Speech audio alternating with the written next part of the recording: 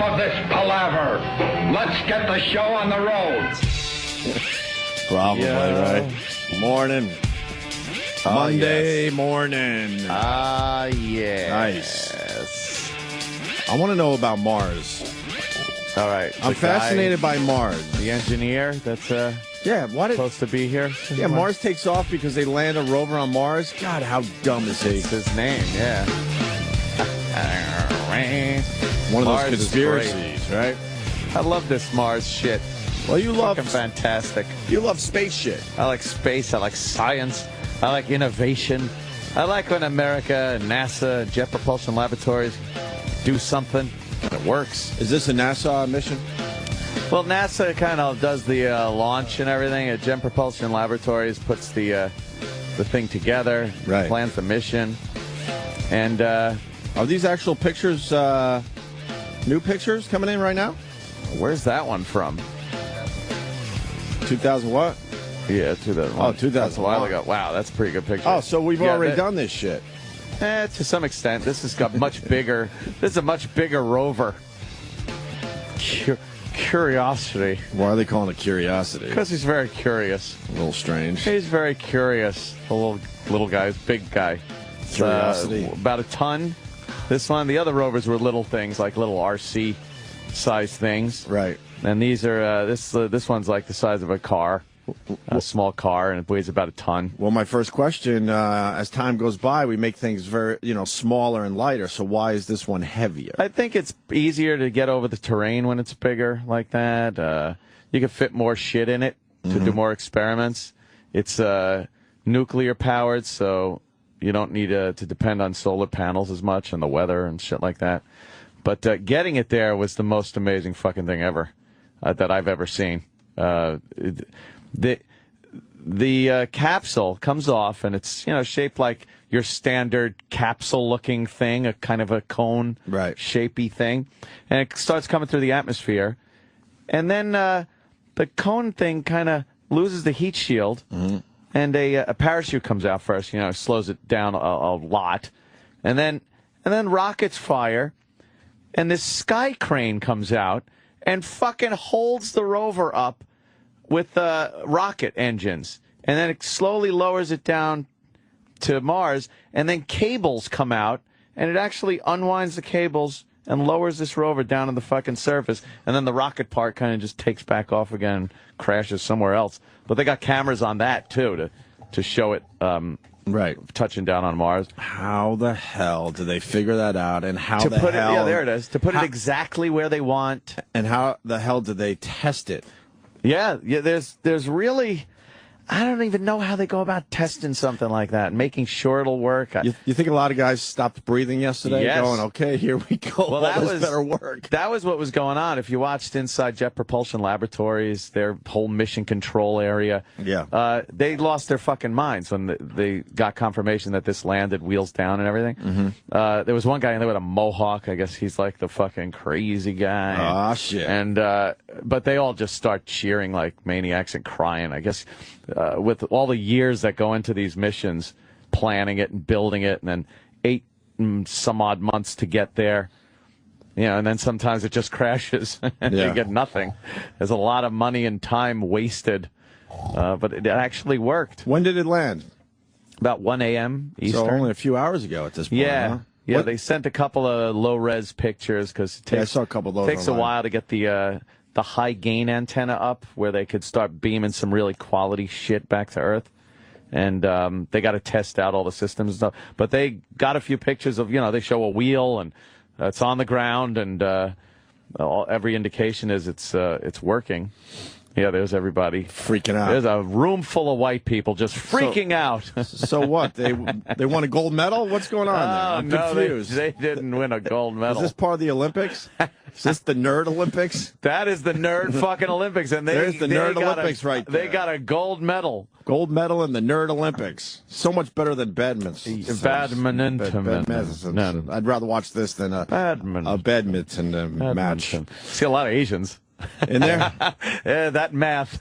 Oh, boy. Well, that math will get you places. You got to have your numbers right when you're doing that shit. You think? Oh, man. Your calculations have to be perfect? They've had missions where, billion-dollar missions that were completely fucked up and crashed because they didn't convert.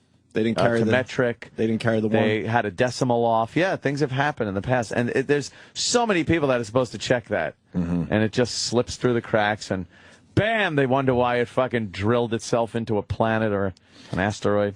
What are they going to do with it on Mars? What are they looking for? There's nothing there. Well, they're driving it around, and they're going to look for rocks. some of the earliest building blocks of life, see if any of that shit's laying around. Didn't we try this already, though? So what's different this time? Yeah, but you got question. better experiments on board. You could They're look dig for a more little details. Dig a little deeper. A little deeper this time around? They're going to drill into the ground and take a core sample of some rock. And imagine there's some amazing shit just a mere 20 feet below the surface. And they can't get there. Kind of like our old ruins where yeah. Somebody's walking through a forest one day and kicks a rock and goes, oh, what's this rock? And they start digging. It's like, holy shit, it's a whole city. Finds a hood ornament. Yeah. Or something. But, and it just gives them a better opportunity, better experiments, all on board, which is amazing, too, because, this has to go from picking up a sample to actually analyzing it. And everything is a moving fucking part, Everything is something that can break. Right. So just the fact that it got there is amazing enough. And how far is it going to move around? I'm not sure. It's on a 2-year mission, but those little rovers were only supposed to last about a year, and some of them, I think one of them are still rolling. Just rolling? Yeah, they just figured, let them go.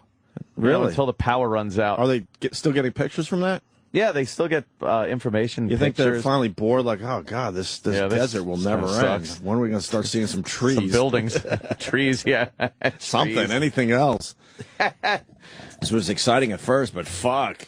Yeah, that's cool though. I like this. This is a much bigger rover, so they will be able to cover more ground and cover like rougher terrain because you get a big rock in front of that other rover. It's got to turn and it's kind of a pain in the ass. Well, did they decide? They obviously landed somewhere differently on the planet. Yeah, obviously. in a crater. Why in a crater? I guess they wanted to get down instead of digging deep. You can just go into a crater, and that gives you that much more into layers the planet or whatever. Right. You're Gotcha. getting through. Gotcha. So they popped it in there, which another amazing thing is being able to put it where the fuck you want. Are they gonna bring some of this shit back? Nah. Can't really do that. Whatever right? we put on there is done. Oh yeah, what am I talking about? But if there is anybody on Mars, it's like they'd be like, why do you keep doing this shit? Really? What is this trash you're sending? Oh, cool! More toys for us. Yeah. What is it? What is it? It would kind of be cool if they could bring something back, and I'm sure they could. Technically, I bet they can figure out how to launch a little return vessel from Probably the be surface. a piece of dust that just destroys the Earth. Just kills us. A nice sci-fi the movie. Andromeda strain. Just a dumb sci-fi movie. Turns your blood to powder. Right. One dumb piece of dust from Mars. Yeah. And that's what takes us out in the end. Did we talk about moon rocks when Ben came in here? Oh, yeah, we did. And how it's illegal to own them. Yeah, like, but if people do, they got them stolen. And a Mars rock would be very valuable. Yeah, I got one. It's kind of fun to have around the house. Yeah. They're really heavy, though. It's from Mars. You're looking to pawn this or sell it? Yeah. Well, it's just a rock. We got to put it in a plexiglass case, son. It's going to take a lot to sell. If this is an actual Mars rock, the price could go through the roof. Anthony wants less taxes, but will support a space exploration. Yep. Exactly. But at least you know your taxes are going towards something really cool. Let me tell you something. The innovation that we use on a daily basis from the byproduct of the space program is worth 10 times. Tenfold what we've invested as taxpayers. It's something that pays dividends back. Not like these fuck dick programs that I'm paying for that do nothing but support lazy people. I think teach a man to fish and he'll go to space or something. I don't know. I think if my taxes went toward cool stuff, I wouldn't mind as much. It's exactly. I wouldn't mind. Where are we going next with my tax dollars? We learn things. Yeah, so, space program, you dummy. Why the fuck can't they figure out the time thing better so this could be a primetime landing? yeah, that's... but... I guess it's gotta... After all these years of planning, can't they look at a fucking clock and go, okay, all right, we could get this down to 10 o'clock at night on a Sunday. That'd be nice. I don't think they care. That would be some good viewing right there. I don't think they really care These about nerds don't prime care? time. I think they care about the mission and the optimum time that they need to do this kind of thing. Do you understand we're landing something on Mars and they go, oh, let's just do it in the middle of the night? Are you kidding me? I'm sure it should be done right this second. Huh? I'm sure they kind of had to do it at that time. Why, the solar winds were... Well, in order to even get there, they use planets to propel the ship. They don't just launch it and then, I don't get it. And they have to launch it at a certain time because it's 8 months from the time they launch it. Mars has to be closer than it was when they launched it. Right. So you can't just launch something and then chase Mars down. And then all the planets got to be in a certain area where you have to deal with the flight path that this thing is taking and then use another planet to kind of pull it with the gravity. And then at the last minute, they kind of use a little steering rocket to pull away. But that gravity that pulled you toward the planet then slingshots you faster What to if Mars. it's your job to do the slingshotting and you got distracted? You wanted to check your Twitter or something and you forgot to push the button. Well, I think it's all automated at that point. Is it? Yeah. Okay. Well, they do have to send signals, but I don't think it's like you'd be on Facebook and go, "Oh shit, I gotta kind of press that button." How do they figure this shit out? I don't know. It's fucking amazing. When you want to it's fucking amazing. When you want to drive to another city, you have a tough time just finding the best route. Yeah. And these nerds are figuring this shit out. Nerds figure out how to use the planet's gravity to fucking propel a ship to another planet. That's unbelievable. It's amazing. It really is. All right. Yeah, very cool. I was very excited to hear that they had landed it. Opie wants to sync up the time from Mars, but we can't do it from London. Oh, well. Well, the Olympics, they can't do it in the middle of the fucking, well, it would be very early morning, wouldn't it? But the Olympics should be on our time. I don't give a fuck what nation has them. It should be on our time. Always. True. I'll leave Foreman 4 o'clock in the morning, whatever it was, so it could be watched here. There you go. See? 4 in the morning, you're going to an event. Well, I hear it's not affecting the ratings much. People are really watching this. That's what I hear. You know what?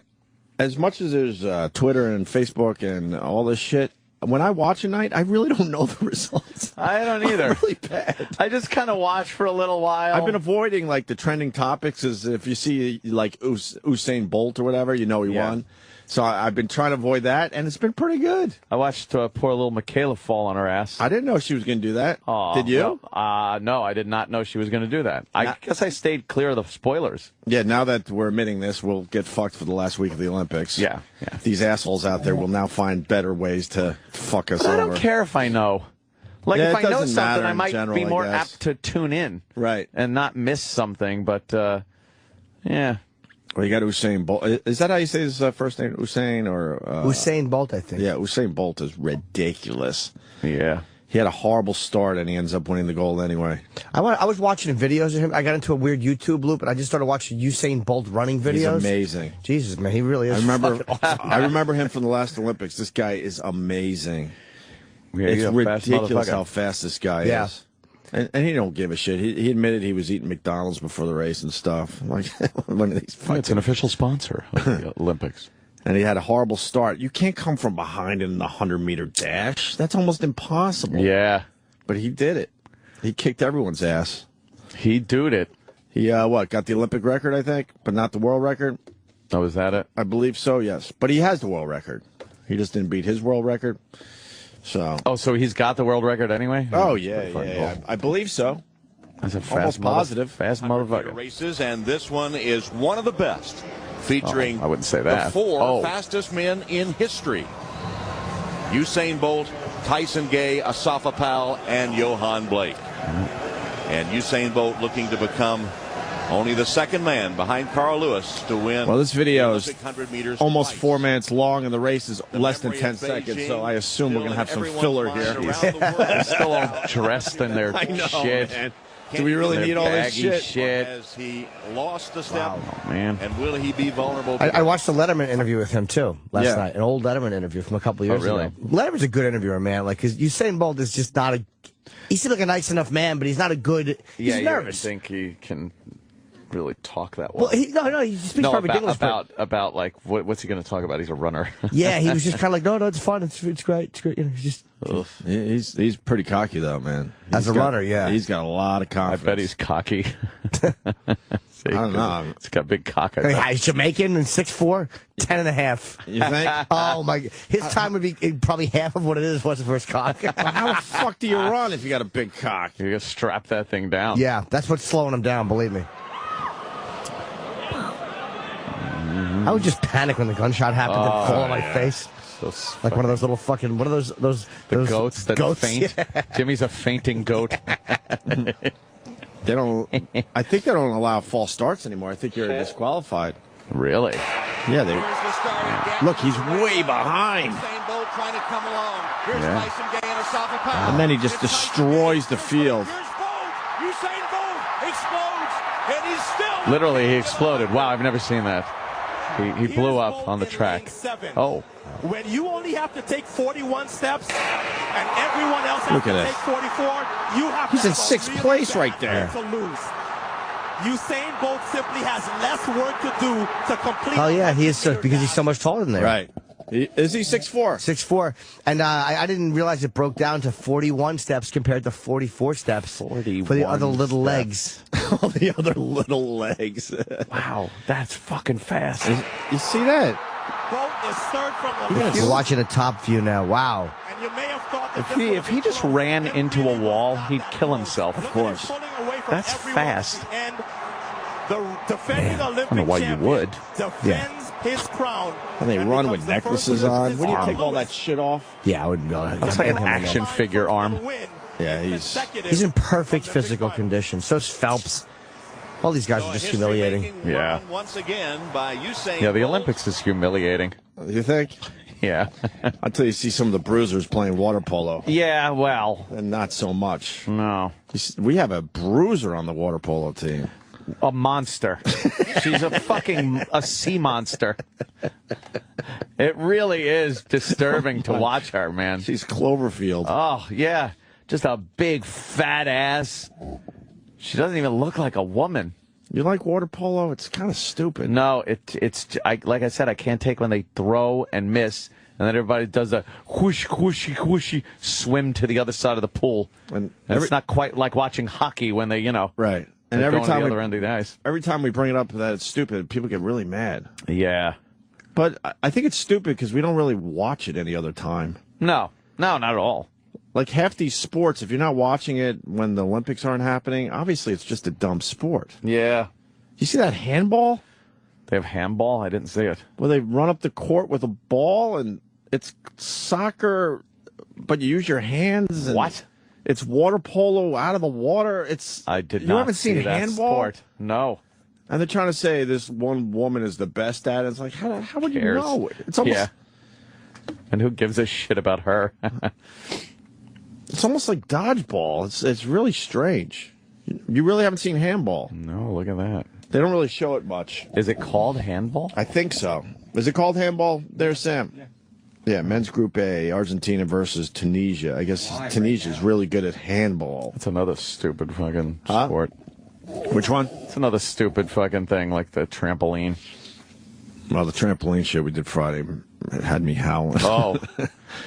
Jimmy, they got the trampoline in the Olympics. And we were watching these routines, I guess, and they were exactly the same. Yeah, it's the same thing. Because there's not much you can do on a trampoline after a while. You bounce real high, you bounce on your ass, you make an L with yourself, you spin around. Right. It's ridiculous. I don't get it.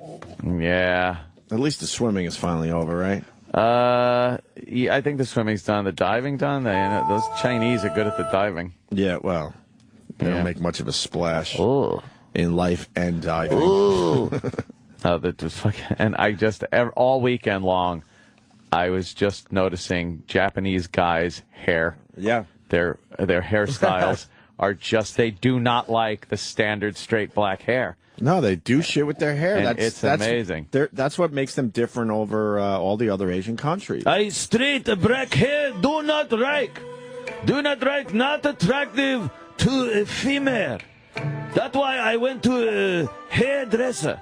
Got new American hairstyle. Look like a Kid Rock.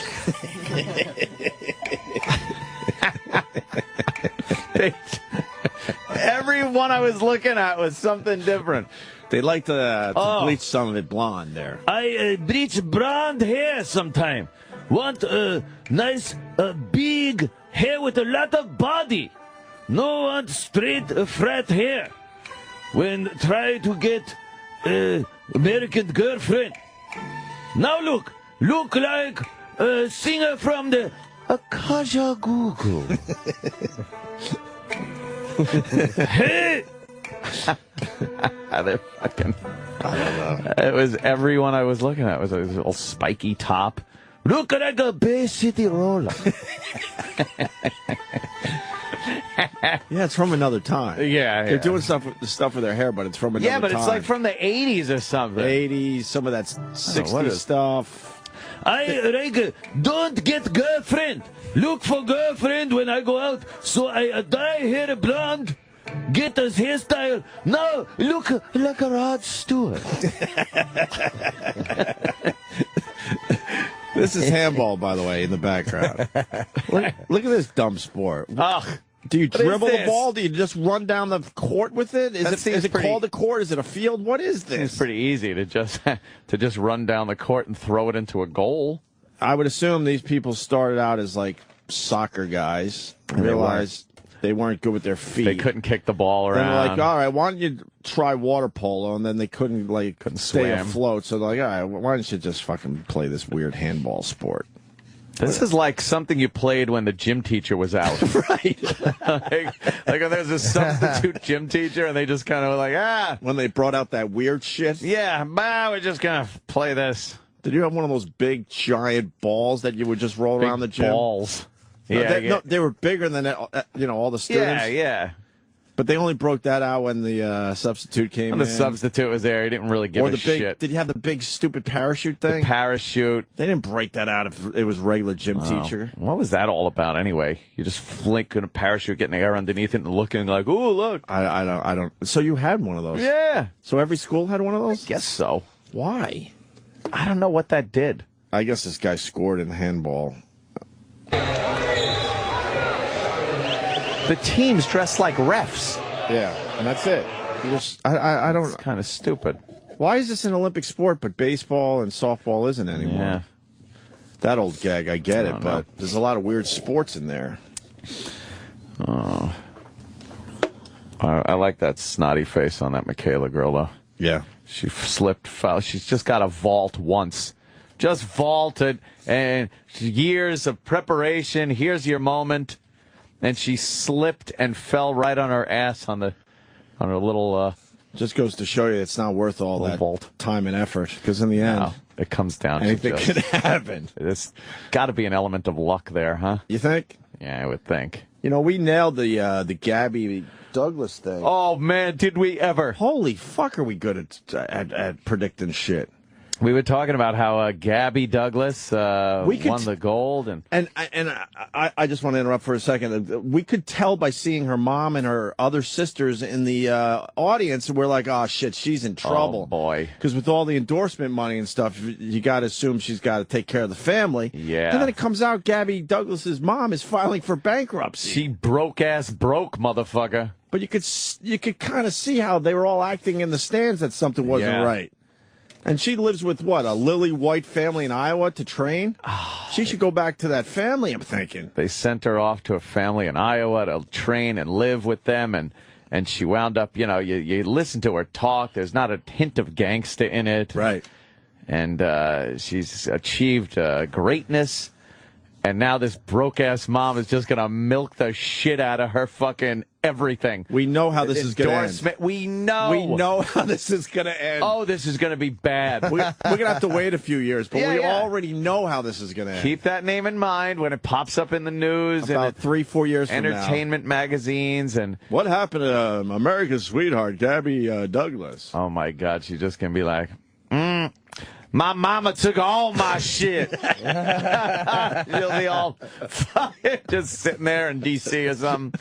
My mom took all my shit. I ain't got nothing left. Dreaming of what could have been if she stayed in Iowa with the Lily White family. I wanted to go. Right. I wanted to go. You think some of that ghetto's going to come back? It'll just come back. Oh, no. The mother's going to be like, she have to do for me. I was broke. Well, my mama took everything. Oh, man. But I got these pictures. Let's just show pictures of herself. I don't have the gold medals anymore. Yeah. Lost those years ago. It's like, well, Gabby, let's look at a video of you at the London Olympics. And she'll be like, and then they'll show her, and she's like, well, it was very nice. I'm so glad I won. I'm very proud to have won this for my country. Yeah, I was proud. I was prouder than a motherfucker. Oh, that poor kid. She only has pictures of the gold medals. Just pictures of them. Or whatever. What How many she win? medal? 1, 2? I don't know. My mama took it down in fucking Vegas, and they pawned that shit. He gave us like $15 for it. Said he have to frame it or some shit. But we got dinner that night. Yeah. We ate that night. Maybe it won't happen. Maybe It's not a good sign, though, the mom's filing for bankruptcy. Why does this shitty paper have to even put that? Like Gabby's gold in nick of time for her broke mom. Like, what does it have to do with her? Broke-ass mom is what they wanted to write. Broke-ass mom. But, like, why are they're showing the Olympian with her arms spread? Yeah. And then her fucking fat mom waving from the stands. Because it's one of those stories that you know what's going to happen. And we called it before this info came out. Oh, you Just know something it. wasn't right with the mom and the sisters. The sisters are bigger gals. Same father? I don't know. Because the sisters are bigger. They are, but she, yeah, they are. Did you see the interview where it's the real mom and then the Iowa parents? Oh, Because Gabby kind of looks at the Lily White family as sort of like her family. Right. She's been living with them for a while. Yeah. And they're like really politely just kind of in the background, not pushing things. As the mom's getting the spotlight for being the mom of Gabby Douglas. I taught her everything. I taught her how to tumble. And the White family's like, oh, God. Oh, boy. But the White family doesn't know. The White family is just talking to other white. They think everyone has a black athlete in it. The White families are saying to other white people, which one is yours? Yeah, that one's ours. Which one is yours? You know what? When I was, oh, man. When I was growing up, we had a black in our family. You did? Yeah, but she didn't do nothing. She didn't tumble or any of this crap. We just took her to Jones Beach. You need someone that's going to tumble. Oh, Wow. that was a good one. That was 16. That was a good vault. That was a good one. You got to think the Lily White. I'm going to keep saying Lily White family from Iowa. Lily White. The mom's saying she taught her how to tumble. We took out a second mortgage on our home so she could get that coach. Oh, mom's broke. Mom's all broke. Yeah. Wow, she's really good. She was the best, I guess, but she blew it when it mattered. Did she? Yeah, last night. No, not Gabby. No, Michaela Gabby. we're looking at. Oh, no, now. I mean Gabby, the black girl on Fox. Oh, I thought you were looking at the computer screen. No, I'm sorry. I haven't seen her. No, Gabby's ridiculous. She's really... Gymnast mom in debt, faces foreclosure. So, oh, boy, that's the story now. That's the story. Listen, why are they even showing that? Like, I mean, I understand, but who gives a fuck? Yeah. We all like them. Let her just enjoy her fucking In America, we love bringing people up and then fucking destroying them. So I'm sure there's a lot of people very excited out there. Because a lot of the endorsement money is going to go right to the mom's problems. Oh, God. Holy fuck. Gabby, you have to help us. You better make another Wheaties commercial. And then she's got to watch a mom walking around with like, well, I needed this jury. I needed new jury to get me a job. I can't be walking around as Gabby's mom without jury. Now, you're my chow, and I need jury. And I got to get my hair did. Oh, man. She's going to benefit way more than Gabby. Mama took all my shit. Is there any way we could put money in a bank for her? Do we save her? What do we do? A trust fund, something. What can we do for her? She's 16, man. I don't think it's like entertainment industry where the parents aren't allowed to take their cash. Right. Maybe it is. I don't know if you can take the cash or not. I don't know. I imagine it's hard to get somebody's cash when they're 16. That's my child. It's my money, motherfucker. Yeah, I don't know. No, there's going to be a workaround. Yeah, there'll be a workaround. She's got another Olympics in her, though. I need a mani-pedi. Oh, man. She's going to be fucking just going to the Olympics until she's 50, trying to pay off her mom's debt. Coming in 17th place. Yeah. She's an older woman. Oh, man. We got Katrina from Long Island. I was a gymnast, and Gabby Douglas should not have won. No. Let's hear this. Katrina, why? Katrina, why? Definitely not. If you guys Because she's black, right? Because Yes. she's black. Is it a black thing? What's going on here? Sounds like Katrina? sour grapes to me. I think Victoria from the Russian team should have won. Oh, that's right. Aunt kind of said all this. Victoria actually. from the Russian team did a better job, I think.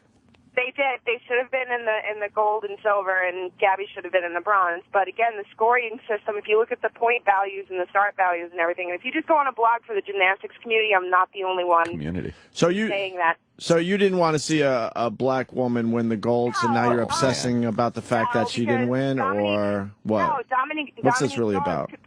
Dominique Dawes could put her in the ground. I don't know if you guys. No, she can't. She's very old now. She can't do shit.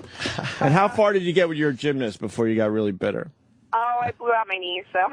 But I'm not bitter. Trust me. I'm a coach now, and but let me just tell you something. The scoring system was just a little bit partial. If you go back and look at the start values and look at the rules. Oh, boy. I don't know what that means, the start values.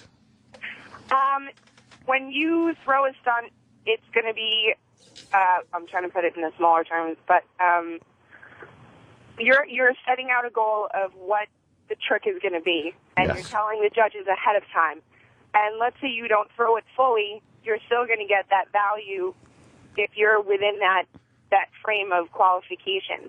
But again, strategically, she put out all these things where it was going to be a higher start value, and the Russians played it a little bit more safer, but they executed a lot better. If you look, 9 times out of 10, Gabby was outside of the box, and Gabby couldn't stick her landing. And again, but the point system, and again, the judges kind of catered it there because they knew it was going to be America's sweetheart kind of situation, and that the endorsements would be flying. I'm telling you. They don't care, though.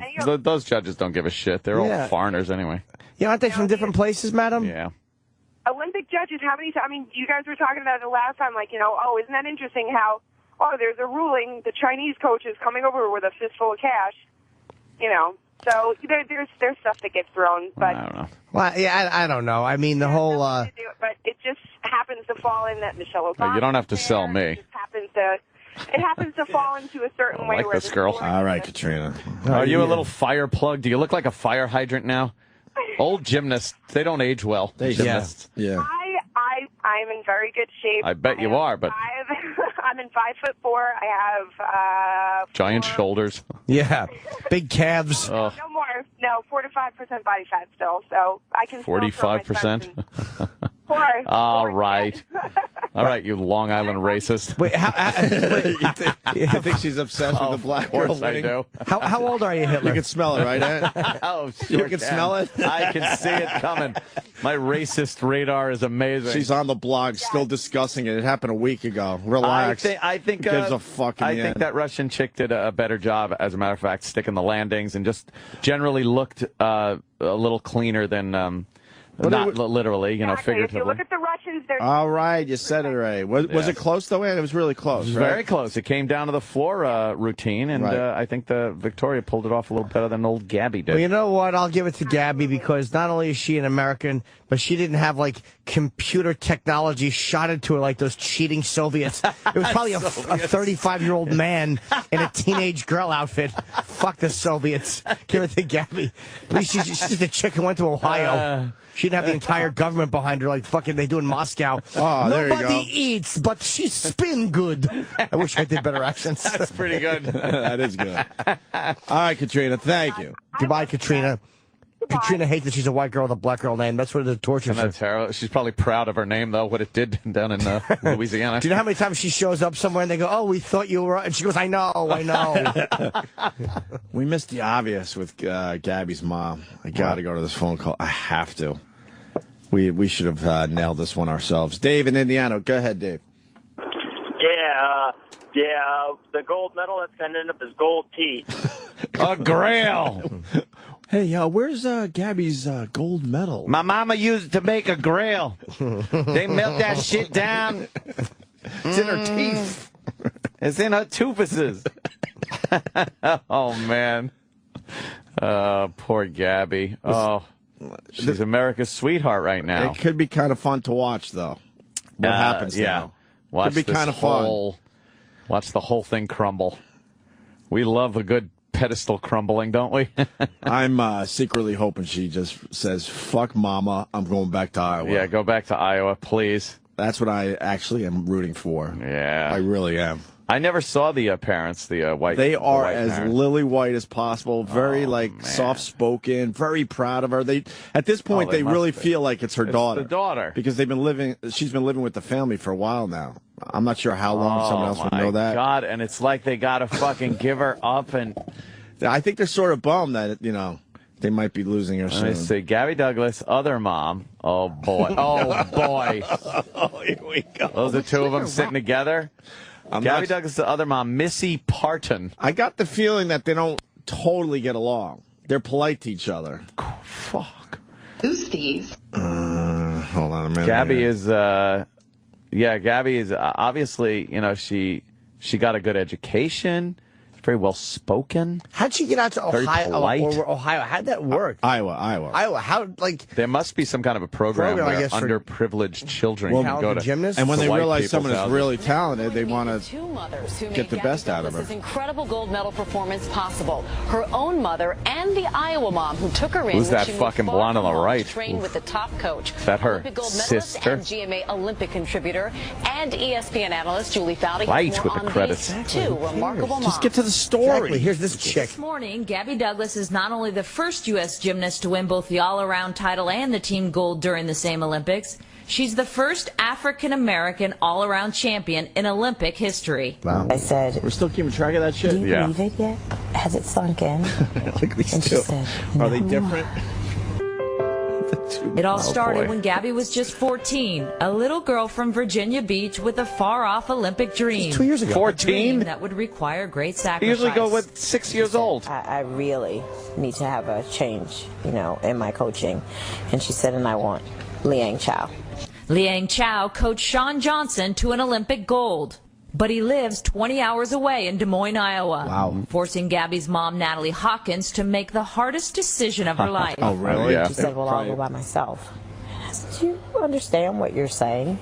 But the move was made easier thanks to Missy Parton, who not only agreed to have Gabby live with her, but welcomed her as one of her own daughters. She went from being the baby in her house to being the oldest in my house, and it took her a little time to kind of get used to that. I relied on Missy a lot during that time.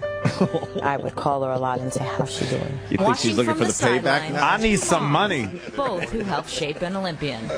At times I was like, "Hey, wait a minute, whose kid is this? Yours or mine?" Oh, I boy. would just fall in love with her right away. As the 16-year-old accepted the gold and the most coveted title in women's gymnastics, all-around champion. Douglas led from the start Thursday and never looked back. It was a moment both overwhelming and awe-inspiring for Gabby Douglas. Her routine was beautifully executed with perfect lines and amazing leaps. She made history on several different levels. It makes me think that, the sky's the limit. Together, they raised the sky's the limit. Why doesn't the guy who did the coach move to New York or somewhere where people can take your shit? Stupid. He's 20 hours away in Iowa. It's not motivated. No. That's a shitty business. It's terrible. You got to come to me. Grab the gold medal in the all-around. You almost don't have words. We stand back and are completely amazed by These two are her. going to duke For it Good out Morning at some America, point. Julie Foudy, ABC You News just London. know. They're going to like duke it's all it out nice over right now, her. but you just know there's going to be problems. This is fucking United States and Russia standing in Germany. Right. Hey, look what we did together. And then, whoa. Although the white mom has fallen in love with her. Yes. Like she's her daughter now, so you got that going on. Then you got the real mom, the biological mom, that's absolutely looking for her fucking piece of the pie. It's only the thing is though. She's only been there 2 years, and she's only got 2 years till she's 18. There's not enough time. If she was 12 or 10, things could get ugly. But she's almost too old now. Like she's a legal adult in 2 years. True. There's no time for her. She'll probably go back there to train though if it worked out for this Olympics, because she's got easily another one in her. Yeah, she's fucking. How long is there? How long is the shelf life of these? Not long at all, especially now. So 25, dude, maybe? I don't even know if she's going to have another fucking... If you look at Gabby, no, because she's so young. 20, she could do it. 24 is rough. 20 is even rough. 24 for a gymnast is rough. How old was Nadia Comaneci? She was Wasn't like she 14 or 16? 14. I don't know. I think she was 16, maybe. Yeah. Was she? She was a unless they little change tiny the rules. You have to be 16 or turn 16 during the Olympics. The only ones that look any good are the ones that are fucking, 16, 17, 18. And Gabby's biological mom there, the real mom, I guess, has big boobies. If Gabby starts sprouting in the next couple of years, she's going to be in trouble. Right. So you might be right. This I think could be this is it for her. At 16, her career's over. I don't think you can fucking... At 20? Nah. The body starts really changing. Maybe you could do others. Can't they do other stuff? Like maybe you don't do exactly that. Like you ever see them do like the fucking the what are they, the circle things they swing on? The rings. The rings. That's a guy's sport. Oh, is that a guy's sport? Yeah, because they don't have the strength for that really. I was watching guys do that. It's ridiculous. And I was like, I didn't know men could do that. Like I'm so out of shape. Like I do 20 push-ups and I'm like, all right. Time for a Weight Watchers ice cream. These guys are fucking like they come out to they hold their arms and they come out to the side on their. Also the floor routine they do where they just slowly. It's so fucking slow. They put their hands on the mat and then just lift their feet up off the mat and go into a handstand. Amazing. But really like slow. Yeah, it's how amazing. Do you fucking do that? It really is amazing. I don't know. Craziness. So you might be right, Ant, because I think the Olympic team completely changes every 4 years. They're all teens. There's no one from last Olympics. No, they're done. They're fucking done. Who was the last American gymnast that did 2 Olympics and did okay? That's the question today. Yeah, if someone has the answer for that. Is Kerry Shrug just did one? Oh, she did one. Kerry Shrug did not age well. Did you see the little short film they did? No. It was pretty amazing what she did. With that coach, I don't know his name. You can do it, Kerry. You can do it. All I think you of can though do is it. the bit on SNL. Right. It's so fucking funny.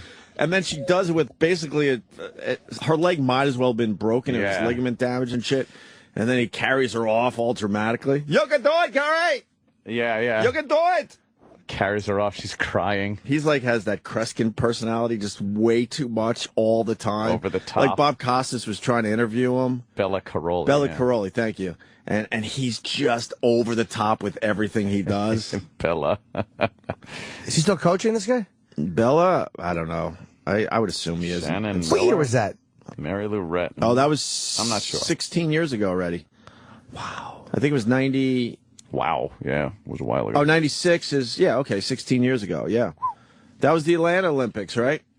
Where Iraq was close to the bomb. Oh, something. Iraq He tells a fucking, story. yeah. I don't know. He heard like an explosion or I something. don't know. Iraq said he was there, and then not to talk about it. And then he had he was part of the case investigation. Why wouldn't he talk about it? He had to like be a witness. I don't know. Iraq. Why would he talk Have you about ever it? talked about it on the air? No, I didn't know this. Never. Oh, we're blowing up your spot. Wait, blowing up his spot. 16 years later? Yeah. The Richard Jewell case, right? No, we talked about this, but you were very vague. Yeah, I showed you something and like years ago, but you were like, "Yeah, who cares?" What was it? That was it. Oh, no, I was. See how I can't prove that actually happened. See how he is. See? I just said, "Who cares?" Really? Well, So, why would you were at the Why would Olympic it take bombing? 8 years before that story came Let up? Eric Vagel tell us what happened. So what happened, Eric Vagel? That's a good one. Eric Vagel.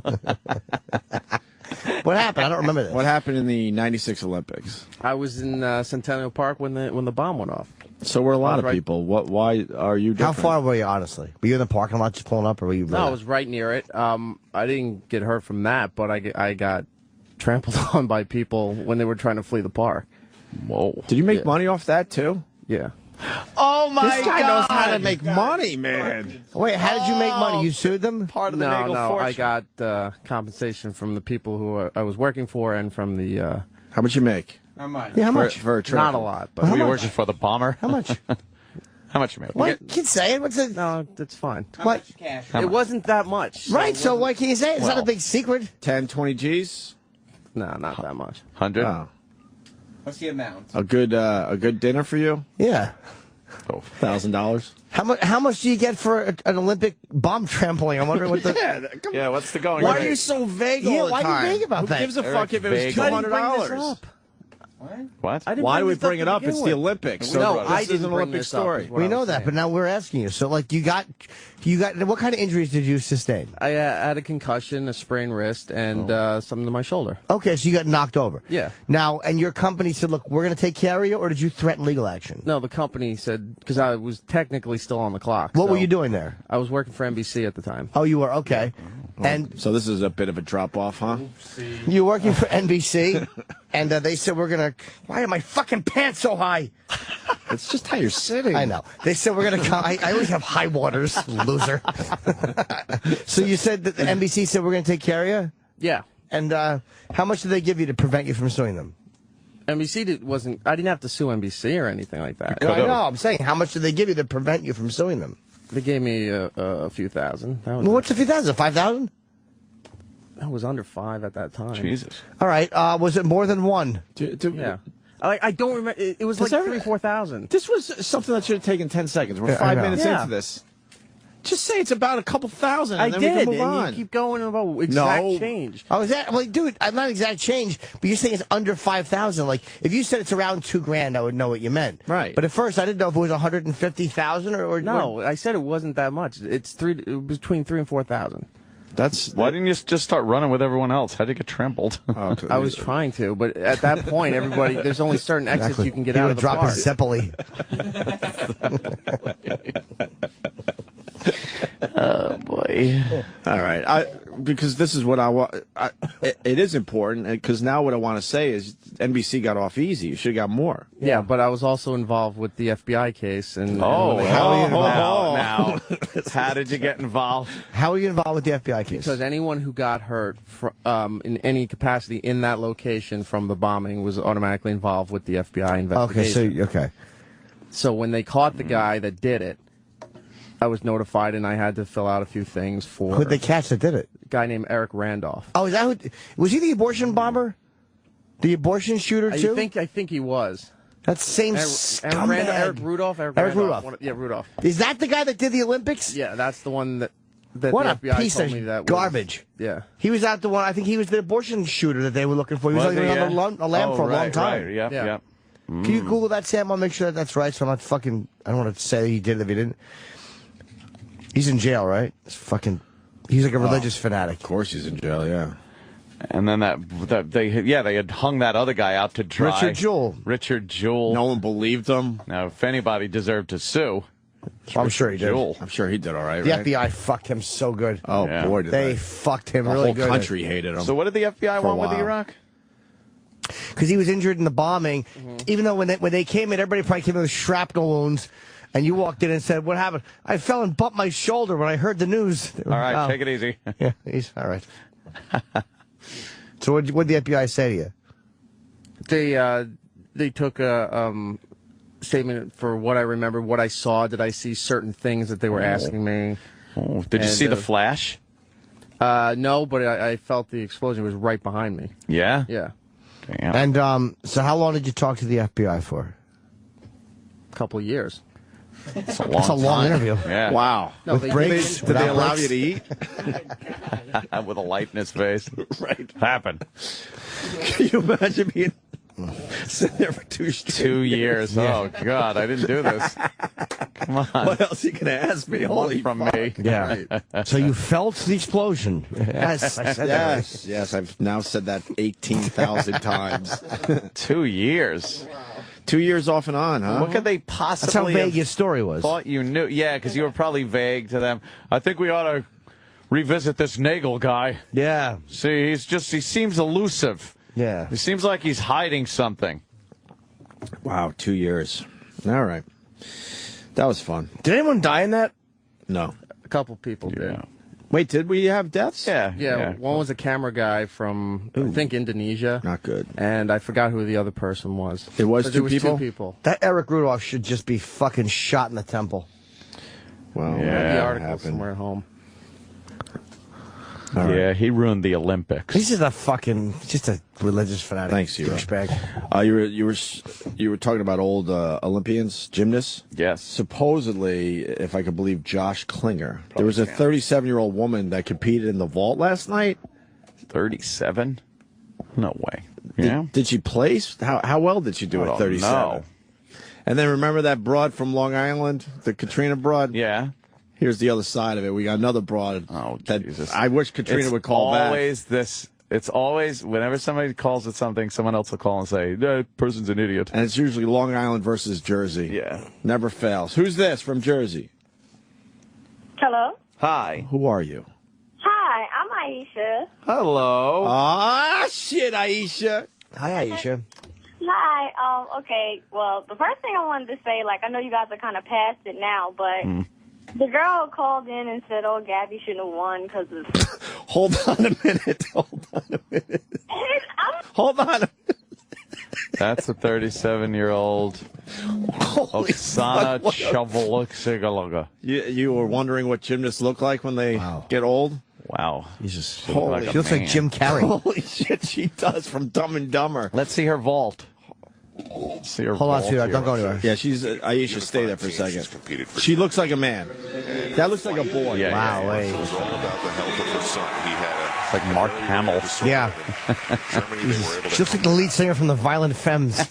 Unbelievable. Her 6th Olympic Games. Katie Lang. Yeah, Katie Lang. Little Katie Lang. Silver medalist 4 years ago. You could just... Oh. Not bad. Pretty good. Well, when they got to go pretty good for a 37-year-old. Did you hear how loud she runs? Yeah. Down the ramp. She is A little pixie. Like Herman Munster. Initially, and she is a hero there in 2001. All right. Well. She's it's the son from the great Santini. She looks. You cry, sports fans? Look at the body position. Oh, God. Keeps her Now, chest well. That came her apart. legs were coming apart at the end of the fucking spin. And then, poor woman. It's a 15.1. And then she lands harder. You know she pulled out her back or something. A little bit better than Hold on. Don't leave, young lady. Second ball. Hear how loud that is. Oh, my God. Ow. All clumsy, falling forward. She's terrible. She's I just could got do too that. much. Her body, there's too much body there. Yeah. So many memories. She probably weighs like 115, which is crazy for these gals. Too tall.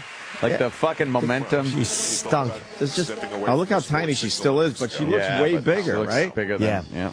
I don't know. Well, So wait, do you think now? What All do right, you? let's get back to Aisha. Hi, Aisha. Sorry, why do you? This is becoming a black-white thing. 'Cause Yeah. Aisha is obviously a woman of color. Aisha. I mean, it wasn't a thing of color, but I'm just like, okay, just because you have a little expertise in something doesn't mean you're not a hater. Just because you know how to make fucking pastries doesn't mean that my cake isn't better than yours. oh, shit. I think you make a good point.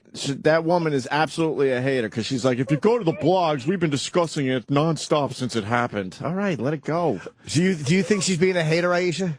Yes, I really, and I hate to use the term hater because I'm like, oh, this is black girl saying hater, but Yeah. Haterade. you're right. Don't be a hater. Be a participator. Nice. Nice. Be a baked potato. Yes. I'm gonna kind of just interject, but my boyfriend is a really big fan of your show, and I just really would love it. Wish him a happy birthday for me. Happy birthday. What's his name? Yes. He's Blake. Blake? How old is Blake? Blake will be 26. 26. Oh, when's he get out? not right. Oh, shit, I'm sorry. Happy birthday, Blake. Happy birthday. Well, what does Blake do for a living? He's a basketball coach. Oh. Oh, well. All right. There you go. Is he an ex-player? You don't see that much. No. Did he used to play? Yes, he used to play in high school. How well endowed is Blake? Does he have a big penis being a ball player? Yes, he does have a big Oh, man. How tall a guy is he? Huh? How tall a guy is he? I want to say maybe about 5'6", maybe. 5'6"? That's it. 5'6". What, did he play in 1950? Your boyfriend Spud Webb? Jesus. Damn. Maybe 5'6". I don't know. He's a little guy. He so didn't want you to say that he was 5'6" on a national radio show, by the way. Damn. Hey, but he's a great guy. You Of course he always is. you throw that number up a little higher for your man. Where'd you meet the little fella? He's like freaking Yao Ming. Better? No, I'm lying now. No. Where'd you meet him? No black guy wants the world to know he's 5'6". Well, is he black? What? Is he black or white? He's black. Okay, because Blake doesn't know. You can't tell the name Blake. That's basketball, though. Okay, but 5'6". Yeah. Well, I don't know. I don't know if he's 5'6". He might be taller than that, but. I hope so. He's right behind you with a gun going. Damn. Poor little guy. Right. Really? I don't know if he's 5'6" anymore. That means Blake is giving you some fucking lip right now. So how'd you meet the little guy? Where'd you guys meet? Fella. Little. Yeah. I met him at work. What's that? I met him at work. You met him at work? This is getting weirder by the minute. Short jobs. Yeah, I'm already rifling in my head. I know. Fuck. So what were you doing? Was it a Wizard of Oz revival? See, because it was midgets and that. See? We're working at a school together. I'm a teacher. Oh, you're a teacher, and you said to him, "Are you lost, son?" And he goes, "Hey, I'm a teacher too." And you're like, "Oh, you're so short in stature. I didn't realize." Hey, you wanted us to wish him a happy birthday. That's right. This is all your fault. You guys suck. No, you guys are great. 26 little candles on the cake. Poor little fella. Little guy. Aw, happy birthday, Blake. Do that. Little guy with his big cock. Yeah. I wouldn't put candles on his cake. He's already feeling like he's getting old. How old is he? 26? Yeah. I guess the cock ain't big. It's he's so small that Yeah. it just looks giant. Aw. He's probably packing 4.5. Yeah, but on him it looks amazing. Yeah, exactly. As far as I watch a lot of porn. As far as dicks go, Oh. He's a nice one. yeah. What kind of porn do you watch? It's cool to hear that. I mean, well, I don't know. Like, you know how you're on a fucking porn site and you're just clicking around? Sure. I kind of just watch a little bit of everything. Like, one day I landed on that weird Japanese porn. Whoa. That's What, the anime? Yeah, like, that mess is weird. Yeah, that's strange. With the shit. tentacles and stuff. Yeah, no, one time I was watching it and the white Japanese guy had the blackest dick I've ever seen in my life. Yeah, they like doing that. Really? Yeah, they make the Japanese guys have big black dicks or big golden ones that glow. And What a they have weird tentacles culture. on them. I know. It's just I odd. hate anime. Yeah, it's terrible. I actually don't mind it. If you throw it in with the rest of the shit. A dick with an octopus face? How about you just stick a big dick in a vagina? It's like it's a culture that's so mad at itself. Yes, yes. Yeah, the Japanese are really. I had to write a paper on hentai once, and it's Yeah. But they love trying to do something with their hair. With the man. hair. They Maybe we love ought to be nice to the Japanese today. It is an anniversary today. Which one? Jesus. Is it? Yeah. Oh, Hiroshima. Wow. Yeah. Hiroshima. See, they're trying to make up for the fact they don't like their penises. That's why when you watch like black on white porn, Yeah. it's just a fucking black guy with white socks on. Black guys always leave their socks on in porn. Really? I don't know why, but they always leave. Amateur porn with black dudes they're fucking. I guess they're just so anxious to fuck. But their socks are always on. They just. Shit. All right. Thank you very much, Aisha. You're welcome. Thank you. Yeah, we like you. Happy birthday to Blake, all right? Sounds very cute. All right. All right, Blake. And Aisha, of course. Aisha. Why don't we break? Yeah, I want to eat. Let's do some eating. Yeah. Sirius XM. Sirius XM. Yeah, this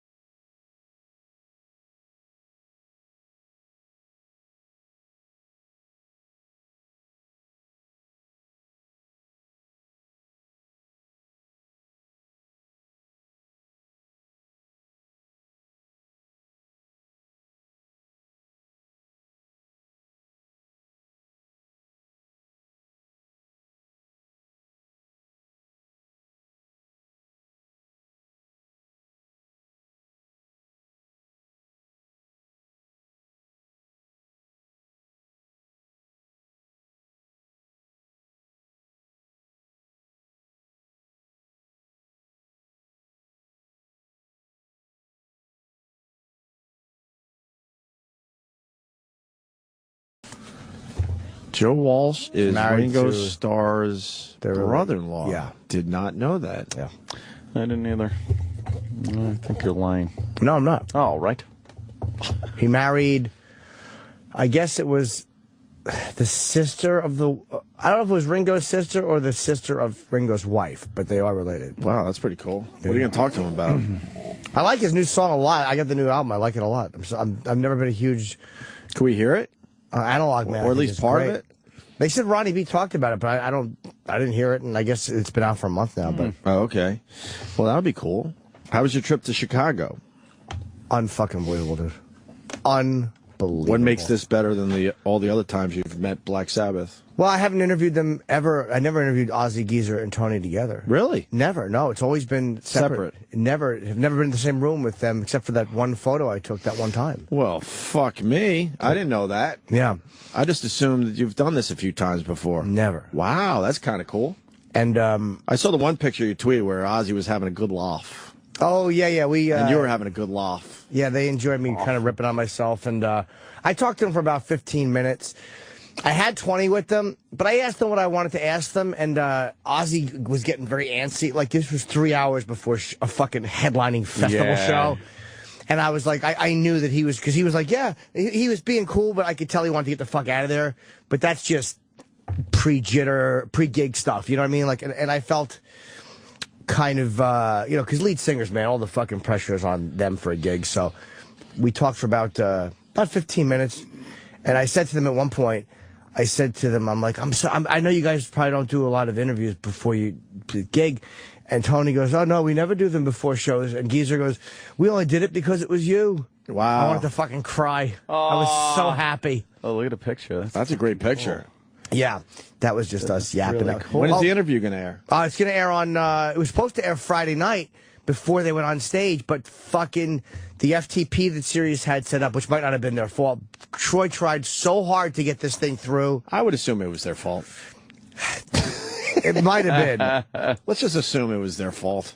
It was very frustrating because we wanted to get this on the air. Yeah, of course. Before the Sabbath actually went on stage. Did you see the rest of Lollapalooza? Or you were... As far as I was concerned, the whole thing was a 3-day festival, so Sabbath could work Friday.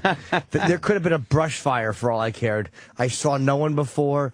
I saw no... Well, after I couldn't stick around because, you know, how when Sharon goes, why don't you come? We're having some drinks afterwards. Oh! Wow. So why don't you, we all know how that is. Why don't you come by the Waldorf, which is where they were staying in... Ooh. It's amazing how nice they all are to me. The whole fucking So camp. who'd you hang out with? Well, I walked into, after they came off, I had been raving to them about Under the Sun, which is probably my favorite Sabbath song, or my top 3. I don't know it. And that's off Volume 4. It's not one of the more popular ones, but I fucking love it. And they haven't done it live since 72. And they played it. Jesus. They've been playing it on this tour. Wow. So I was talking to them about that, and anyway, so after the show, you know, we go back to the hotel. And we take very quick showers, and Troy's still trying to upload this. I'm like, let's fucking go! I'm like, the Sabbath is waiting at the fucking hotel, and you're uploading this shit? Fuck it! I almost smashed him. Losing his mind. Yeah. But we got in the cab, we get over there. We had to shower, because we both smelled like goats. And we get over there, we walk into this fucking, like, the 3rd floor dining area, and there's nothing happening. There's just a bunch of people eating dinner, and we look at, oh, there's Ozzy and Sharon, and Jack, and here's fucking Tony. Like, I look down, and there's just Tony and Naomi. They're all just sitting down having dinner. Like, they had just finished. So Tony kind of looks at me and goes, hey! And he indicates for me to sit down, but there's no chairs. Oh, God. So I'm like... What do you do? I don't want to bother. I'm like, I don't want to bother you while you're eating. He goes, oh, no, you're not bothering me. So I'm like, what do I do? And I go sit at another table, and then Tony's kind of looking at me like, what are you doing? Like, Tony didn't know if he's supposed to come sit with me. Oh, no. So I'm like, when else is Tony Iommi going to invite me? So I just take a chair. I left Troy at the table, and I dragged the fucking chair across the room, and I sat with him. I talked to him for about 20 minutes. Nice. And had a very nice chat. Did you guys talk about everything but music? No, we talked a lot of music, and he asked me, he goes, did you enjoy Under the Sun? Oh. They remembered that I liked it. I was like, yeah, I loved it. And, oh, that's so sweet. They treat him like a little retarded boy. They really do. Like he's on a Make-A-Wish fucking foundation. Do you understand what it's like to fucking... Just assume it's a Make-A-Wish thing, but it's been going on for 15, 20 years now. It's like, will this guy die already? Oh, you again. Did our charity work enough already? But when Geezer came in later, he asked me if I enjoyed the song. They both remembered that I loved the song. I was so out of my mind. Did you talk to Ozzy at the Waldorf? No, I just said hi to him, and when because he was talking to, he was sitting at a table, Sharon, and when he was leaving, I said, see you later, man. And he just patted my head, said, see you later. Patted your head. Yeah, he patted my head like a dog, like a little doggy. But you know, again, I tried to, we actually left before Ozzy left first, but Geezer and Tony were still there when we left. I don't overstay the welcome. We stayed for an hour, ate a sandwich, and hung out and talked. Did you talk to Jack? I did, yeah. Well, Jack came up to me when we walked in. I didn't even know he was there. And he goes, hey, man. And how's he doing? He said he was okay. I told him how well I thought he was handling things publicly. And And Sharon we talked to for a while. And Kelly looked fucking great. Yeah. You know, she looks really good, man. The picture Troy Kwan Instagrammed, I guess. Wow, she lost a lot of weight, man. She looks she looks great, man. Let me take a little look-see. Yeah, he wanted a picture with Kelly Sharon. Osbourne looks great. Yeah, she looked fucking hot, man. She's very fashionable. Yeah, very, very. Is she fashionable? Yeah, look at that. Look how slim she is. Look at her on the left. She's very slim. What happened there? She doesn't look unhealthy slim either. She just looks like she's got a really nice mouth. She lost so much fucking weight. Oh, yeah, she lost that a while ago now. Yeah. I did not know that. Yeah, wow, she's styling. So everybody treated us fucking fantastically well. And wow. Unfortunately, we couldn't get the audio uploaded. So hopefully it'll play this week. Troy wearing a muscle shirt at 40 years old. All right. Man, he's probably not enjoying this. This whole 40-year-old guy All right. bit. Well, you know, I'm just jealous. I wish I could still wear a muscle shirt, I guess. Well, show those tats. It was so embarrassing going out with Troy too. Like, because we walk. Yeah, I want some stories. You and Troy in Chicago. There's got to be more. We go to just when we're going to Newark Airport. We're walking into the air tranks. I drove to the airport, and Troy and I both have our sunglasses on, and we come up the elevator, and there's a black girl working, like just directing people at the air train. And she goes, GQ! And of course she's looking at Troy. Oh, and she goes, did the GQ truck stop? And and so I'm like, and of course I'm like, really? Who do you mean? And she goes, oh, both of you. Both of you. No, she didn't. Oh, no. I was so embarrassed. Like, I was kidding. But then she had to include me. She had to include you. Oh, both of you. Yeah. I was Troy's ugly friend. Did you guys go out to dinner? Oh, yeah, we went out to did dinner. all the cameras work? When we I heard rumors that a video camera might not have worked. Yeah, we were almost fucking Samless. Due to a homicide. Why is Sam in trouble? I don't know. Well, we get there, and we did go out to dinner on the one. I forget where we went. Where the fuck I went to this steakhouse and just had a nice dinner. Love a good steakhouse. And Troy went out and did. I don't even know what he did. I know what I did. I know what I did. Anything you want to share, or just keep it at that? A few $100 down the drain each night. And then we. By the way, for the interview, we had 20 minutes with them. This is the next day at 5 o'clock. They're going on at 8 o'clock. In the they call it Sabbath Village, which is they have their own little area of trailers and stuff like that. And Sabbath Village. That's what it's called. Yeah. So we were going to be in the production office. And we get the mic set up and everything's working. We have a video camera to videotape this monumental event in my life. And it's Sam's video camera. And we open it and it just keeps saying, check memory card, memory card. So we pull the memory card out and it's simply not working. They put another memory card in. It's simply not working. Do you have the video camera back? No, not yet. Where's Troy? He should be here. Sam. Can Troy why bring would you give him shitty goods? What the fuck, Sam? I'll tell you, this is what prevented me from having a meltdown. Is I had my camera that I always carry, which has video, and it's a good video. It's a good camera. And we had iPhone. Liam took an iPhone video, so I actually got 2 videos of it. Troy, do you have Sam's camera? Yeah. Now, can you check toilet. Why it doesn't work is Troy, did Jimmy lose his mind when the camera wasn't working? Yeah. Yeah, he was freaking out. But I was furious. I'm surprised. It's really? doing it again. Yeah. Check. Yeah, see? But, I mean, when I handed it to Troy before he left. Troy said they did check it. And it did work. It did work. I believe them, too. But how old is that camera? It's brand new. Okay, it's just one of those things. It just wasn't working. And we took out the cards, put them back in. We put different cards in. Oh, I got good video on mine, though. So I would assume Troy dropped the camera. That's what I thought. Yeah, Troy dropped the camera somewhere and just doesn't want to. Something happened. Jostled the whole thing. No, I didn't drop the camera. I mean, it could have gotten jostled around on the way out there. Contents will shift during travel. Yeah, Troy broke the camera. I kind of assumed. Yeah. But we got two different for the camera record, shoots. every time I've traveled with you, Jim, we've had a functional Oh, camera. just blame Troy Kwan. I That's what you I just said did. I said on Troy, Twitter, you're getting a lot of blame. operator error. You just blamed Troy. Well, I mean, the audio sounds great. Why no voice? It's been a brutal weekend, dude. Oh, really? What have you been up to? It was Lollapalooza was awesome. I had a great time, but it was hot, and I had about 50, 60 pounds of recording equipment on my back.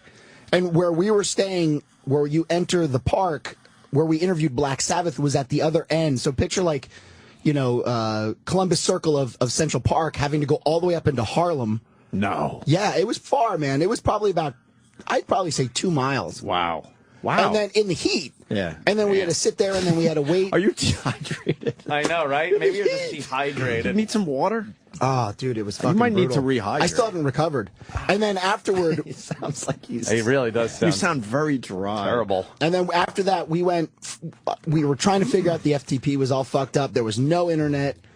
And then Sabbath was playing then at the other end of the park, so then we had to go all the way back with our equipment. And then after Sabbath was done, it was literally like a stampede to get out of there, and we had to get back to the hotel room to drop off the equipment and shower.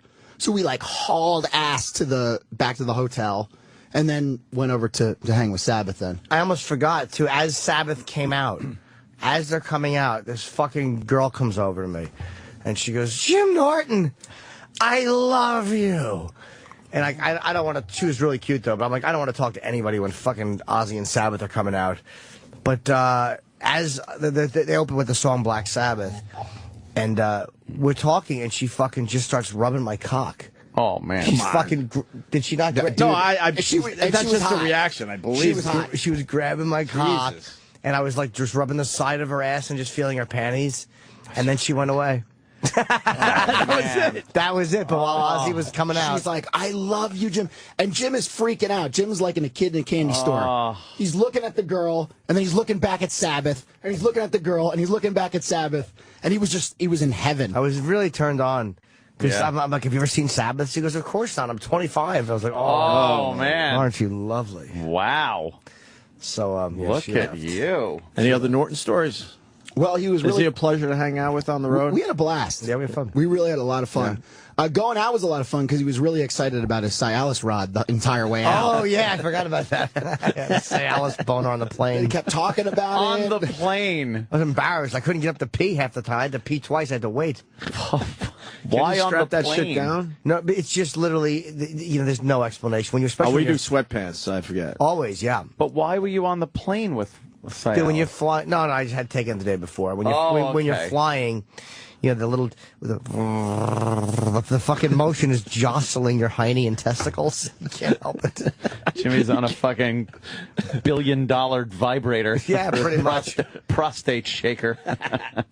And you know what? There was a lot of talk about Ozzy's, and I mean Bill Ward not being there because there's all this contract stuff with the band and the lawyers, so they used Tommy, who's Ozzy's solo drummer, and he is fucking awesome. Like, I love Bill Ward. I love Bill Ward. You can really tell the difference between the two? I didn't see Bill play on this tour, so I don't know. But, I mean, Bill's an older guy. Younger guy, full of energy and shit. This guy's a fucking animal. Powerhouse. What's his Tommy Clufotis? I can never say his name. I always fuck his name up. But he is a fucking animal. And they sounded incredible. Unbelievably good. Ferocious. Has he done Sabbath shows before this? Just a few. I think he's working on the album. I mean, just this tour. But he's again, they did a drum solo, and I actually thought, can we start with the drum solo? Everybody hates it. They're a weird younger audience. They were not a Sabbath audience. Well, it's Lollapalooza is pretty old now, though. But I mean, it's not a Sabbath crowd. No, I mean the festival itself. I wonder if does that get older people going or no? All 25, 30-year-olds around where we were, man. All of them. Yeah. And the drum solo they actually were standing for and cheering. Like, they were fucking... Really? The crowd was loving the drum solo. Which is really... You don't see that a lot of times in metal shows.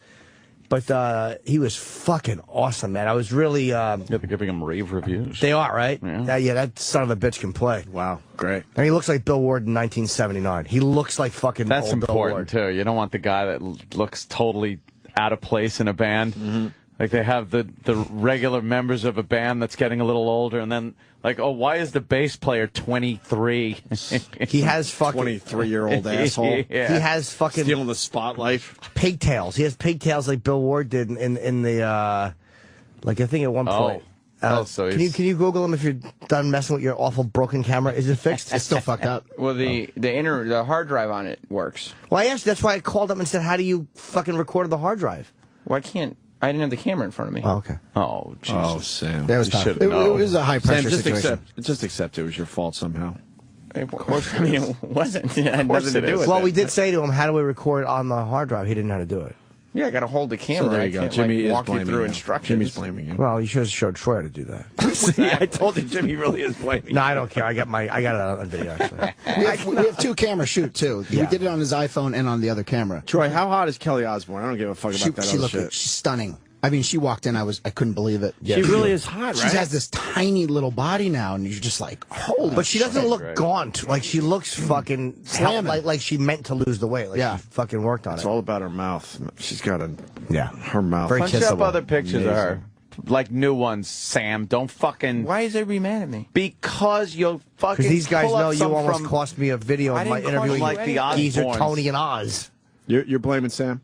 Well, no, it's not my camera. Yeah. How old is It's that? the operator who was there with you. You had a guy. How old You is had that two picture, guys. You had a sir? room with 3 people in it. You and Liam were both in there. Within the last year. Yeah, she kind of is doing almost a gray hair thing. Purplish gray. Purplish gray, right? Yeah. She's stunning in person. Sharon is beautiful in person, too. Yeah, I told you the first time I met Sharon, for real, I understood why Ozzy liked. There's a fucking weird, sexy vibe she has when she talks to you, man. I got it. And you can tell she does stuff. Oh, yeah, she's probably filthy. Going there. You can tell she does things. She's in like a rubber dress. Yeah, she's all right, man. Any other stories from Chicago? You spent a lot of time by yourself, huh, Troy? No, we actually hung out a lot. We went to the gym together. We went out to dinner together. Went out to lunch. All right, good. We hung out. I mean, I did leave you to go talk to Tony at one point. But Jim, is he an animal in the gym? He hit it hard. I mean, he was. I just did 25. I swam one day, and the next day I fucking did 30 minutes on the elliptical machine. And then yesterday I hit the heavy bag, finally. Getting back. No more playing games. But yeah, it was cool to see Jim in Sabbath mode. He gets like... focused. Yeah, he's in just in rock and roll mode. It was great though. I mean, it was cool, and Sabbath sounded fucking incredible. I mean, they just... Are you a Sabbath fan? I like Sabbath. I definitely respect them a lot, and then I like them more now than I ever have. They sounded like a modern rock band. I mean, they sounded like those songs could have come out right now. Ozzy sounded good. You know, it was a lot of fun. And then getting a chance to actually have dinner with them afterward was quite an experience. Does Ozzy do any of his solo stuff in a Sabbath show? Never. Never.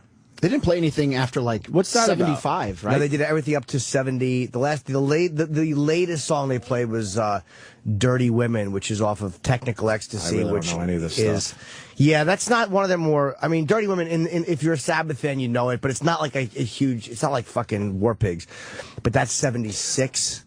I don't think they played. They played nothing off "Never Say Die." Why doesn't Ozzy break out a solo song?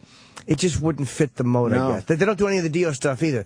They simply do the first 8, and there's so many fucking tunes that, you know, again, there's so many songs I've never heard. I've never heard fucking, whatever, I could just list a bunch of Sabbath songs, but there's so many things I've never heard, but the set list was awesome. Like, I've you know, they did Electric Funeral, Into the Void, fucking heavy, man. It was a really heavy fucking set. And they had Behind the Wall of Sleep, which is off of the first record. I was out of my mind. Out of my fucking mind happy. It's really nice when you go to a show and just know every song. Dude, but I couldn't believe they did a couple of them. Like Behind the Wall of Sleep was a, you know, would I have loved to have seen fucking, you know, maybe A Tomorrow's Dream or fucking, you know. And I don't know any of these, but it's just great that Jimmy's like, you know, I know that one. And I asked Geezer a fucking lyric question, which they answered, I think. What was it? Just about a lyric in Never Say Die. Why don't you put Jimmy Norton in a song? Is that what I would love that. Wouldn't that be go? Imagine that as a tribute to you. I was so happy when they fucking both asked me independently if I heard the song and liked it. I was like, yes, I did. Yes, I loved it. They really love Jim. I put up a picture on my Instagram of when they were taking a picture. I took a picture of that, and you could just see the smile on Jim's face. It was like, yeah, I was very in heaven. I was very happy. It's adorable. And Sharon thanked me. Afterwards, I spoke to Sharon for a minute because, again, I didn't want to, you know, I don't walk over to the table. Hi, you know, I really am. Be the annoying guy. I'm better in those situations than you'd expect me to be. Like, as much of a fanboy cunt as I am, like, if people are eating and stuff, I don't fucking go ballistic. Well, it's not that you don't want to. It's that you know it would fuck up this whole relationship thing that you have. So whatever my motives may be. Yes, exactly. If I knew that they would all forget it the next morning, I would literally dive on the table and go, "Hi, gang," and just gang. But she, as I'm leaving, she goes, "Thank you for everything you do for us." Like I guess because she, you know, the show on the, but like, I don't do anything. Right. Like you guys are nice to me, and I guess, I guess it does help promote the band. The promoting. I don't really do anything for them. I just kind of show up and love them. Did Sharon talk about America's Got Talent? Because she's leaving the show. No, you know what? And she's leaving because of what NBC did to Jack. And it's funny. I wish I would have known that because I would have asked Jack about it. I guess Jack had a deal or a show that was happening with NBC, and after the MS announcement, they kind of backed out of the deal or something like that. So Sharon's like, "Well, fuck you." Yeah, they're very, very loyal family-wise. Something like that. What's oh yeah, hell yeah. What are the details on this? What it looks like is there was some kind of a tentative deal with Jack, and I said, and he had some guys there from this military show who were like, maybe it's a different show he's doing, but he had some Stars and Stripes. That was Is that the one? Stars Earn Stripes. Stars Earn They Stripes. cut ties with Jack 26 after he was diagnosed with multiple sclerosis. That's basically it. So Sharon's like, "Well, then fuck you, I'm out." She was angry. She's going to leave America's Got Talent. All right. And they said that, I guess, they're saying that Jack's doctor said it would be strenuous for him, but I heard Jack offered to take out his own insurance policy, and they said no. Well, here's the deal. They fired Jack by email 2 days before he was to report to work. That's terrible. Then lied about it to the press, said Osborne 59. And they didn't... I just can't be fake, she said. This is why she's a rock star. It's discrimination, and it was badly handled. Mm-hmm. So she's given up a really easy, good, paying gig for obviously her son. And she doesn't need the money. Obviously, it's not like they're the Osbournes don't need the fucking. But poor Ozzy is probably like, oh fuck, because now like she had this money gig coming in, and that's his extra gigs he's got to do now. Oh, he's got to go out on the road more. He's like, oh, Christ, there goes my fucking European vacation. I go out and work. But yeah, I respect the fact that she's taking a stand. And they said, in all fairness, sorry, Jimmy, sure. The producer of the show says he insists, David Hurwitz insisted Jack was never hired. They said, and the Osbournes admit that he had never signed anything, but they have an email saying, "Hey, looking forward to working with you." It was one of these verbal things. Oh yeah, that exists. Okay, that's the next line. Good for you. 50-page contract was never signed, but they contend all parties were moving forward on a verbal commitment. Common in the industry. Yeah, it's like, you know, like, hey, we know it's happening. What did I do that we didn't have anything signed up until? Oh, when I did my special. When I shot my special for Epics, there was a bunch of stuff that we were trying to work out in venue and location, but we were moving forward with the process. Even though it wasn't signed and it had to be signed, we were all in the process together. Yeah, you all know where you're going. And we know it has to be signed, and it was. We can now move forward with Jack's participation. The email read, "The rigors of the show were too intense for him." But Jack says he completed a 30-mile, 16-hour endurance race in January. That's impressive. And it said that he offered, like Jimmy said, to buy his own insurance policy. And they said, and by the way, the NBC execs offered to pay Jack his full appearance fee, and Sharon refused. I guess they don't want the money. Wow. And a network, this is why you have to hate all networks and the way they handle things. This is how soulless and cut and dry they are. A network rep said, Sharon has been a valuable part of the NBC family. We regret any misunderstanding and wish Jack well. What a non-feeling and it just, network rep thing to say. It makes it sound like they didn't do anything bad. They're like, Yeah. We love you. Take a hike. Are you going to get over Sam's camera thing? I'm already over it. You sure you're all right with it? Dude, I have...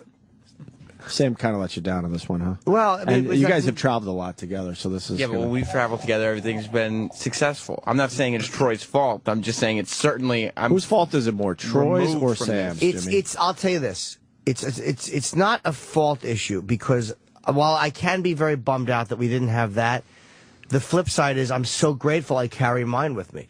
Like, that's why I have a good fucking camera, and it came in handy. And you know what? So you knew you couldn't trust Sam going into this, so you had your backup video You always have to know that the possibility of him falling on his face is there. I didn't fall anywhere. Well, you did a little bit by not. I'll tell you how you felt. You had 2 people with you. Yes. You think Sam's mom is yelling at the radio right now? Yes, she doesn't like she probably knows that Sam should have prepped for this and totally... I had nothing to do with it. I shouldn't have prepped anything You for should it. have showed Troy how to use the camera. What for? Because there's something like this could happen. And I showed him how to use it. Did you show him how? We even called Sam, by the way, and said, how do you switch it to, because my genius was that I knew that it was probably a memory card issue, so I'm like, let's go to the hard drive. Hard drive. Sam didn't know how to do it. So Sam's not good at troubleshooting, is what you're saying. An excellent point.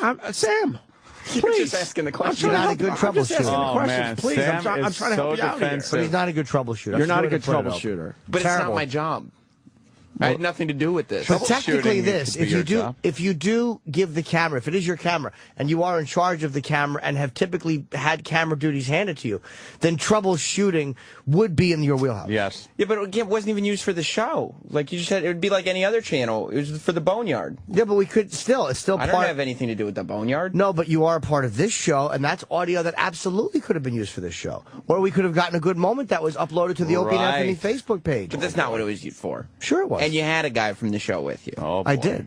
But the camera wasn't troubleshooting. Sam's not a good troubleshooter? No, he's not. Oh, I mean, we called him with literally in a pinch where the band is walking to the trailer. Oh, he's helping him out.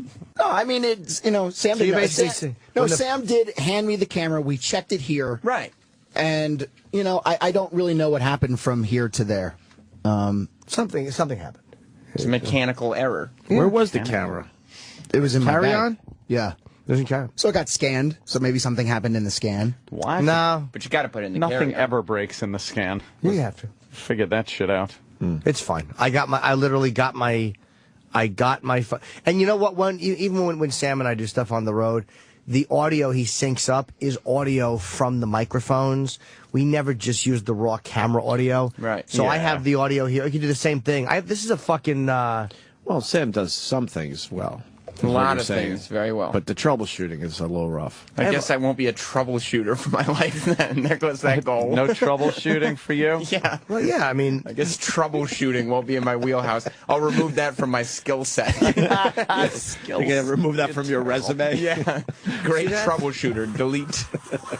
You can't hear it because it's coming out of my camera. Yeah. But I have it on my... That's great quality. Look at the quality. That's fine. It really is. No, that's a very good video. And from what I hear, Troy did a fantastic job with the audio because he had 4 different mics, right? 4 different mics, All 4 different plugged inputs. into- yeah. Everybody's on their own track. And Ozzy was holding the mic a little too low, so was Tony. But again, these guys are in fucking gig mode. And I can't believe I got them to talk to me. One last question, and it's a very good question coming in from Ditchbanger. Who is Jimmy's favorite roadie, Sam or Troy?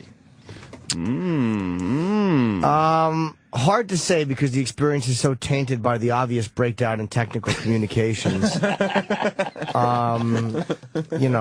just feel like nobody helped me on that one. But who's more fun to be on the road with, Sam or Troy? I know Troy's only done one, and Sam is basically your travel partner. And Troy was also very motivated to do Chip stuff. I couldn't do Chip stuff because I was too focused. I was literally just too thinking about Sabbath to fuck around. I couldn't even do Chip.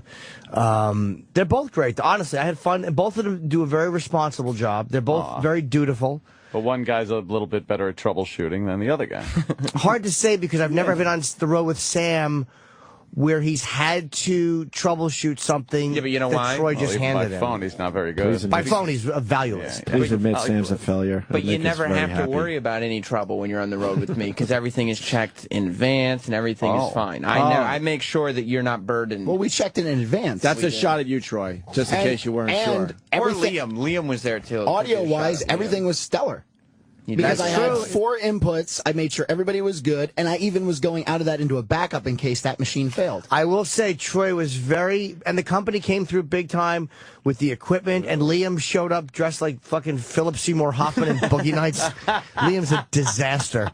But he was great. Liam came in and helped us get everything organized and helped get us into the Sabbath private area because we were waiting in the artist lounge, and the Sabbath's road manager, Tim, was helping us, but, he had other priorities, so we wanted to get in there and set up, so we actually just kind of snuck into the Sabbath's area, and thank God Sharon was there, and was like, oh, hi! Why didn't you throw Sam's camera away and tell him his camera's in Chicago somewhere? I didn't think of that, but what a wonderful thing that would have been to do. It's not it's Gary's camera, really. I didn't buy it. I'll throw it away today. Yeah, it's just one of those things that, you figure that people would be on your side, but someone's bound to let you down. And, we did the best we could, I guess, with the defective equipment we were given. Well, you probably had a better time with me than you would Sam. Right? I mean, all honesty. Troy has described me as Dorkorama. So. Nerdorama. Jimmy has a lot of power right now, but he's not using his power. This is fucking my iPhone. And I get all on video. That's good. I'm so happy. Yay, guys. Yay, Sabbath. Jimmy, you have a lot of power right now. Troy wants to know if he's, more fun to hang out with than Sam. You have a lot of power with this. I feel uglier with Troy. I was about to say, you'd never have to feel ugly around me. That's a disadvantage. But again, that Troy just can't help it. But then again, I don't know how many situations I'll wind up in that are good because they want to meet Troy. That's true. So we walked out waiting for a cab to go to the Waldorf, and one of the guys said to Troy, like, are you in a band at Lollapalooza? Because everybody was looking at you when you walked out. Oh, man. Jeez. So I was basically the ugly... Do you get confused for someone in a Lollapalooza band, Jimmy? I haven't as of just yet. the loser part.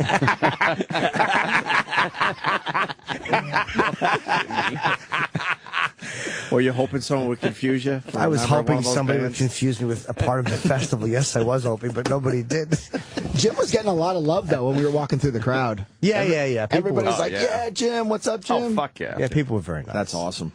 I had an amazing time, and I just wished Troy was in panic mode because of this audio. But literally, we went to this tented area where Sirius was, and there was a computer which, for whatever reason, the people that were there leave Troy. It's password protected. What? So fucking, and they don't tell Troy. So he turns the computer on. He's like, there's no pass. So he's calling the fucking girl. Sam couldn't help, I'm sure. Well, no, that wouldn't be in Sam's wheelhouse. For the record, when we did UFC, I uploaded a whole special.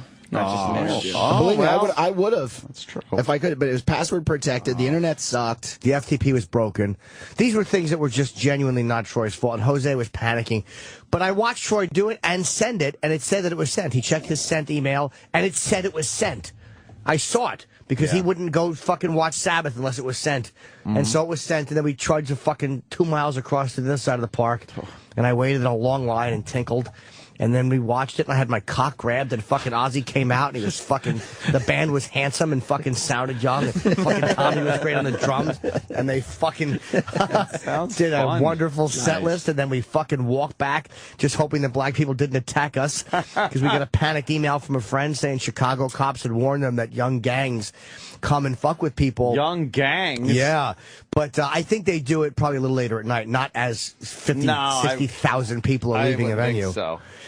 And we went and showered and fucking met back downstairs in 10 minutes and fucking got a cab. And I gave some guy $20 to jump ahead of him to take his cab because I'm like, fucking Sabbath is at the Waldorf and I'm waiting for a taxi. And the guy, there was one guy ahead of us. I was panicking. One guy was ahead of us and the cab came for him finally. And I gave him $20. I'm like, we take your cab? And he goes, yeah. Yeah, nice. So we Quick fucking 20. hopped in the cab and fucking, I tried to act like I was from Chicago, just so the guy wouldn't take us for a ride. I'm like, hey, it's good to be back.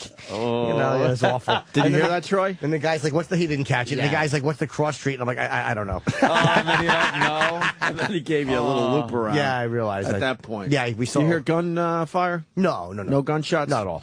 No, Chicago's a great city. It's a great city, dude. I think we're going to have a blast out there. We couldn't wait to get back. We were yeah. saying how great it's going to be that we're coming back. Yeah, we're going to have a few pisser. days. We leave Thursday, fuck yeah. right? Thursday after the Big show. broadcast Friday in Chicago. Should be Yeah. fun. We normally don't, but we just did it because it was you.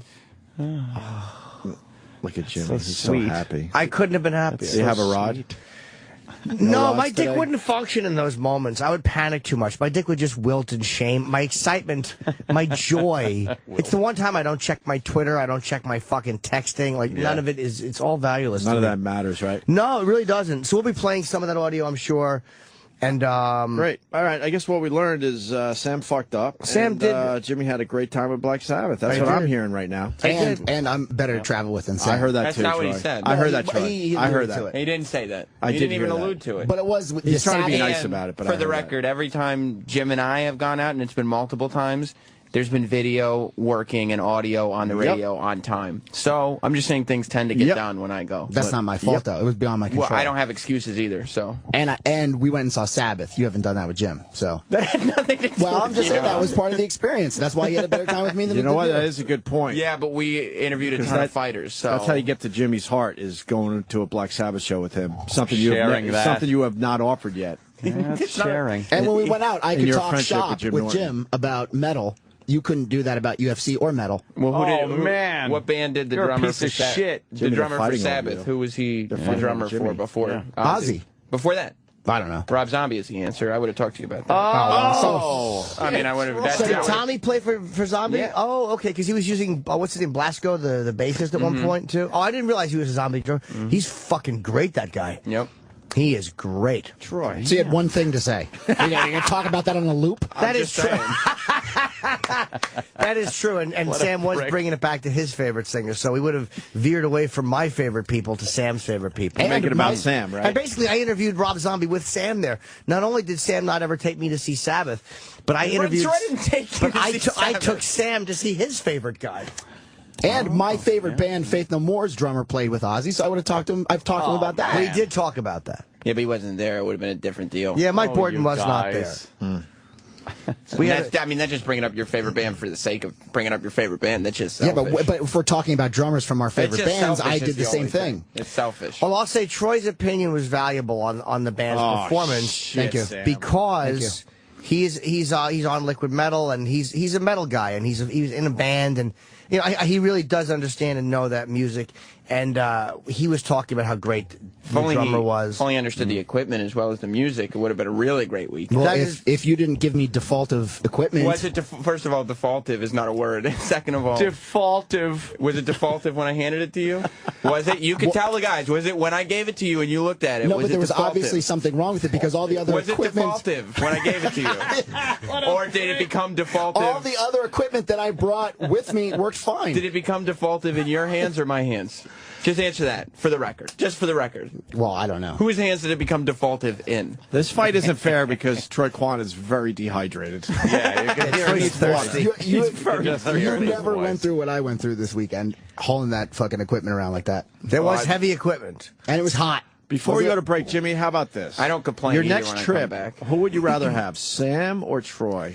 I gotta say, it depends on where I'm going and what the event is. That's All right. terrible. Because who knows if I'll bring either of them. Yeah. Why should E-Rock be excluded from all the fun times? God almighty. That wouldn't work. Oh my God. I That would think- be terrible. That would be a disaster. Let me tell you all the phone calls There's in the no world. way E-Rock could have handled what happened. Know to what him. Jimmy just did? way, These guys dude. were pitted against each other. Now Yeah. they're joining forces to beat up Against E-Rock. I'm just saying. I mean, Troy's a good worker at the end of the day. There's no way that E-Rock could handle a gym weekend. Wow. No. Never. Hauling that equipment around in that fucking heat? You have Are to you do. kidding me? You have to do an E-Rock weekend now. You have to. It's tempting because I do think He'll lose his mind. He'll go nuts, He dude. will lose his fucking mind. He'll be complaining about everything. Could you handle it, E-Rock?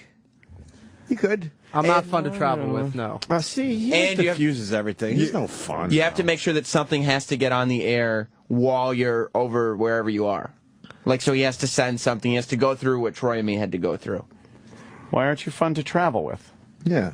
Because I need to be in comfort and entertained at all times. You do, right?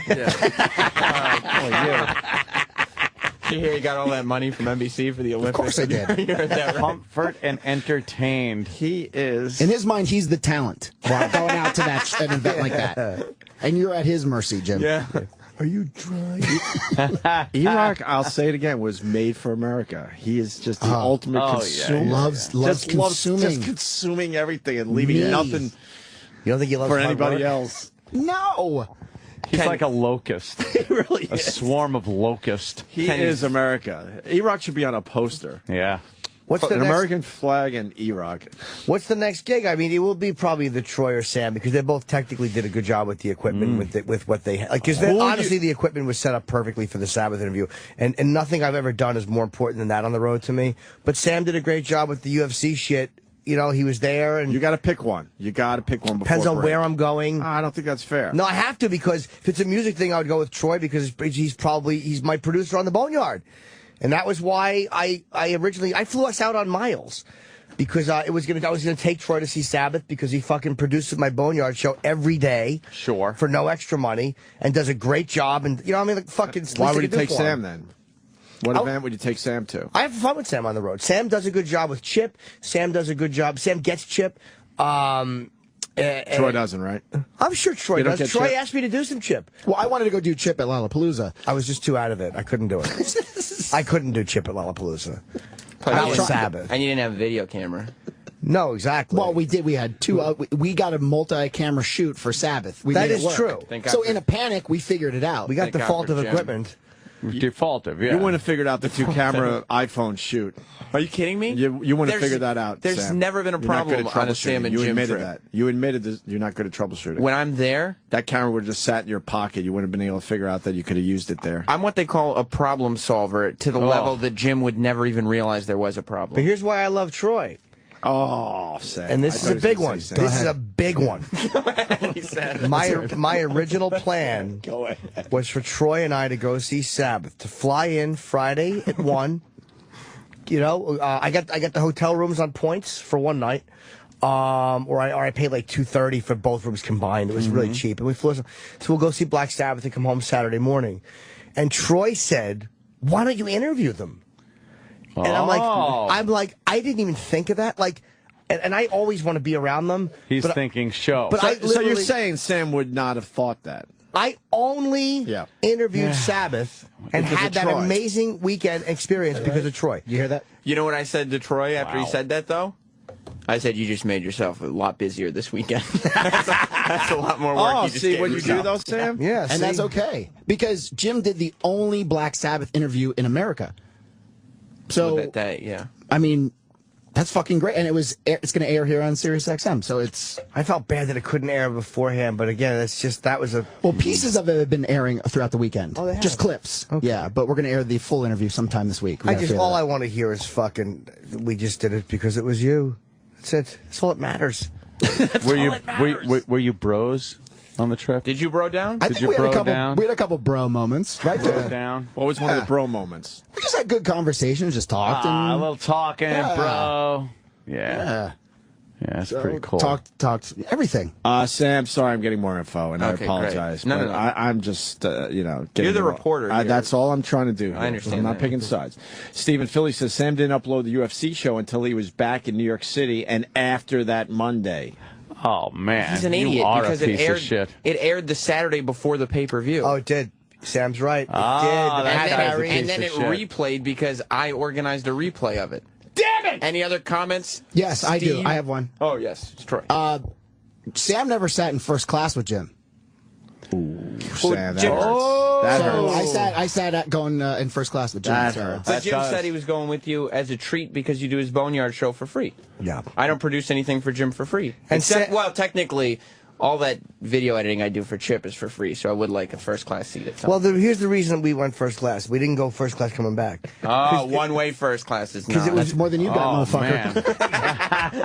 Because the miles, it didn't cost me that many miles. It was a comparable miles trip. But coming back, it would have been a lot more expensive in miles, so I said, fuck that, we'll come back coach. And then when I was there, I upgraded myself for like $190 to first. I didn't realize I could do that. Oh, nice. Plus, Jim and I usually do cross-country trips, not just quick flights. Yeah, to and the Chicago, company normally flies Sam. I don't fly Sam. The company does because we're actually on.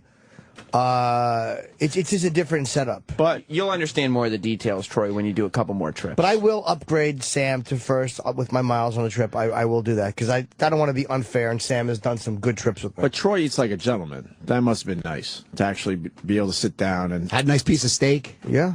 I've never been a problem. Didn't have to get chicken fingers. You know what I mean? Like, I get chicken right, Jim? Well, I will say this. Jim wasn't embarrassed by your ordering? He doesn't get embarrassed by my ordering. No, I would say that Sam has the chicken Christopher when we go out to Morton's. And if you didn't know Sam, you wouldn't know that he was a coddled, finicky douche eater. Right. He's fun. I never noticed. And he never says, let's not go here. He really doesn't burden everyone else. I've noticed that over the years. Not at all. I don't complain. I don't make excuses. I can't say the same about Troy. There's no excuses. You've made a few excuses just here today. About what? Camera, FTP. Well, I mean, Jim was a witness to all that. I mean, just because he's a witness doesn't mean you didn't make excuses. But I still made shit happen. Sort of. It still got recorded with video and audio. I can't wait to hear it on the air. I wish I'd heard it on Fridays. Well, it's on there. It was just a little later getting to them. I was listening on Friday, and I was like, oh, I can't wait to hear that. Oh. Are you saying it would have been more powerful if the Black Sabbath interview aired before Lollapalooza? That was why I suggested to put the UFC special the Saturday of the pay-per-view. Even though it was more work for me, I said, this is really when it's going to mean something. And it aired, which was nice. Yeah. And I also exercise with Jim. Have you ever done that? We've done a lot of walking. Yeah. I can't see you two hitting the gym. No, we can hit the gym. We'll hit the gym next time. Yeah. Like with Troy, I could see him being a motivator, you know. Yeah. Go to the gym. I'm back Sam. I'm back in the gym. That's nice. Just tired of my fucking awfulness. Eat a lot of pretzels. It's so hard. Pretzels aren't bad, though. Jim and I have been to Haagen-Dazs together. Have you? I mean, we were all over the place Not together. Not to Haagen-Dazs, though, right? Yeah, we did go to Haagen-Dazs together. That was nice. And I ordered one scoop and ate half of it and threw the rest out like a big boy. Aw. I had lactose farts the entire drive home. Yeah, it was bad.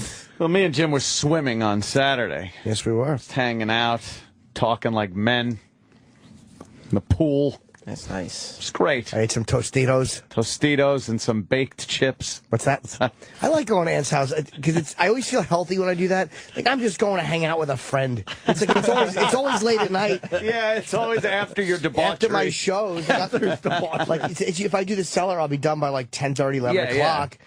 And it's like it feels like a nice, healthy thing to do, to go out and hang with a friend and not be a pervert and just sit there and eat a burger or whatever. Although all we and chit-chat. discuss is horrific, perverted stuff. Yeah, we did talk a lot about cunt. It was a lot of pussy chatter. A lot of pussy chit-chat. Need it, got it, need it, got it, need it.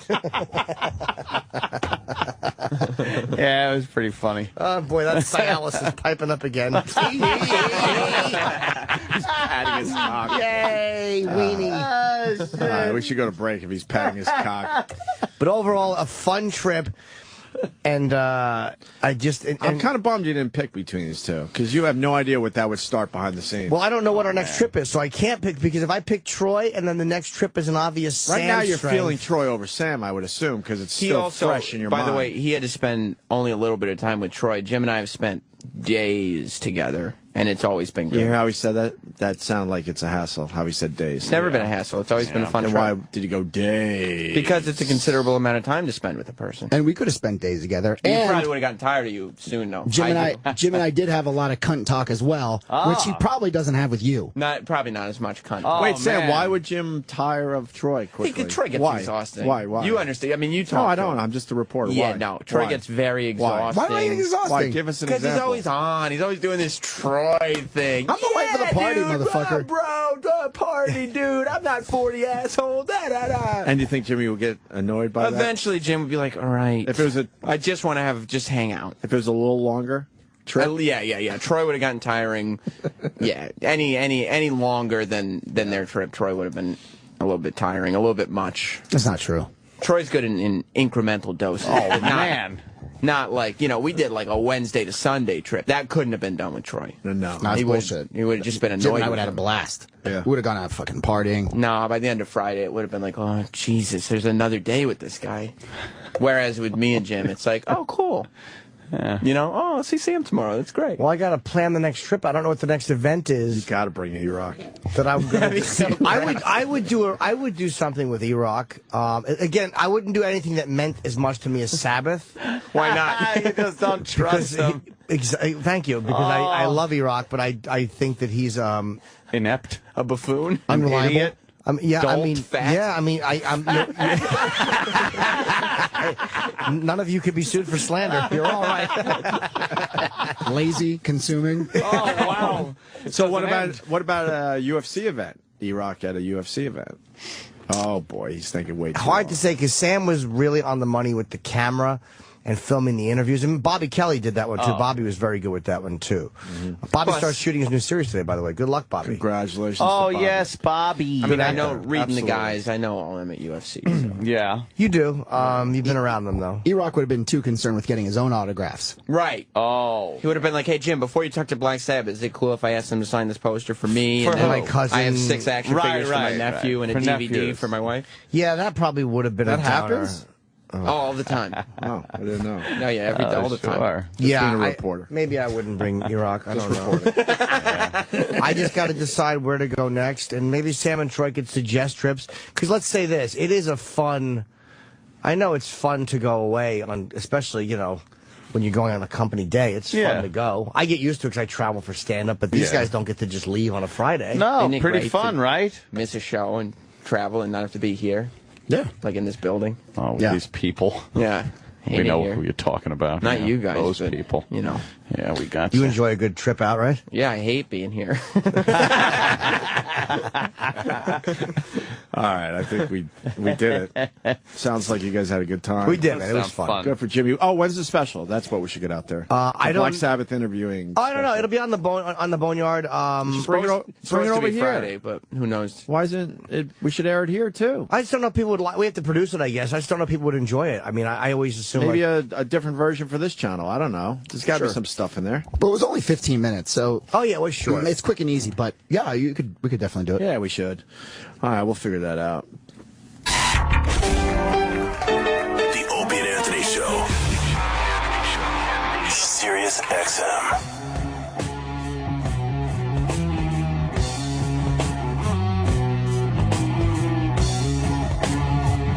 Yay, I don't even want to talk.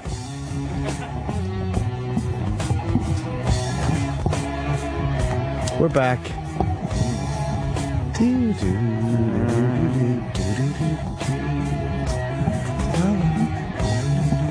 That's all I want to do is listen.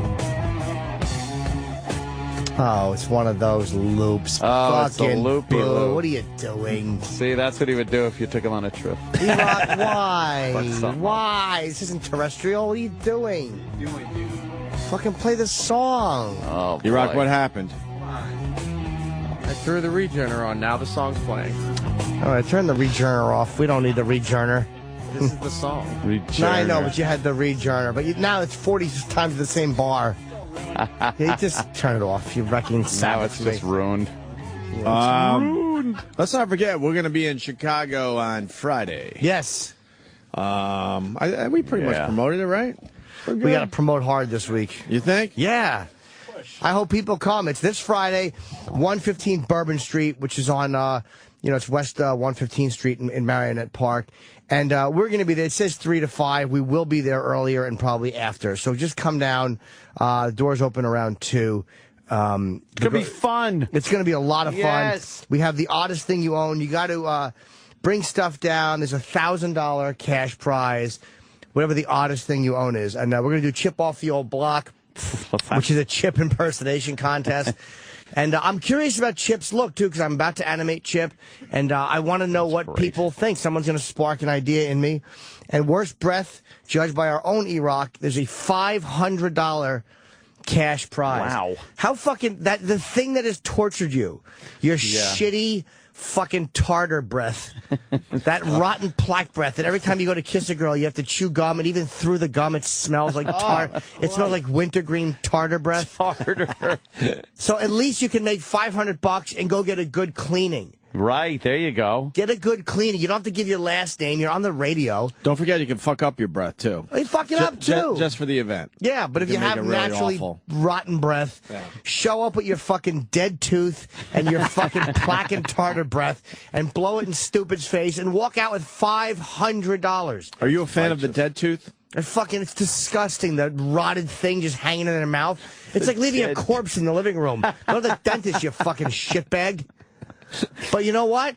It's great that we're going to do that, and I think it's going to be a fun show. Oh, yeah. And Travis just told me another suggestion when we may have the Wiener Girls. What are they, the Wiener people? Oh, there's this place in Chicago called the Wiener Circle. Yeah. And I guess they're famous. I get it. They're famous for their waitresses insulting the customers. Wieners? Yeah, exactly. The customers insulting back. Oh, wow. Really? So I hate those places. I know a really Just good my like food. that. I don't want Insulter. to have to fucking do an... Oh, you don't like that? No. Sounds great. They better not tangle with me. I'll just insult them right back. Hot dogs, why don't you serve cold cats? What? Forget about it. Isn't there another, restaurant that just gives you horrible service? They kind of just throw the food at you and crap, and I guess that's just supposed to be fun for everyone. I know what I'm doing. What? Bring them down. I'm going to insult them. Oh, shit. Yeah. That'll be fun. That's going to be a ball. You could, what would you say, though? I don't even Hot dogs. Why are they so hot? What are you, putting matches on their feet or something? That's a good one. Chip. Yeah, I know it is. Oh, God.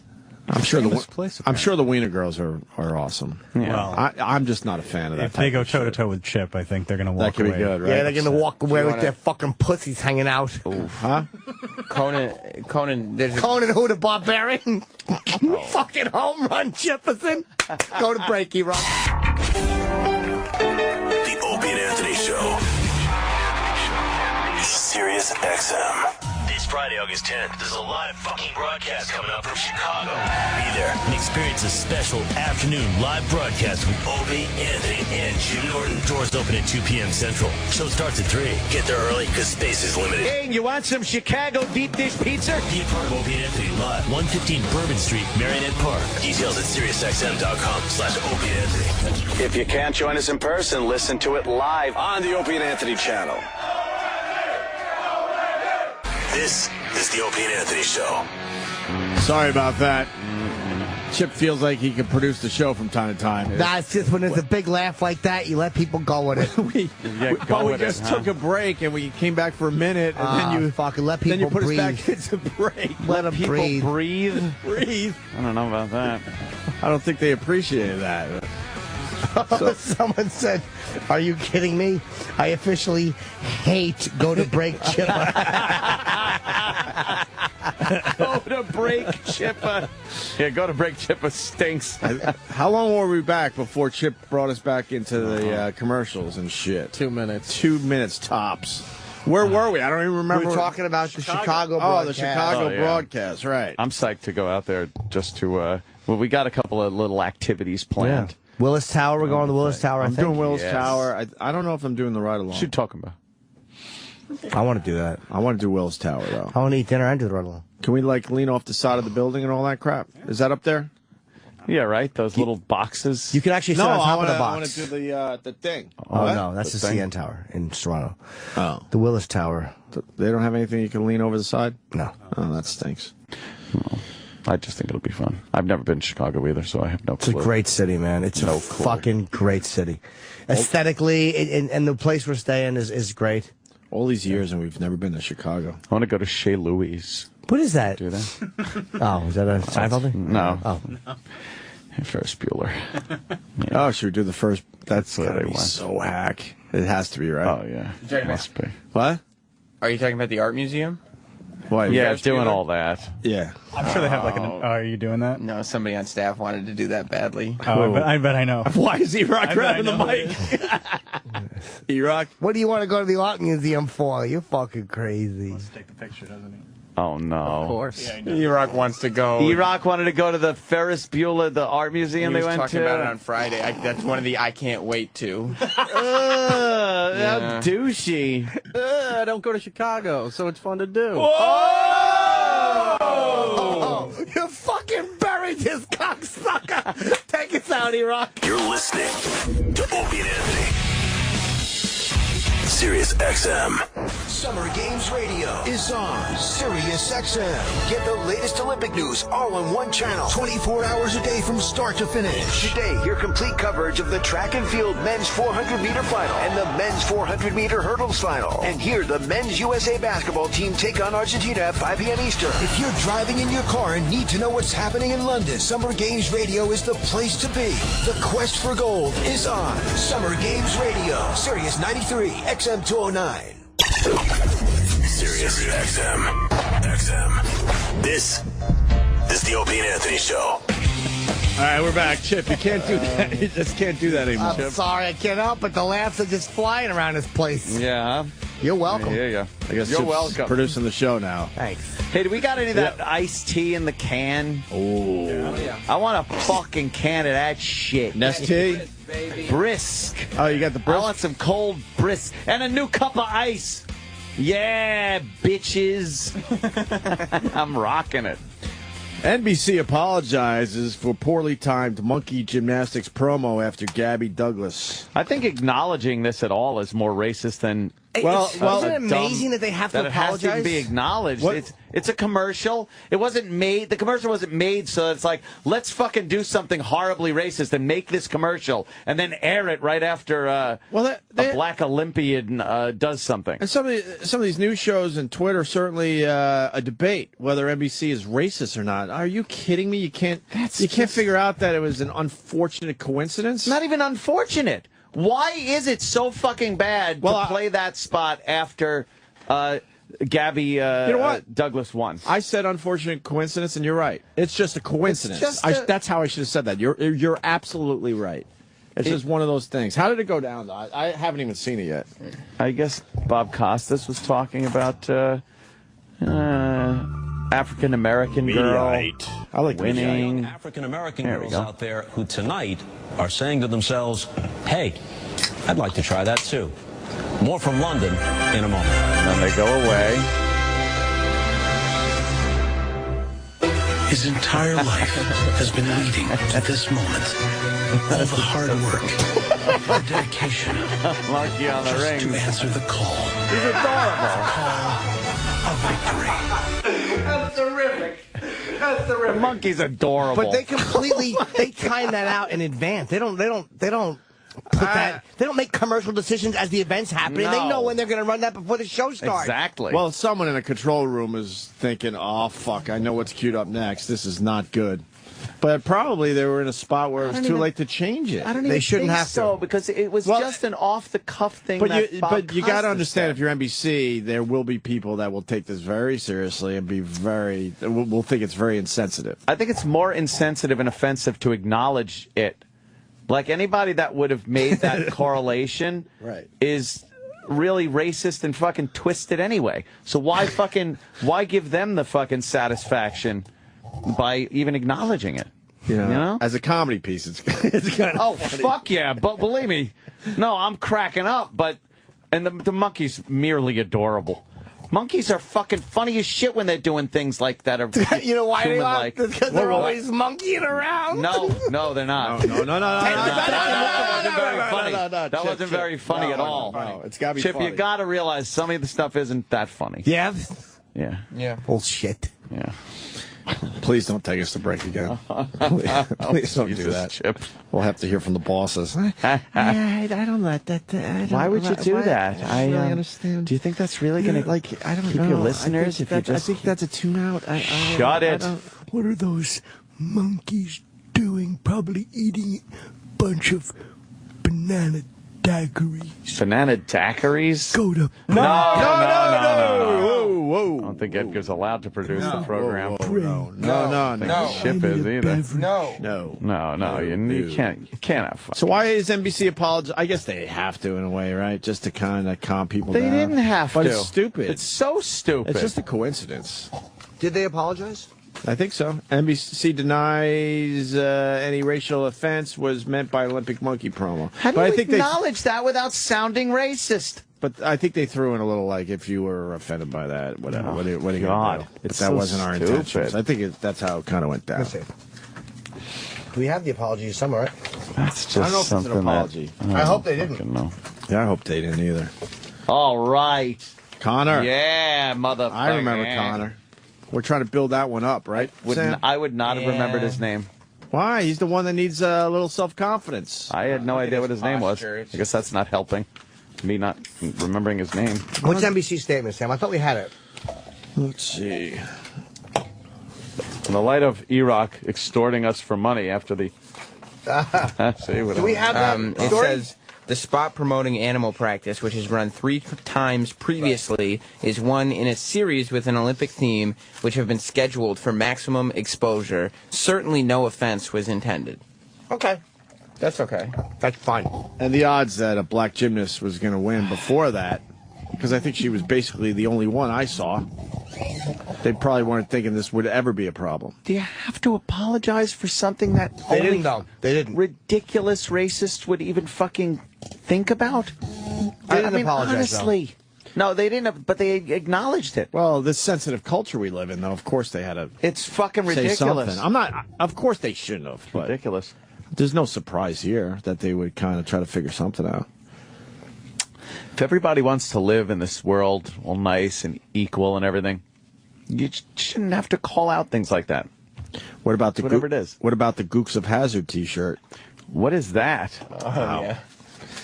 Backlash over Asian slur T-shirt. A major skateboard company is being accused of putting racism for sale after selling a shirt featuring 2 Asian men under the words Gooks of Hazard.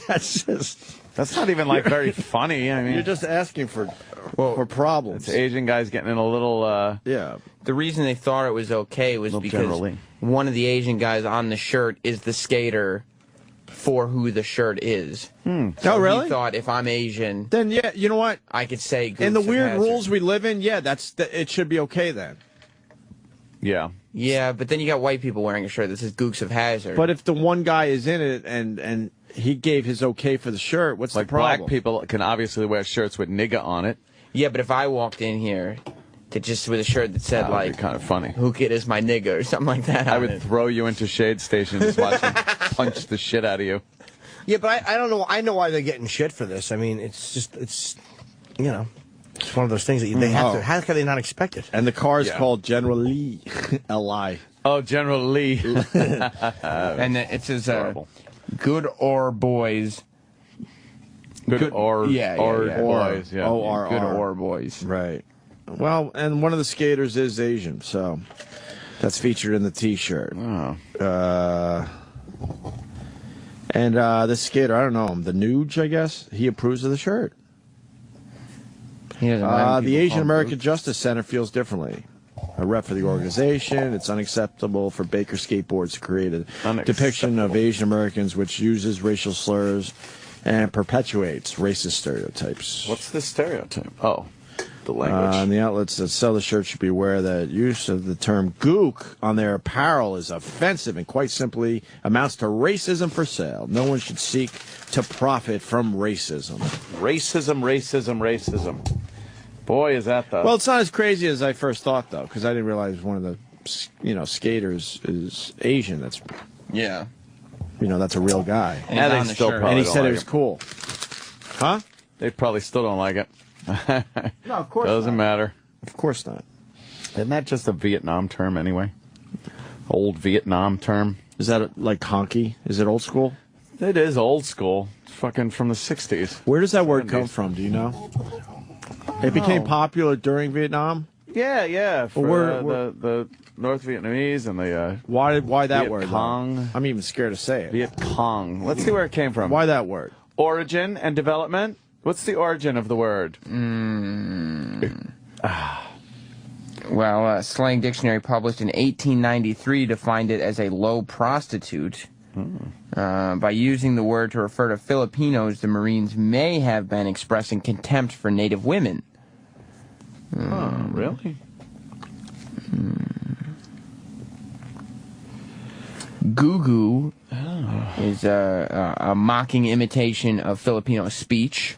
Could have been something from that, they're saying. I'm not buying that one. No. So what is it? They don't really know where it came from? There's a lot of possibilities. And you shouldn't make fun of their speech because they speak very well.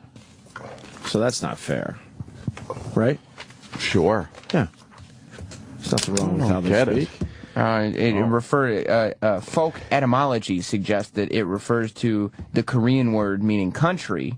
Country? I wish I had one of those in my backyard. What? No one's following that. No, we're going to follow it. No. We're going to follow it as long as we have to. Yeah. Believe me.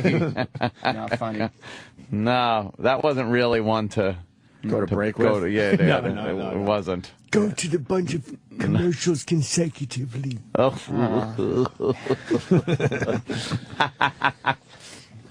By the way, we'll never know. Because Tiger Woods is just on TV? Yeah. Mike Douglas had a great show. Mike Douglas interviewed everybody. Yeah. The young Tiger. Tiger Woods, when he was 2 years old, was on Mike Douglas. Was he 2 at the time? 2. And he was playing golf. Playing golf. Yeah. Yeah, but he was using plastic clubs. Oh, yeah. What an asshole. And he could only drive it like 20 yards. Yeah, that was terrible. It's kind of dumb. Was this so right now, I'd like to meet Tiger Woods and his father, Earl Woods. That's fucked up. I never saw this before. With Bob Hope, yeah. Look at little Tiger Woods. Oh, my God. What year is this? Oh, 2007. Okay. He's like Rodney Allen Rippey. What year was this? 2007. Oh, 2007. Wow. It went nowhere. Stupid. He looks like little Tiger Woods. Earl, how old is how old are you, Tiger? 2. 2? Oh, look at him. There's a longer clip where Bob Hope gets into it a little bit. Yeah. Hey, he doesn't look all colored to me. Wow. Hey, what do you got him mixed there? Huh? But your wife got the jungle fever? I think he said something like, I don't know what kind of drugs that kid's on, but I'll have some or something like that. Yeah, he went with it. Brad in Baltimore wants to help us out with that word that was on that T-shirt. I'm scared to say it. Gook. Where's Gook from, sir? Brad in Baltimore. I was just joking. I can say it. What? Korean for person. Korean for person. Is it really? That was one of the... So what's the problem? Gook is a real word? So why is there a problem? I don't understand why the problem is. No, I think it just sounds like it. That's what we were saying before. I was teaching English over there, Not actually and the word. what I heard is that the term "migook" is the term for American, and so after the Korean War, Korean guys were coming up to American soldiers and saying "migook, migook," and then the Americans thought they were saying, "Oh, this guy's saying his name is Gook." Oh, me a Gook. Oh, wow. Okay. Yeah. Oh, that just sounds... How cute Tiger was. Oh, he was adorable.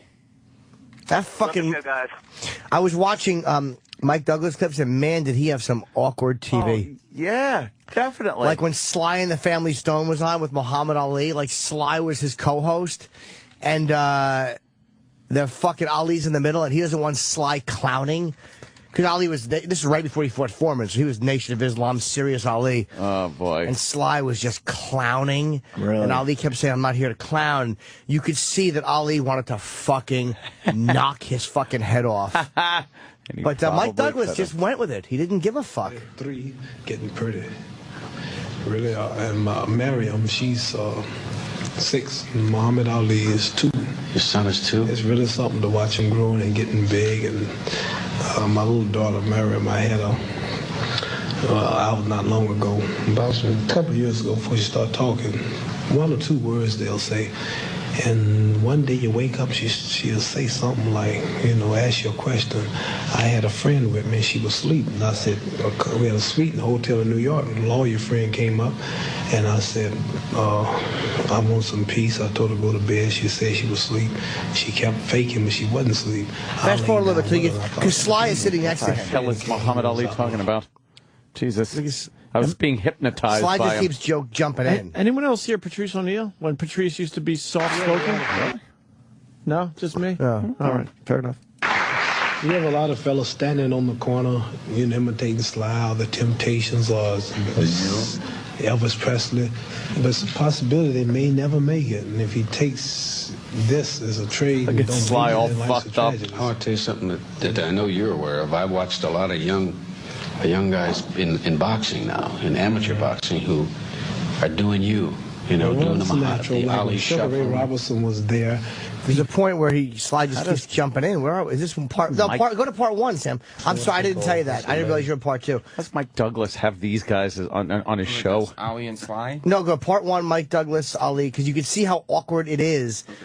The show, and I thought, like, wow, we've done some awkward interviews, but Mike Douglas really just allowed it to be awkward. Yes. And Sly is obviously drunk and just keeps interrupting Ali. And he won't, and you can see Ali wants to fucking drive his elbow into Sly's face because Sly is all dressed up like a pimp and Ali is tired of black people being treated a certain way on TV. And just fast forward through a little bit till they're actually talking, sweetie pie.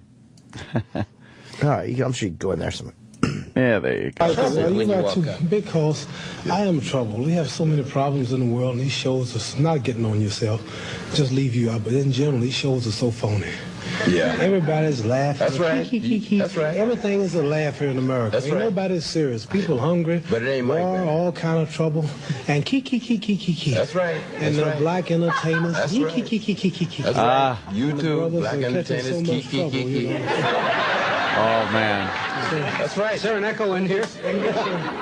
No, I'm with it. I'm just saying, sometimes, I think we should use this stuff. We ain't planning on going to church. To get attention for things where I played a lot and I clowned a lot, and sometimes you got a platform. I'm just saying this is why I'm not always. I get tired of Negroes doing all this, and white people, audiences, TV, everything is so good. He makes a little money, I make a little money, but his brothers and uncles of mine are catching hell and hungry, and we on TV. Like everything is so rosy, and I can't go off feeling guilty. There's too many wise people. Muhammad. Oh, man. I'm talking now, man. Okay. The only thing we can do for brothers is to do what we're doing. Be examples, and to be happy, and to be intelligent, like you are, and like you always say. Thank you. He just goes, thank you. He's so mad at him. He wants to smash him. Wow, you can tell. I'm too intelligent to debate with the brother on television, or even clown with him on television. But behind the doors, we can have a good time, but not with all the people watching. Yeah, we can. Wait a minute. Now, wait. If we didn't, we'd be phony. Now, wait a minute. That's not being honest, what you just said. That's what I'm saying. We'd Clown be behind doors. We'd be phony if we didn't do the same thing out here. No. You just said clown behind. Don't you agree with me? Yeah, we're going to clown around. If you don't like it, I'm going to whoop you. How would you, getting serious for a moment, we were talking about the karate thing, and I've asked many fighters, how would a top-notch boxer like yourself manage with a guy who knows? They wouldn't fight. I think let him go. If a boxer, not Muhammad. Well, let him. I'll talk when he's finished. Right. Always remember that. They would not fight.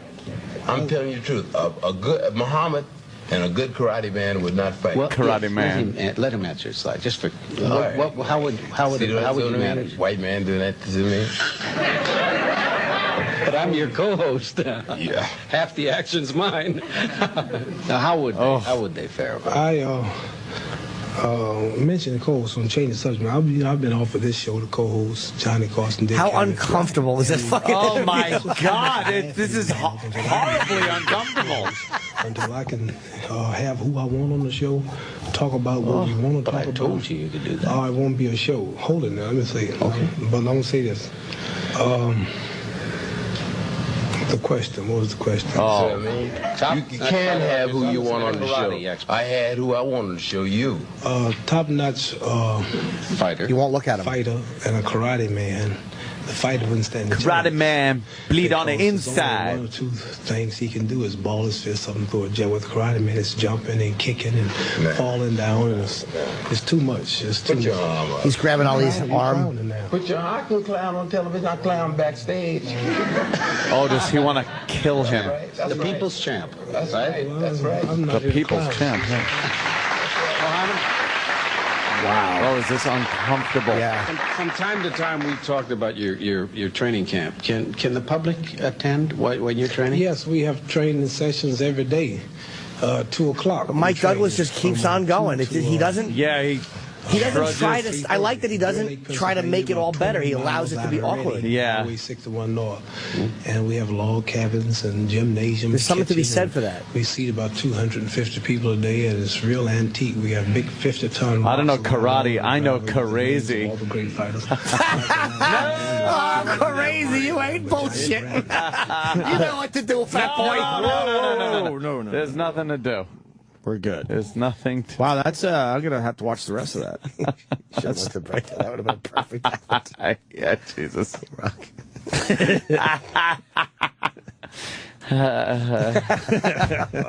What are you gonna do? What are you gonna do? Yeah, well, He's busy. He's taking a big fat shit. Yeah. He loves those. He's big... busy, Sam. What is he He's busy a little with? busy. With well, what? if you really, SummerSlam's coming up. He's writing a fantasy card right now. He's doing some fan fictions. Little fan fiction. Yeah. He makes WWE fan fictions while the show's on. Loves that fan fiction. Well, he just wishes things were his way. Yeah. Like they are in life. Everything goes E-Rock's way. Everything's coming up. Doesn't Nagel. matter. Most people would be like, holy shit, fucking, I went to the Olympics, a bomb went off. It's like, wow, that's a terrible thing to have happened. He's like, I made some bucks. Yeah. Made a few bucks. I don't even know how close he was still. Doesn't matter. FBI knows. I think he finally said it was 2-year right interview. behind him, but we know that's not true either. He simply looked at it as a money-making opportunity, and that's all. Yeah. You think And he did it. You think he looks for those things? Oh, yeah. He's looking to make a buck anywhere he can, and he does it. Yeah, that is America, though. Traumatized, but That is not America. Iraq. Yeah, there's no integrity to it. Nah, none. Mayor Bloomberg finally got something right. Shocker. What do you do now? He blasts Chick-Fil-A critics. Says trying to shut a store undermines Constitution. Oh, wow. Like, that isn't an easy thing to figure out. Well, you can't shut down a business because, the owner, don't agree with them. The owner thinks a certain way. Yeah. You just can't. But you got, Emmanuel in Chicago and stupid fucking Menino. Menino was trying to shut him down, right? Yeah. Trying to get him out of Boston or not to set up shop in Boston. Where's stupid. the line? What other things would he not agree with that he would say, well, I don't want your business in this city? Like, who the fuck are you? And because people really get confused out there, we don't agree with the Chick-fil-A guy. But he should be able to say that. Say whatever he wants. Yeah. He absolutely should be able to say that. It's funny, Menino's not throwing the Archdiocese of Boston out. And meanwhile, the way they were covering up all this child fucking, it's funny how Menino isn't targeting them, and they're pretty much against gay marriage. Right. How about you throw the churches out? All you and this twat Quinn from Long Island. Yes. Chicken hawk fillet. Ooh, yeah. Ooh, wow. You ain't bullshitting. Fucking cool deal. Oh, boy. No, we're good. Oh, God. We're good. No, we're good. We're going to go with this for a while. Yeah, it's funny. We're good. Oh, fuck. Yeah. Fuck me, asshole. Whoa. What? Well, that's so weird. Yeah, why would you want that? Yeah. Chick-fil-A hates that stuff. But Bloomberg, there you go. Bloomberg stepping up and saying that's wrong. So good for him. That would be good chip fillet, right? Yeah, I know. We'd all be eating chicken and fucking cracking up. Nothing's good's going to happen after that one. He goes, I pointed at him. He points and goes, that's going to be dramatic. Oh, stupid chip. He ain't listening to me, cocksucker. Oh, I'm going to have a talk with him. And we got another shooting. I guess we should talk about that. Whoopsie. This guy could be the dumbest motherfucker. 6 dead in Milwaukee so far. I think, wasn't it 7? They're saying 7 now? I think 7. Sherburne. What happened? The guy goes in. 40 some odd year old white guy. They're calling him a skinhead. They're saying this is domestic terrorism. Saying he's a veteran. They're saying he has 9/11 tattoos in some capacity on him, and that he may have thought that the Sikhs, the Indian Sikhs that were at this church, were Muslim, and decided to go in and just shoot the place up while they were. I thought they were the same the day after 9/11, and then really. Oh, I think immediately, yeah, immediately. I didn't know half this shit, and then they're the ones. You with get the big educated. turbans. You get educated, and you learn. They wear the turbans. 12 years later, you were just 12. What are we up to? Yeah. About that, 11, 12, yeah. 11 years later, you think most people understand the difference between the two. But, yeah. But this guy certainly did not. Yeah. Not saying it would be okay if they were, by the way, obviously. Yeah. But he did what he did because he thought they were Muslims? Did he? I think he did. Well, they're speculating. Oh, so they don't even know. He may have had another issue with Sikhs, or he may have just been... Oh, so they're speculating. Yeah, but they're putting two and two together. It's a little early, though. Yeah. To see what his motives are when they haven't even really talked to the guy. Ex-military, 9/11 tattoos, so they're assuming a few They're things. assuming that, he might have thought they were Muslims. Right. A lot of people made that mistake. There's no real reason to shoot up Sikhs. What do they do? They're peaceful people that drive cabs. I hear they're very peaceful. They want everyone to know they're very, very peaceful. Good. Supposedly they open up their churches and say, come on in. We'll educate you so you understand what this is all about. Well, ain't that nice? I guess everybody was confused because, everybody goes, yeah, fucking ragheads. And they're the guys that wear the turbans, the big turbans, not like the little kind of just white cloth over your head or something like that. Right. They wear the big spinny, spun around material turban. That just looks how those work. That looks exhausting. Looks exhausting, And hot. right? And hot as fuck and uncomfortable. You got to really love your religion. You really do. Good for you. That's why religion is such horse shit. Oh, my God. The Jews wear this on their heads. The fucking... this God guy wears cares. that one. That one wears God that one. cares what your hat looks like. Yeah, why all the hats and religion? Assholishness. Why all the Bunch of hats? I guess because God figures that's the best way to let people know who you are by your head covering. What idiocy. The big fucking Pope hat. All of it's stupid. Very silly. Every religion has that shit. It's all... Do the Catholics have hats? Not for the people, but for like the cardinals. Easter bonnets. Easter bonnet. So that's a horrible situation. Yeah. They took him out, huh? They got that guy. He wound up nailing a cop pretty good. He's in, I guess, serious condition, but they say he's going to pull through. And, this will just get people more agitated. Got James Curtis. He says he did what he did because he's an ignorant asshat. Well, yeah. Yes, James. They figured that out. No one was praising him. No, of course not. Worst thing is Sikhs are big supporters of the West. Yeah. They love our way of life. Our way. Yeah, it's all right. A lot of cab drivers are Sikhs, right? You see them there with the turbans driving around. I don't know. What, you don't see color? I don't see turbans. No, I'm not even saying that. I really don't know. I don't see turbans. So if it's Bad day. So if it's a turban, it's a Sikh every time? I think so, that type of turban. Right. I don't know of any other religion that wears that. I don't know. There's the different types, like, Oh, by the way, I do see color. Yeah. Do you? Yeah. Yeah. I don't want to be in a cab with a white guy. Oh, crazy white cab driver. No, that is true. White cab drivers are terrible. They're just crazy. They always want to yap with you. Long Island, white cab drivers. Holy shit. What is that about? What is that about? You got to make that meth money somewhere. Holy fuck. So that's all we got. That's sad situation, and they're figuring it out. I'm glad he's dead, though. That's how you should handle all yeah. these shooters. No one cared why he did it. Doesn't really matter. He's dead. Well, the Joker's still alive. Yeah. Oh, boy. The Joker. And And Loeffner there. Jared Loeffner. He's they're going to give him life, I guess, right? Why not just out? How is that? Why? He's a crazy fuck. Just crush him like an insect. Plea bargain. Guy shoots a baby. What a piece of He shot a garbage. baby, right? Yes. All the shootings were horrible, but I mean, just get rid of them. Just fucking squash Does Arizona his have the head. death penalty? I don't even know. I'm pretty sure they do, right? And this isn't a death penalty case either? He bargained it. Well, fuck the bargaining. He got a plea. Why would he plea? So crazy. Yeah. Why would such a crazy guy plea? What's his plea? He was off his medication that day or something? His plea's guilty. Just don't fucking kill me. Yeah, well, I would assume a few people that day were like, "Please don't kill me." I know. Could you just shoot me in the leg, you crazy fuck? Yeah, no one wants to fucking. Yeah, put people why don't to they death ever look anymore. at the other side of this? I'm sure there were victims, pleading their case at the time too. He murdered 6 fucking people. God, I hate this shit. And they just fucking. He literally. How are you allowed? Because it's America, Opie. How are you allowed to plead this shit? You shouldn't be allowed to. Yeah, you should put He's him on schizophrenic. trial. And he probably is schizophrenic.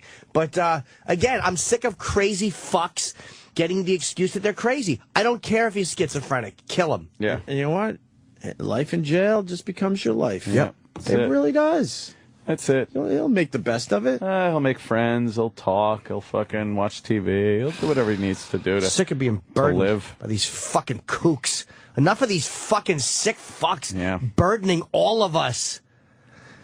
God almighty. But he got to plea it down to a life sentence, right? Yeah, that's it. No chance of parole or No, he's away forever. But they're not gonna 60 kill more him. years we have to look at his fucking face. 60 more years we have to pay to keep him alive, that he gets to see his family, that he gets to talk and write and do interviews. Yep. Enough of these crazy fucks. He's just in a big apartment complex where a bunch of roommates, and they're very strict on the rules. That's it. But that's pretty much what it is, He doesn't you get know? to fuck girls, which he probably didn't anyway because he's a nut who probably had awful schizophrenic breath. Probably dry white shit in the corner of his mouth. Schizophrenics have bad breath. I'm sure they do. They have to because all they're doing is crazy. Shit. Oh, I was hoping you had a story. No, it's probably just fucking hot fucking breath. Oh, dried up New England clam chowder in the corner of his mouth. Yeah. Yuck. Jeffrey Ross got in a little bit of I saw Jeff last night. Did you? At the Cellar. He's a funny fucking dude. He showed up to the roast dressed like Joe Paterno. Yeah. With two shirtless guys in football helmets wearing nothing but looked towels. like teenagers. very young. How great is that? And he did a fucking a Colorado joke. He did a to Seth Colorado Green. joke. That's why people are Good for him. starting to go like, but the joke is really, it's a funny fucking joke, especially when directed at the likes of Seth Green. Good for him, man. But people will say it's too soon. What's that too soon shit too? By the way, that's He did exactly what he should have done. I don't know. Where's the joke? It was Good one. He turned to Seth Green and said,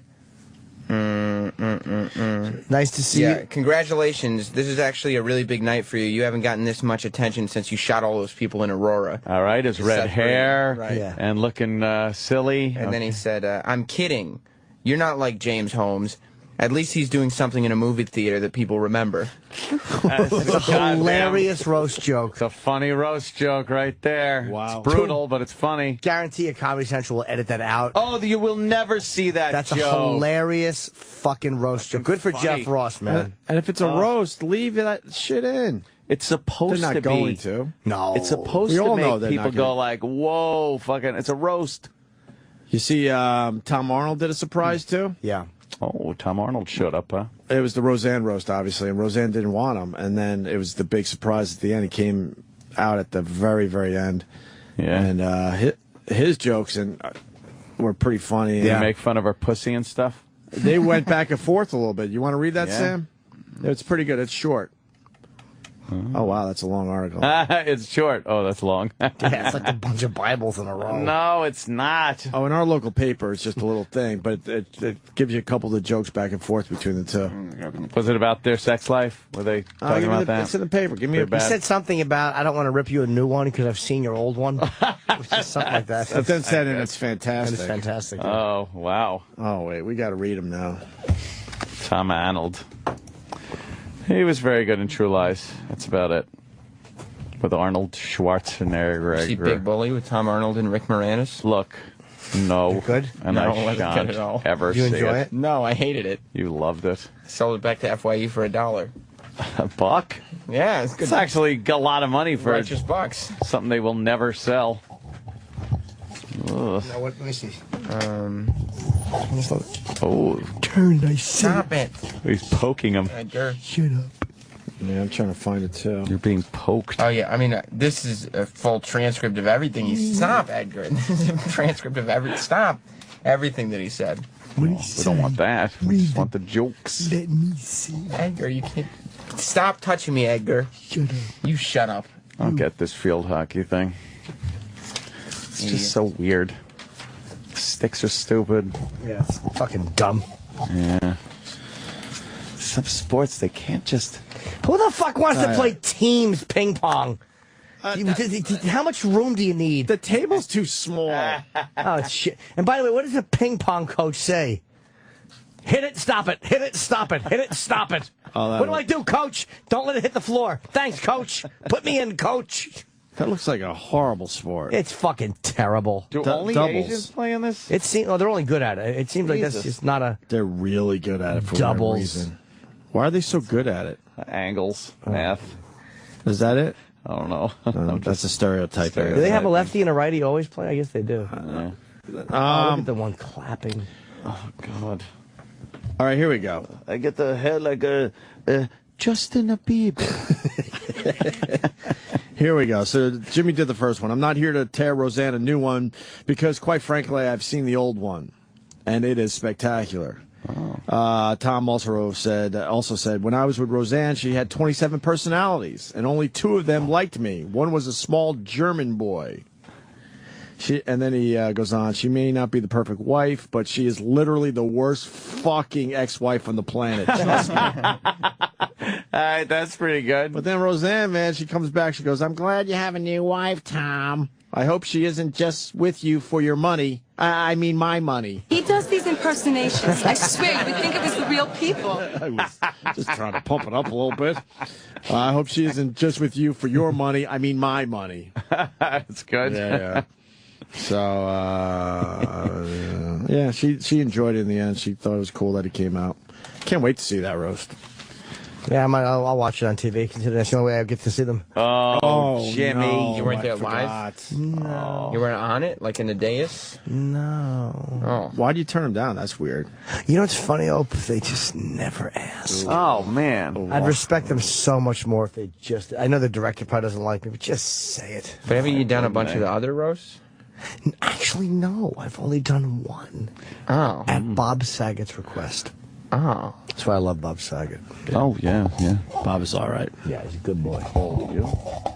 Well, he requested me. Oh, well, good. I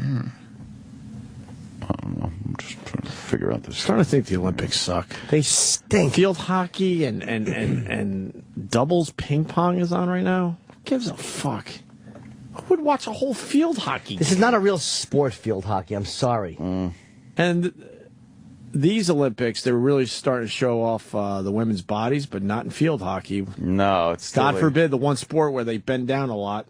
Those old uniforms. Right. And the ball keeps rolling out of the fucking... Yeah, they can't even keep the ball in play. It looks just horrendous. Look at this. The sticks are stupid. They're too short. Big blue field. So dumb. It's just... The field is pretty, though. I like the... That's a giant... It's like a soccer field. It looks like a big blue screen. Like you could... I'm starting to think... keep people out. I'm starting to think it's important to play field hockey on the edges. Why are they spending so much time down the sideline? Yeah, just run up and throw. Why wouldn't you go down the middle of the field? Is that a bad place to be in field hockey? Shot. Who are these teams? I don't know. It's China and Japan. It's China against Japan. Look at the hairstyles. I know. They're just fantastic. It's the same hair. The same hairstyles. Look at that. Well, China has very... Straight black. They all Straight black. They all have the one hairstyle. And then Japan, you know. Occasionally they mix it up. They're mixing it up a little bit. Just a little bit. I notice my hair not looking very good. Not very attractive. Cannot set myself apart from other people. So I get a new fancy American haircut. Looking like Rick Springfield. That one very good. That friend of mine. Girls, rub him now. Rub him now. He went to Bob and said, please, make it a bit look like a John Bon Jovi.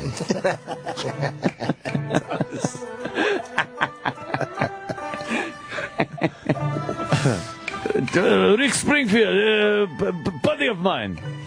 That's from a boogie night. I wish I had Jesse's girl. I'm so jealous. So I had Jesse's girl. She should be with me.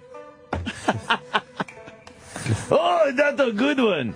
Oh. I look like one of our golden girls. Platinum blonde. Oh, man. That guy's spiky. Yeah, it is. I want a hairstyle look very hip, even if I'm 40 years old. I said, give me a Detroit Quan. He's 40, right? Because he told me he wasn't. I don't know. I have no idea. I told Nicole he was 39, and we just say he's 40. Really? Yeah. So I guess he's like 39. Like a hair looking like a Bob Big Boy. Hey. It's great music. Do you know we couldn't do this on terrestrial radio? No. That medium sucks. No. Everybody gets all fucking crazy. Just having a little laugh. Just having a little laugh with the people in the Olympic spirit of things. I got a tinkle. So do I. Oh. You know what we could do going in a break, because I think it plays very well for the radio? We had a little spot on Louie's show on FX. I have not seen it. I finally saw the episode. It was hilarious. It's fucking great. I diarrheaed in the tongue. Oh, my God. I diarrheaed. It was a great episode. Robin Williams was great. And was he doing Vinnie Brand? Was Louie doing Vinnie Brand when he was making fun of that comedy club owner that died? I don't know. He was doing a little Vinnie Brand impression there. I wonder what that was. If there was something to it. Robin Williams was great, but he wasn't nearly as good as any of you three. Period. Oh, wow. Well, you weren't in it, Edgar. I wasn't talking to you. No, you shut up. Here it is. Here it is from Louie's show. It plays well for radio because it's a radio bit. So we'll play this and we'll see you on the other side. Hello? Hi, is this Louie? Yeah. I'm Jeff. I produced the show. We're going to have you on the air in 1 minute, okay? Okay. Okay, you'll be on with Tracer Pig and The Hole is Diane. The Hole? You're going to hear some music right now, and then you'll be on with the guys. Just sit tight. Thanks. Okay, thank you.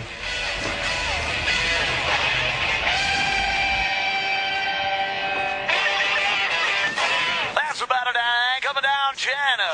That's what the bag says. Don't!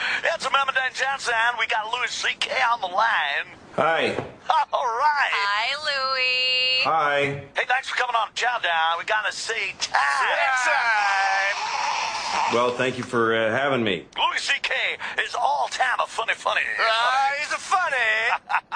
And just Danny is going to be at the Stanford & Son Comedy Club next week from Thursday through Saturday night. You can get tickets by going to stanfordscomedyclub.com. That's right. So, Louie, hey, what do you think of the whole clammy damn channel thing going down at the Ratty Dam? Well, I wouldn't want to be that guy, you know. He's sounds like he's in a lot of trouble. Oh, my God. That's a cramatica. What about the well. Oh, wow, that's a cramadanco. And what about the guy on the cover of the gym now? You might be a little chatty. Well, you know, maybe, right? Louis C.K. That's so bad. Louis C.K. is going to be at the Stanford & Sons Comedy Club Thursday through Saturday night. Get your tickets now at stanfordscomedyclub.com. Louis! Yeah. You ever go to Damn Penny? Yeah, sure. I'm a single guy. Why not? Whoa, there goes the last I might wear a couple condoms, though. Louis C.K., a dirty guy. Louis, hey, what do you think of the batter bomb about Kansas City? Oh, Kansas City. Well, I've been going there to work the clubs for the last 10 years or so. Uh-huh. And I'd have to say Kansas City is the worst town I've ever been in. I mean, what a dump, right? It's got to be the worst city in North America, and that includes Mexico and Canada. Hello? Okay, Louis C.K., hey, thanks for coming on the air. Oh, okay. Hello? Sirius XM. This is the Opie and Anthony Show. We're sitting here watching the Olympics, and we're getting really fucking infuriated by this dumb field hockey. Field hockey stinks.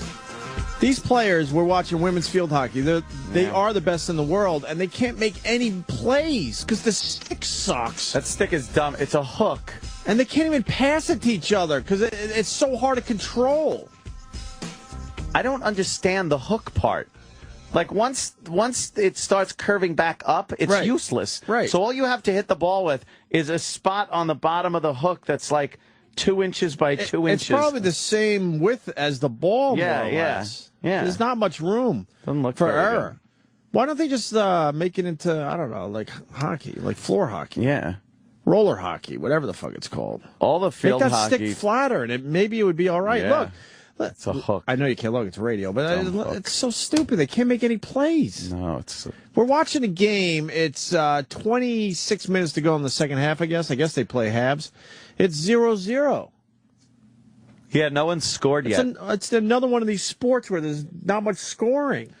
I noticed the chicks that played field hockey in high school and stuff, and then in college, a lot of dykes. A lot of girls that like other girls. Oh, look at the stick. I've said it before. Yeah. That stick is made to hit that G spot. Just fucking. And then, like, you can't even look at their asses because they're wearing skirts. So they're bending down, but who cares? Very dated uniforms. You think? Yeah. Because these uniforms for these Olympics are fucking skimpy. Holy shit. Yeah, some of them. Who are oh my God, look at them. They're like, hey, how you doing? Hey, there's a man on the left. We won, so let's go Les out now. Yeah. Urgh.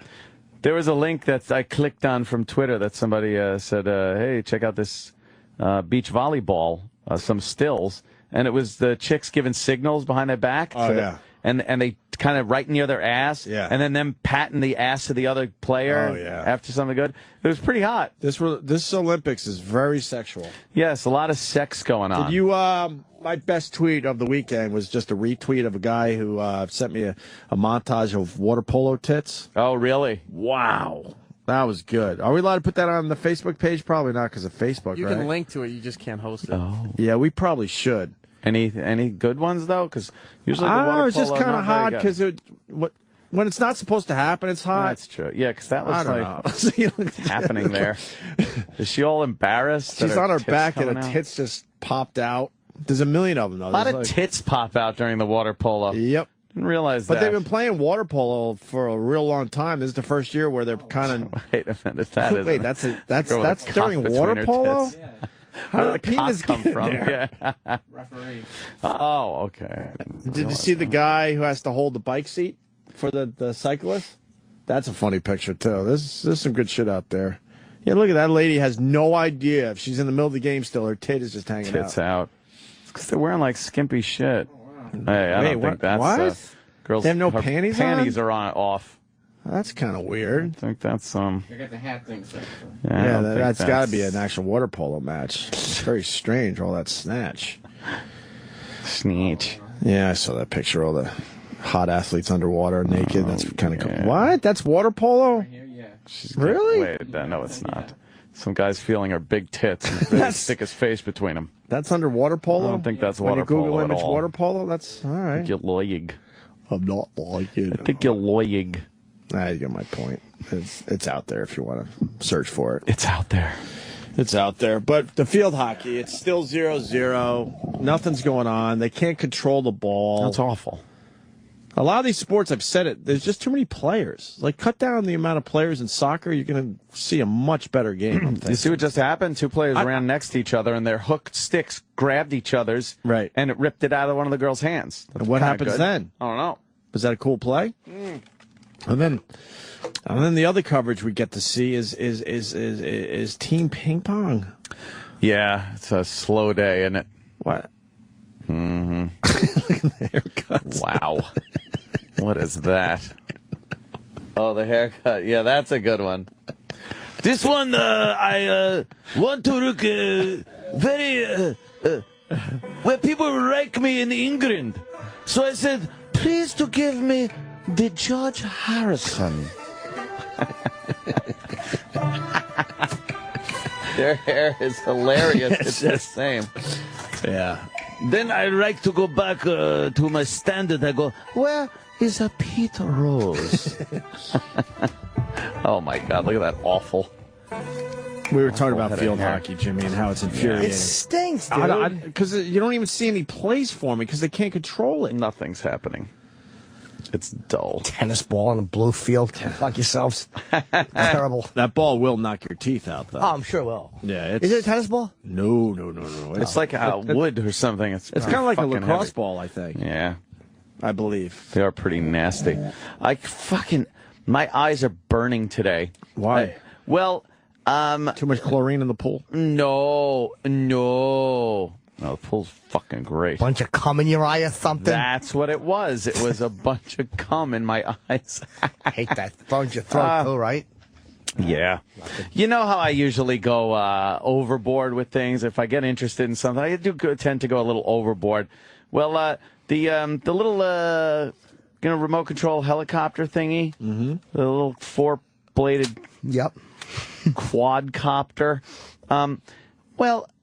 I wanted to get the next level up. It was a good entry level, little starty thing with the camera on it and stuff. Fly around the yard. You use an iPad and shit. And it's pretty cool. But I started looking. I'm like, oh, there's some pretty cool ones out there. So I ordered up one and. Did you order an actual helicopter, knowing you? Well, no, I would have liked to. You're on your way. I would like to. Took Morrow's hat off. Yeah. I got a quadcopter, 4 blades, and but it's a pretty good one, and a lot of stuff goes on it. There's GPS, compass, barometric altimeter, video downlink, so I could fly it like from the computer. Waypoints on you punch up pretty much Google Earth, and you just got to click on where you want it to go, and it'll fly there. You type in the altitude and where you want it to go on the map, and it just goes there. How do you get it back? How far could it go from your house? Go home. 10 kilometers. 10 How far is that with miles? Yeah, it's 6 like miles. 6.2 miles. Yeah. How high? Some guy got his up to 16,000 feet. What? But that's like a record. Isn't that an FAA problem? I think it is. It might, especially around where you live. You might have a plane hit that. You put a hole in the plane. Terrible. You got those planes going over your house. I was driving on the LIE. I went to F.H. Riley's. My brother's joint, just kicking it. Yeah, I like planes fly over the house. But cool. I was on the LIE, and I'm noticing the planes flying pretty damn low. It depends on the weather and. Yeah, pretty much the weather. But you see these, they're low when they come by your house. There were some nights I'm laying in bed and I swear it's like, oh boy, Donnie Darko. Really? Engine's going to fall on my head. Really? Yeah. But, yeah, I was saying. This thing could go 6.2 miles? Yeah. That's pretty far. And send video back. And it's got GPS, so. But if it has GPS, why couldn't it just go for, wherever?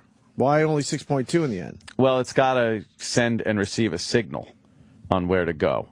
Yeah, it's got to receive a signal from the base station. Yeah, I gotcha. And well, couldn't you at least send the signal to get it further than the 6.2? But then at that point you're fucked because you can't get. Yeah, then you wouldn't be able to get it back. Right. But it does have a return to home because it knows exactly where it is because it's got GPS.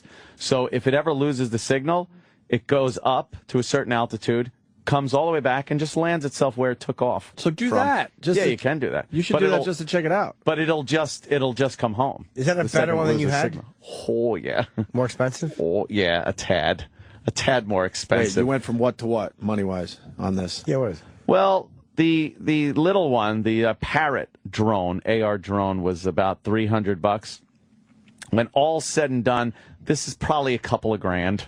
Okay, that's not bad for a hobby, though. With cameras and stuff. It'd be worse. And, it's got like the GoPro camera goes on it, and then another camera can go on it to you actually fly it by visual, like you're flying it. And but here's the deal: last time I was building helicopters was early 2000s, and now I'm like, okay, I got to put this thing together. I'm used to doing that. My fucking eyes just ain't there anymore. I have to put glasses on And then there's certain circumstances where you gotta like, you're putting something together so you're like upside down. Your head's upside down, and the glasses kept sliding off. And I'm just yelling. I was so annoyed. And then even the best glasses, which I don't have, I just fucking get the cheapo ones, are not made for like that long up close work like that. Bifocals. Little fucking screws, you know, and soldering little connectors on the ends of wires. You had to solder? Yeah. It's Why a are you kit. soldering? Because it's a kit. So you're building your own helicopter? Yeah, you build it. How do you do that? Get someone to do it. No, it's fun. He likes that shit. I like you know how to building solder?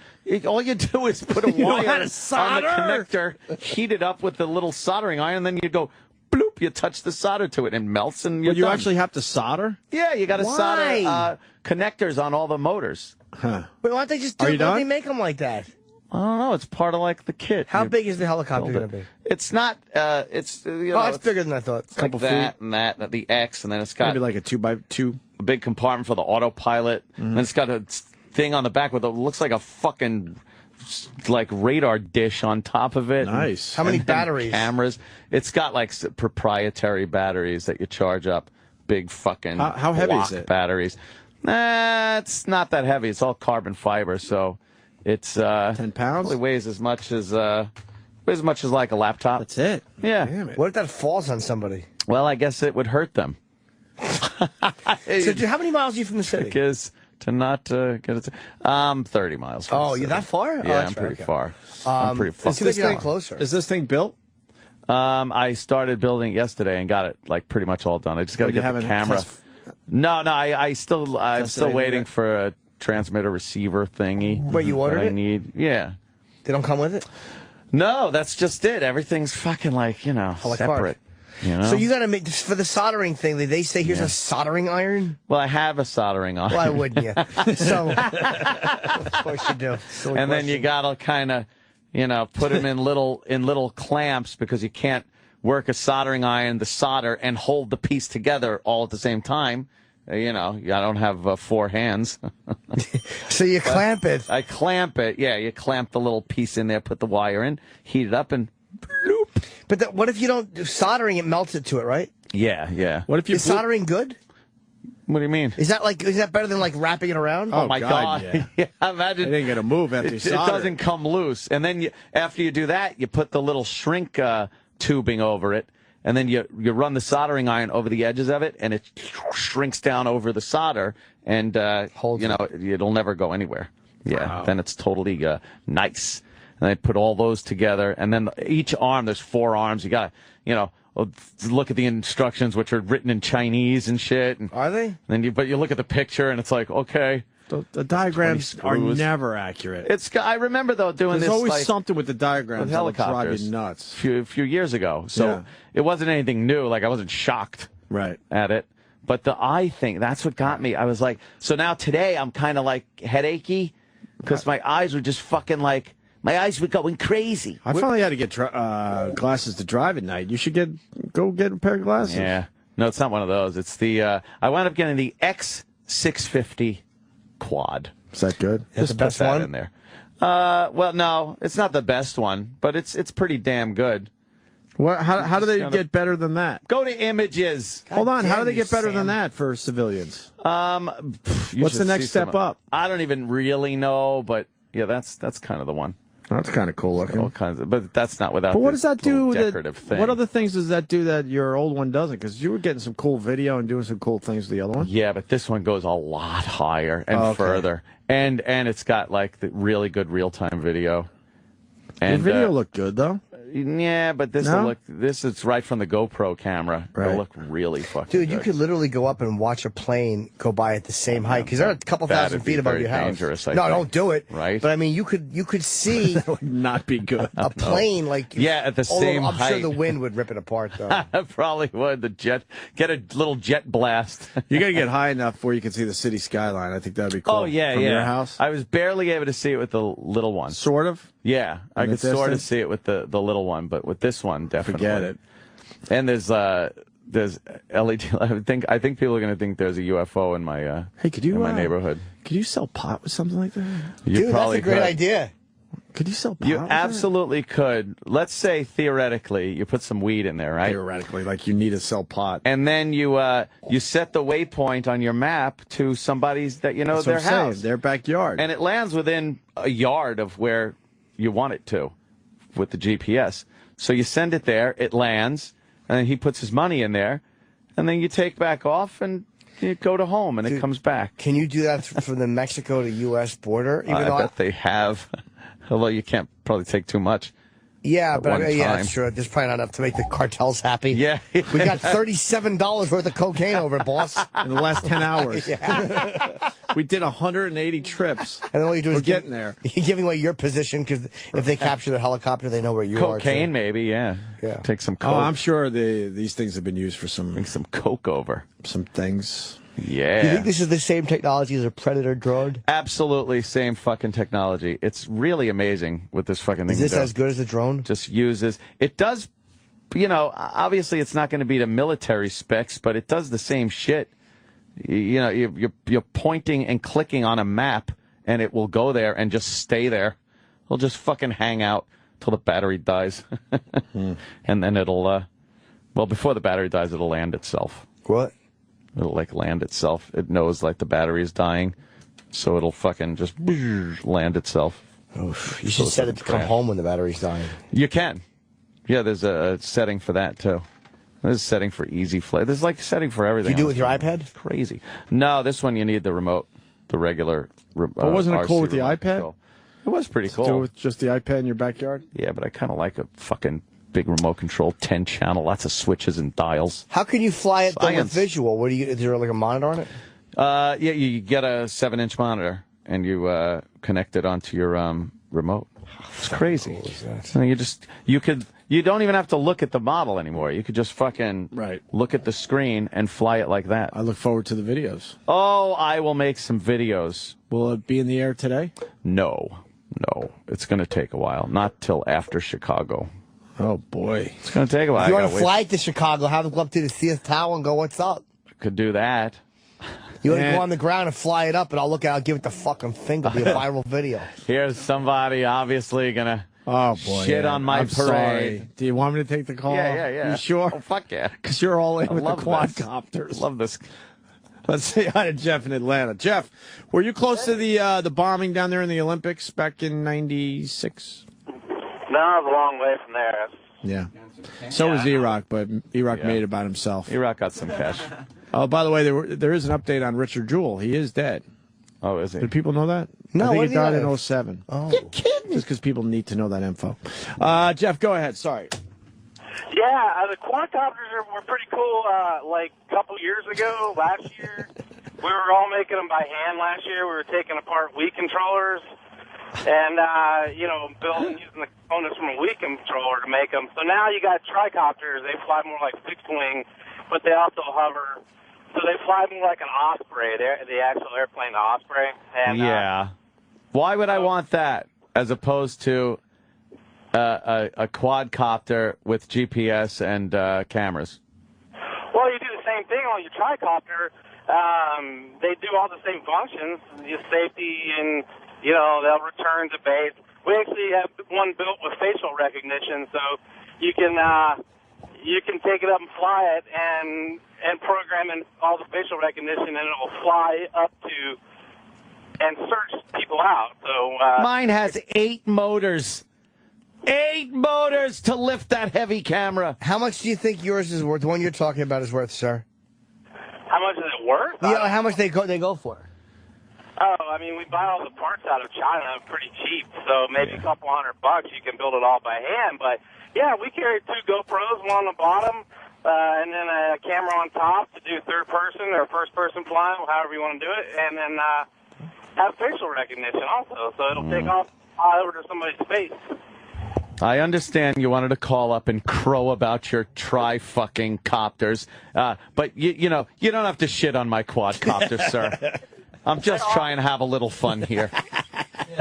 But how sad are you? You want a tricopter now, don't you? No, I saw the tricopters. Oh, you did? I took a look at them. Yeah. I wanted the quadcopter. Hey, I like that. I wish I could fly one in Manhattan. You should bring it into the city, and we'll go to man. Central Park. We'll go to Sheep That Meadow would or be something. a pisser. I do want to get like video of Central Park and Or and down the city near, and stuff. the Hudson River. That'd It would be cool. look cool. It would going look over the really top of some of cool. these fucking trees and then up the sides of the buildings, look in the windows. Well, no one looks in windows in New York City. Oh, well. No, dude, no one does that. Holy shit, everyone has a telescope. Wow. Yeah, fuck that. Dig All it right. past, motherfucker. Thank you, Jeff. All right. That was really good. Really good phone Yes. call. And Thanks for your tricopter, my ass. I hope you enjoy your day, and that's it. I quadcopter it. Tried to make it sound like people were doing it last year, like it was a fad that's gone. Yeah. My word. If I'm not gonna say if he's here, do you want him? I gotta go. I gotta go. Would you want to talk to him? Not really. I'm not a big fan. Okay. Never have been. All right, tell Roland to wait for my Boneyard show then. Okay. This new album is really good. Is it? Yeah. I was never really a big fan. I wasn't either, actually. He's good. But I like this. I like him. I do like him. I just don't know what I would ask. Bum, bum, bum, bum. Smells good? Yeah, it does. All right, listen, we'll wrap up for today. Let's not forget Chicago's right around the corner at this point. Yeah. We're all looking forward to it. I've wanted to go to Chicago for a long time. Yeah. And I can't believe it's our first time. Jimmy's been there a lot. Many times. And my antisocial show with Artie, Nick, and Dave is the Saturday night at the Horseshoe Casino in Hammond. And Friday, come see us in our afternoon gig. And Artie had a good cameo during that Louis episode. Yeah, he did. I forgot He to was mention the that. truck did he? I didn't driver. know that. Oh, it's He was hilarious. the surly truck driver. And it goes running, Yeah. running away. It was quick, but it was hilarious. Yeah. Live in Chicago this Friday, August 10th, 115 Bourbon Street, located at 3359 West 115th Street in Marionette Park. All this info is on our Facebook page. Opie and Anthony, one word, like us, motherfuckers. Just outside of Chicago. Broadcast. So doors open at 2, right? That's official? Yes. Doors open at 2, and then we're going to be broadcasting like 2:15 at 3:05, I think. Something like official. that. No, doors open at 2. Get there, please. We want to see a lot of people, or we're going to look like complete idiots. There'll be a lot of people there. And we got a lot of contests and stuff. Any females for the pig race? Not yet, but All right. you know, it's open. It's $1,000 on the line, ladies. Come on.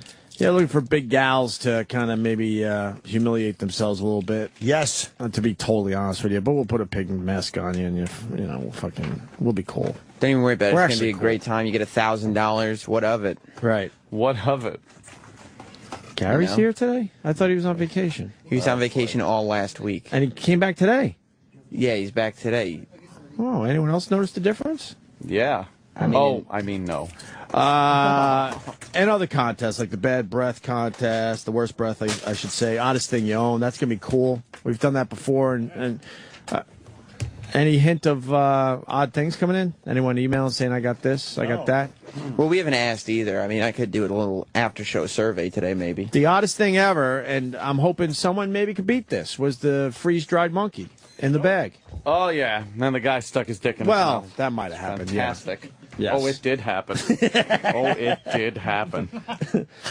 And in Philadelphia. Yes, it was. And chip off the old block. So keep listening to this channel. We got all the details on our big Chicago broadcast. It's going to be awesome. Fun. Headline, it's a week from this, a week. What am I saying? It's Friday. Friday. Holy fuck, This it is Friday Friday. already. Crazy. This Friday. All right, guys, enjoy your day. We'll see you tomorrow. You heard about it. You've waited 4 long hours for it. Finally, the moment is at hand. After Opie and Anthony Live is coming up next.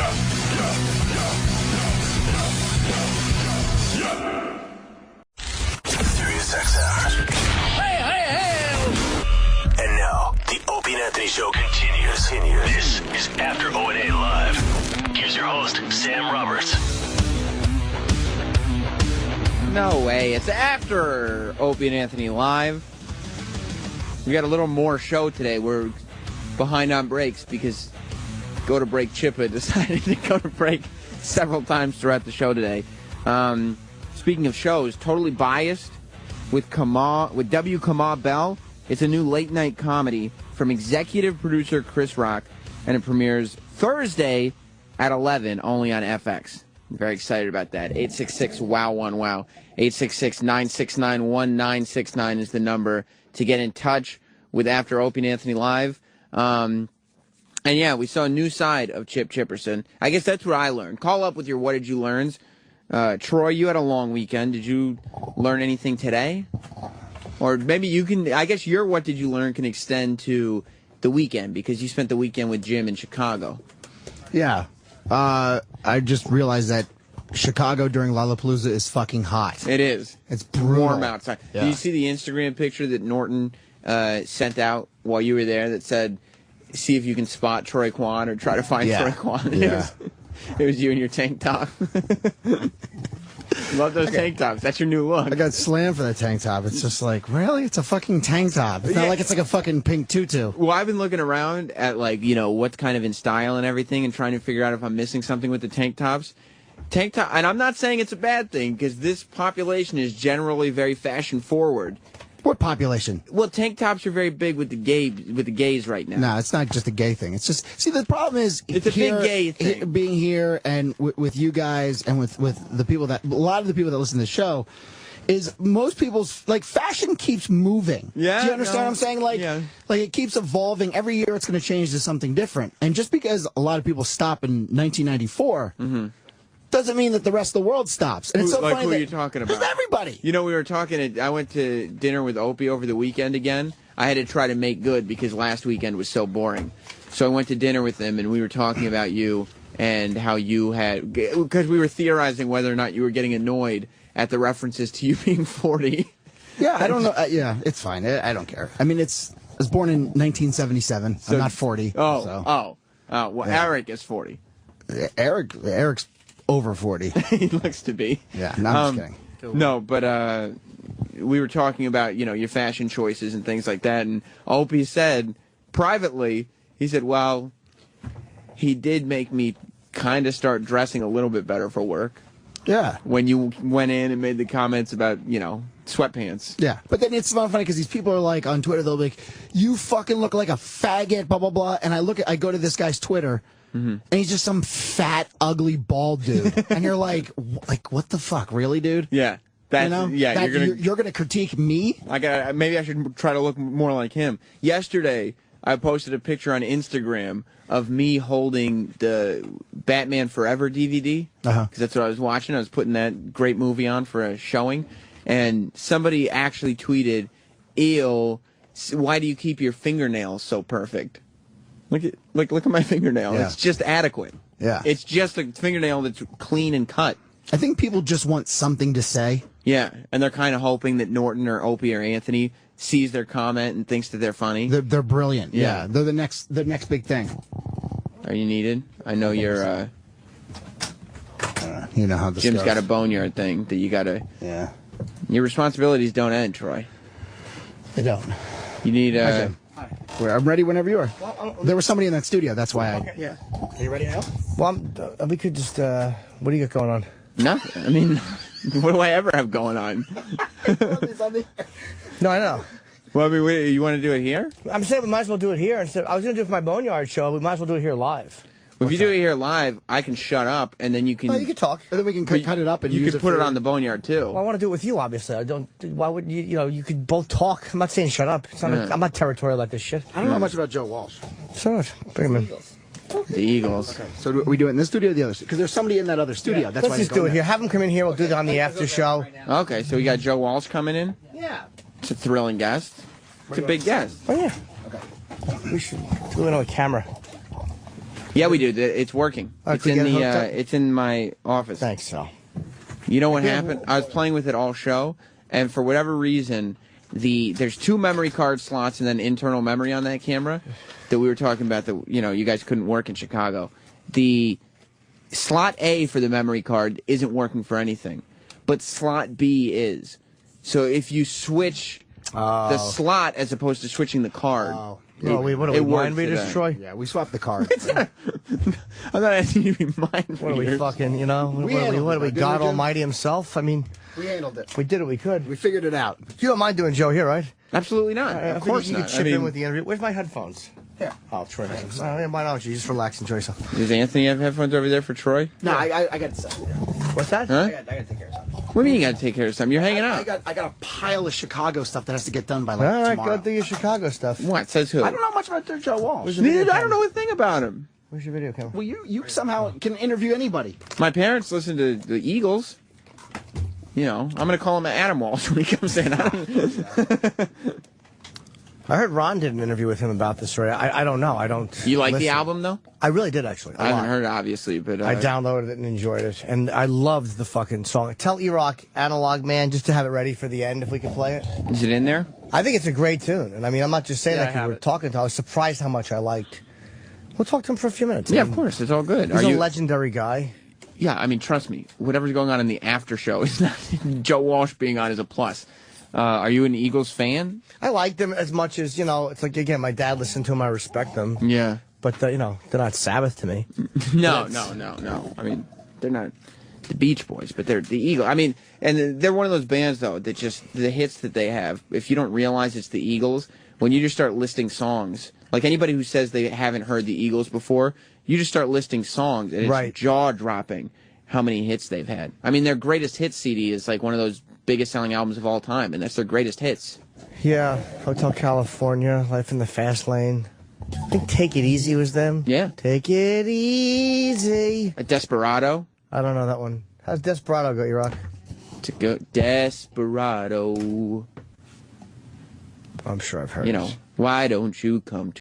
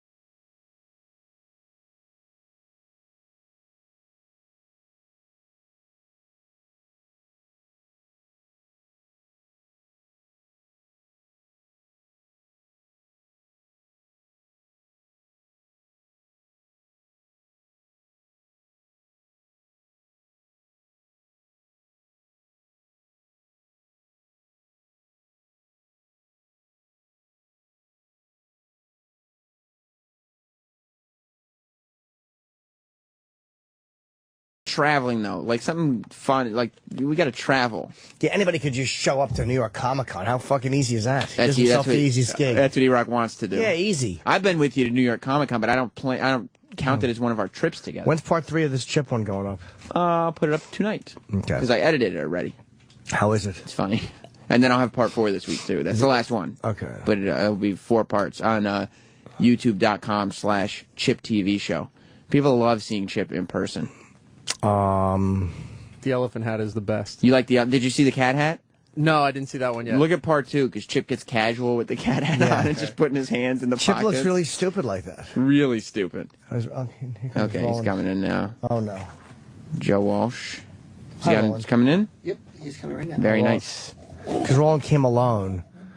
So I you was figured? wondering, yeah, maybe there's been a problem. Maybe Roland's just gonna come in. Did you ever hear Roland try to interview the MTV VJs from the 80s? No. It was so bad.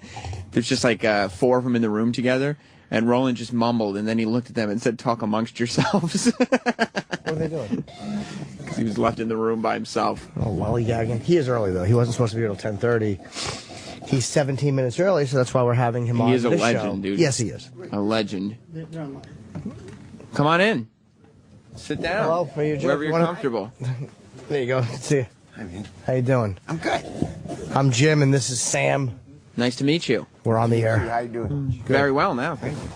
Take a seat. Yeah, I was gonna interview on my other show, but you're a little early today, so yeah, we'll talk to you here. It's a bigger audience. All right. And it's live. The other one was gonna be pre-tape. Good. So I got a copy of Analog Man, which is really I guess it's been out since early June, but it's a brilliant song, and it's all about just a guy who's not in touch with technology. And how true to life is that for you? Well, it's not that I'm not in touch with technology. I'm not saying that analog's better, and I'm not a hermit who came out of the woods. What I'm trying to do is lay a little reality check on everybody, and that is, this is an analog planet which we're systematically trashing, and we're like ostriches with our head in the sand because we're in this virtual world. We're all spending more and more time in there, which doesn't exist. Do you feel people have lost a kind of connection to each other because we spend too much time staring at a screen? No, the connection to each other is huge. Social networking. I'm just saying, on a virtual planet, on an analog planet, what's really happening is that we're sitting in chairs and our bodies are waiting for our minds to come back, Right. And we're spending so much time in there. And just digital technology is really changing things. Yeah. Kids can't read, Everybody's like playing these violent games where when everybody's dead, the game's over. And then they go to school. It seems like problem solving has taken a hit because you don't really need to know anything because you can just Google it, which I'm not saying is wrong, but it does seem like the problem solving steps people go through have changed because when I was in school, you couldn't use a calculator. You literally were not allowed to have a calculator, and now it's expected. And there's no real value on knowing things because it's so easy to just look them up. Whereas before, you would have to find a book and find the facts in the book. Now it's fingertips away. Whatever you want, whenever you want it, you can kind of know. Yeah. And so we're in there a lot. It'll be interesting to see where it goes. Digital technology is fine, and I know how to use it. But I'm just kind of, there's a song on Analog Man about the Titanic. And maybe the ship's starting to sink. You think so? Well, and they said, nah, that could never happen. Well, I know a couple things. Yeah. There is no more money. We're pretending there is. So do you think we're kind of getting to, like, technology is going so far that there's only so much further it could go before it, falls off the edge? Well, yeah. Yeah. But technology, I know here's what digital technology did. It ate intellectual property. True. Gone. Right. So nobody gets any money. Because you mean everybody can kind of use anything for whatever they want. Well, you download music. Yeah. Well, yeah, it changed kind of the way music is sold. Like, you don't make any money selling records anymore. You have to tour to make any money. Yeah, there's no money in it. That's gone. Do you lose money that way? Here's my question, though. Do you lose money like that? Or because you're saving a lot of money, there's so much money saved on production and shipping and all this stuff. And in iTunes, you can just go and buy a song. Do you wind up making or losing money, or does it kind of even out? Like, since it's all on iTunes now. Well, when it filters down to the artist, it is a tiny piece of what album sales used to be. Well, it was a corrupt system, and the record companies made all the money. Right. But the artists at least got paid some royalties so that they could afford to make more music. And that's gone. So it's harder now. I would have thought just the opposite. I would have thought that with iTunes cutting down on so much overhead cost, but I guess that does cut down on sales in the end? Are sales better or worse? Sales are gone. Really? There's nobody. Lady Gaga might have a platinum album. Right. If you sell 150,000, that's a big album. Yeah. Right. What do you think about kind of the record labels themselves becoming more and more obsolete with people. What, they're gone? Yeah, because you can self-publish music, put it on iTunes. There are and no you're finished. labels. You don't need labels because the record store infrastructure is gone. But isn't that better for the artist to have sort of direct? The artist is now putting out the music directly without a middleman between him and the listeners. There's a whole new generation of young musicians trying to do what you just said. Right. Nobody knows how. Because nobody can weed their way through because everybody's just pushing so much music on the internet. And they have to navigate all of that. Mm-hmm. And I don't have any advice for them. I'm trying to figure it out, too. Yeah. Do you do your own Twitter? Because that's like Sam said, that's a way to, like, if you say you put together a record and you go out, say you have 1 million followers on Twitter, you can go out and immediately blast it to 1 million people, and they can go and direct download it. And you can, like Louis C.K. just did that in comedy where he cut out a lot of the middlemen and he's making a lot of that money himself. But it's a big jump, it seems, from it's like a whole way of thinking has been just kind of put aside, and this is the new way of doing it. It just seems like it's a hard transition. All right, but answer me this. How does a musician in Columbus, Ohio, who has good songs, blast it to 1 million people on Twitter? Yeah, it's the same way. You know, it's the same. The podcasting model is the same way. Like 25 people. The only shot you'd have there is on YouTube. Like that's the only shot where it's a fair thing where everybody could see you if it goes viral. But you're right. I mean, it's a hard puzzle to figure out. There has to be a way to do it, but I guess 1 million Twitter followers implies that you're already pretty well known. So so there's this whole new situation because of digital technology, and nobody knows where it's a huge state of transition.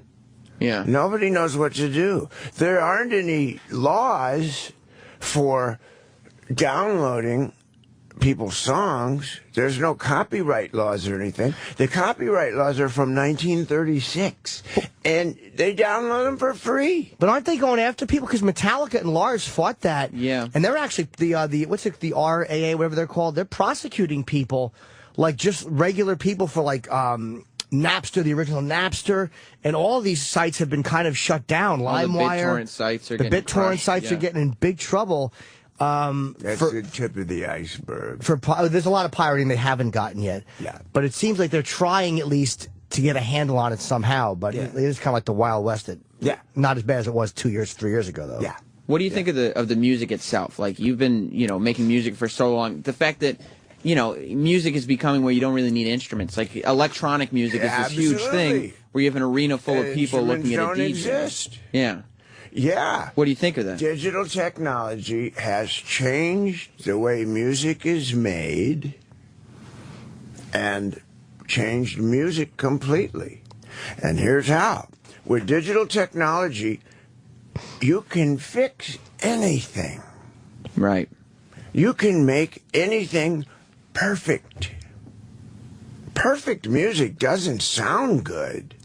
There's such a temptation to fix stuff that don't need fixing.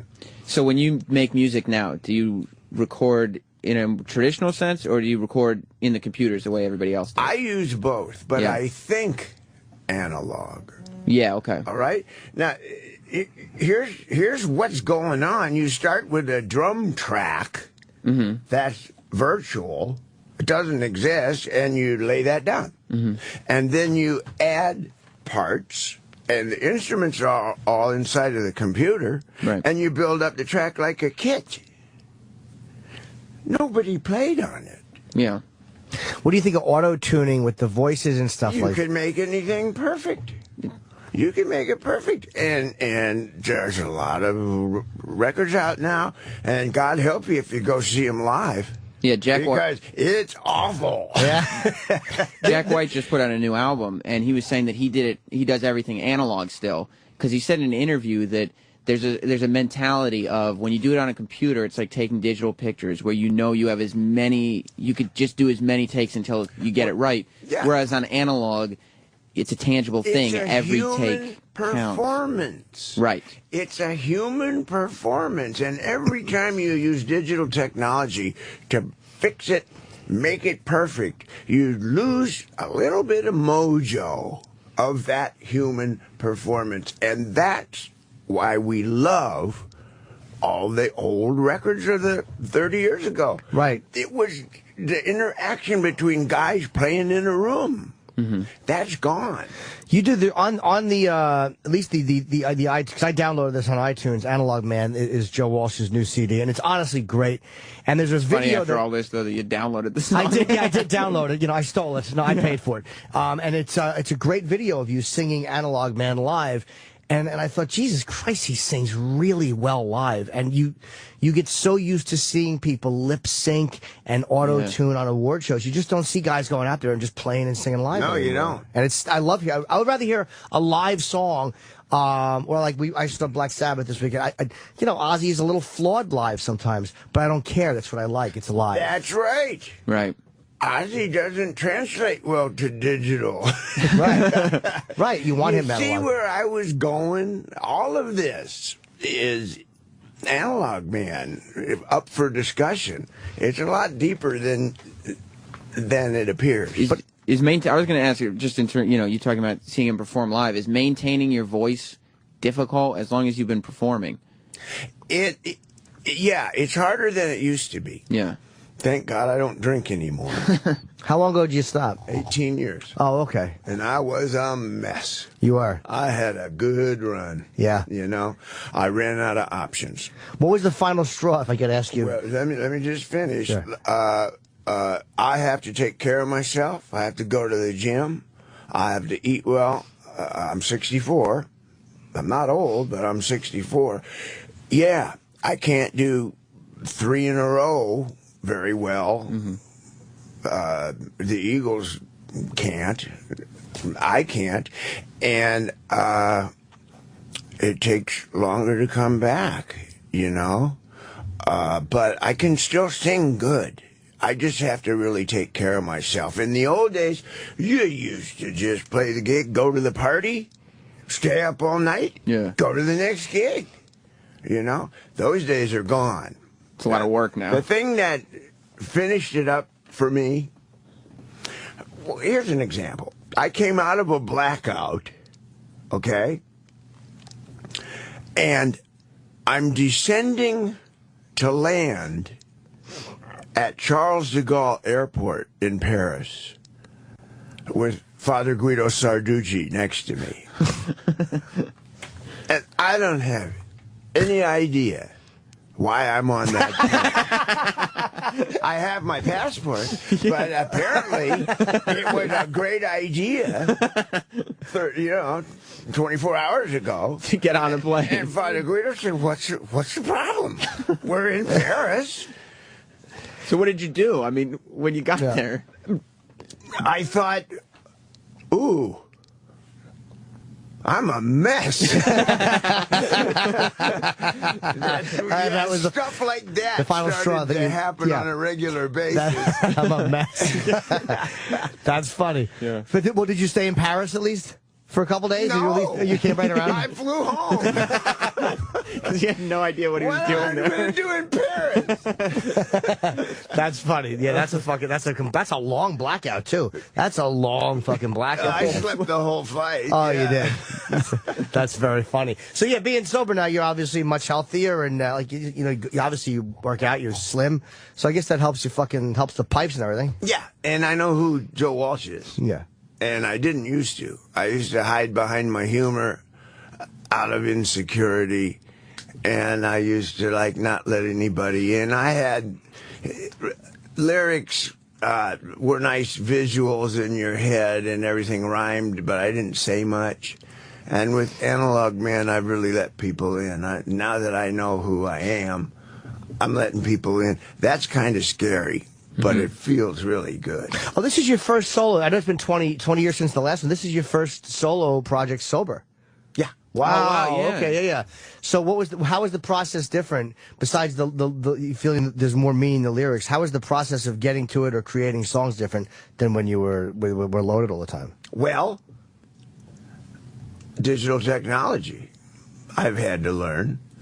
We all have had to make adjustments. There used to be a whole bunch of knobs and a tape recorder, and now there's a hard drive and a mouse.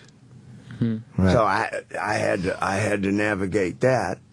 I didn't know if I could write. When you're on everything I was on, gradually it convinces you that you can't do anything without it. And so I didn't know if I could play live in front of people. That was terrifying at first. I didn't know if I'd be funny anymore. I didn't know if I could really write. Yeah. Because I did the songs people like the most. I was really high when I recorded them. How long were you sober before you performed live for the first time? Oh, about 4 months. And that was a scary thing? The first time you performed live? It sucked at first. It did? Yeah. I wasn't very good. I was not comfortable on stage. And I had to do it until finally I had a good night. How long did it take you before you finally felt... Oh, because there's jitters you get before you go out on stage, and it's like, if you're used to medicating that by getting drunk or high, it's like, what do you finally do? Just keep going out until it goes away? Yeah. Yeah, I don't know, 5, 6 gigs, and I had a pretty good night, and I thought, oh. And do you think that was that in your head, or did the audience pick up on that? Like, was that you knowing you're not having a good night? Pretty much in my head. Yeah. Yeah. Because at this point, I would think you would perform for so long, you just do it, even a night that you don't think is good. I didn't feel comfortable up there. Yeah. You know, I wanted to drink really bad, and so I had to learn to do everything across the board again, sober, and you can measure that in a couple of years, and in 18 years. I know how to do everything sober now. I'm good to go. And that's what this album is. I'm back and I'm good to go, and it won't be 20 years till the next one. I can't comprehend performing drunk.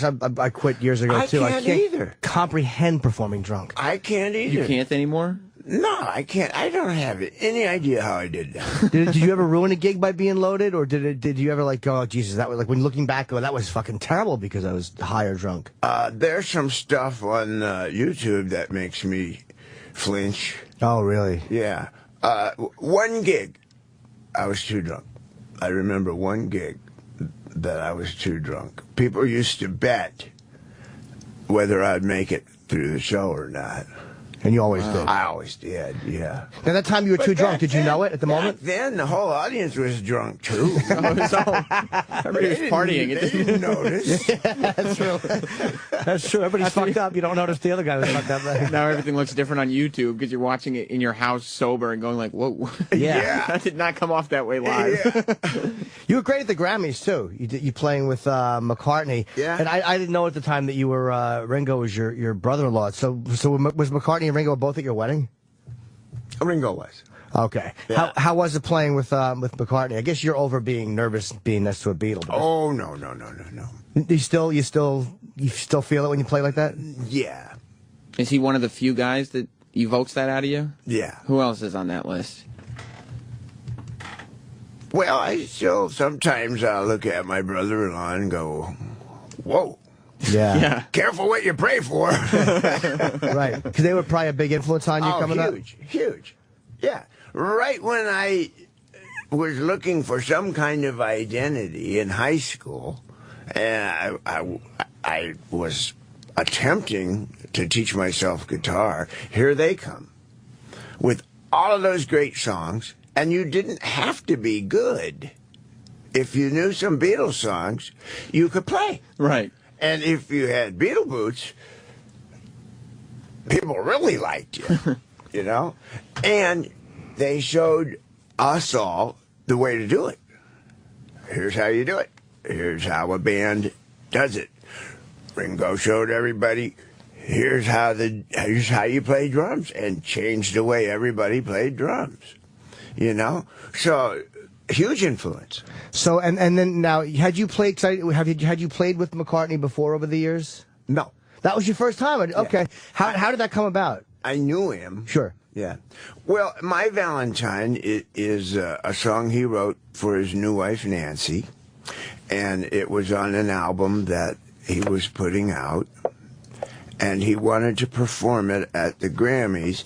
Eric Clapton played on the record, but he was not around, not available. And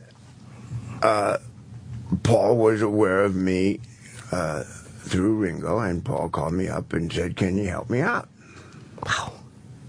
And I said, "What do you say?" "Oh, yeah." What's it like when you're Paul McCartney on the other end of a telephone saying, "Hey, I need a favor"? Yeah, did you know he was calling you, or did you just pick up and he went, "Hello"? No, I had Paul M on the caller ID. To him. Okay. I had met him. I had met him, but we just visited socially a couple times. I felt very humble, and I really, really, really wanted to nail it. Yeah. And I pretty much did. It was fantastic. Yeah. It was. I would never have known that you didn't. That was your first time playing with him. I just assumed that you did the song with him. But that's got to be a pretty. It's like, and I guess even a guy who's like you, which, let's be honest, you're a legend in music. To look at a guy like McCartney and go, "Fuck, I was a kid loving this guy, and here I am playing on probably the biggest music broadcast of the year." Yeah. So you felt it. Life's been good.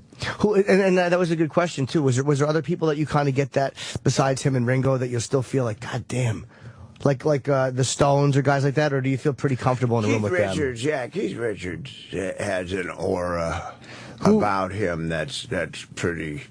Whoa. Who was, I don't know if maybe the better question is the first or the most, I don't know, influential, or the first famous guy who you looked up to who said, "I really like your shit, like I'm into your stuff." Like, who was the first one that kind of, you went, "Whoa." Well, like, I didn't realize. I grew up, I went to junior high school in New York City at PS 216, and I went to high school in Montclair, New Jersey. And I grew up high school-wise and music-wise listening to Cousin Brucey and Murray the K and Dan Ingram and those guys, right. B. Mitchell Reed, all those guys. So I really doo-wop and rock and roll from 1955 to 1961. Yeah. It was anybody down the line in that time period was a definite influence. Yeah. Duke cover, all of that stuff. Yeah. So you like Buddy Holly, all those guys? Oh, yeah. Dion and the Belmonts. I mean, Roy Orbison. I mean, and have any of them since then come to you and been like, I like what you do? Yeah. That's happened? Yeah. That's got to be an amazing feeling. Yeah. Remember the Tokens? They did The Lion Sleeps Tonight. Oh, yeah. Yeah. Of course. Yeah. I knew a guy who performed with them, but I think he joined that band after that song. He was a really bizarre comic whose name I don't remember, but he had big fucking crazy eyebrows. He was pretty much a psychopath, but there was a brilliance to him, and he had been in that. That was his big claim to fame, that he'd been in that band. That was like, after the song. Yeah, but I didn't know that. So I was like, "Wow, you were in that?" He goes, "Well, no, I joined after that song." I was like, "Yeah." It's like Randy Jackson from Idaho being in Journey. Like, Right. Yeah, but not really. Yeah, at the end. Yeah. They opened for me, and I loved their record, so that was a big thing, meeting them. To have guys who you looked up to opening up for you. Yeah. Is it a weird feeling like that? Do you kind of go out of your way to be nicer to them because there's still that party that's like, "Fuck, I came up watching these guys. I should be opening for them." Oh, yeah.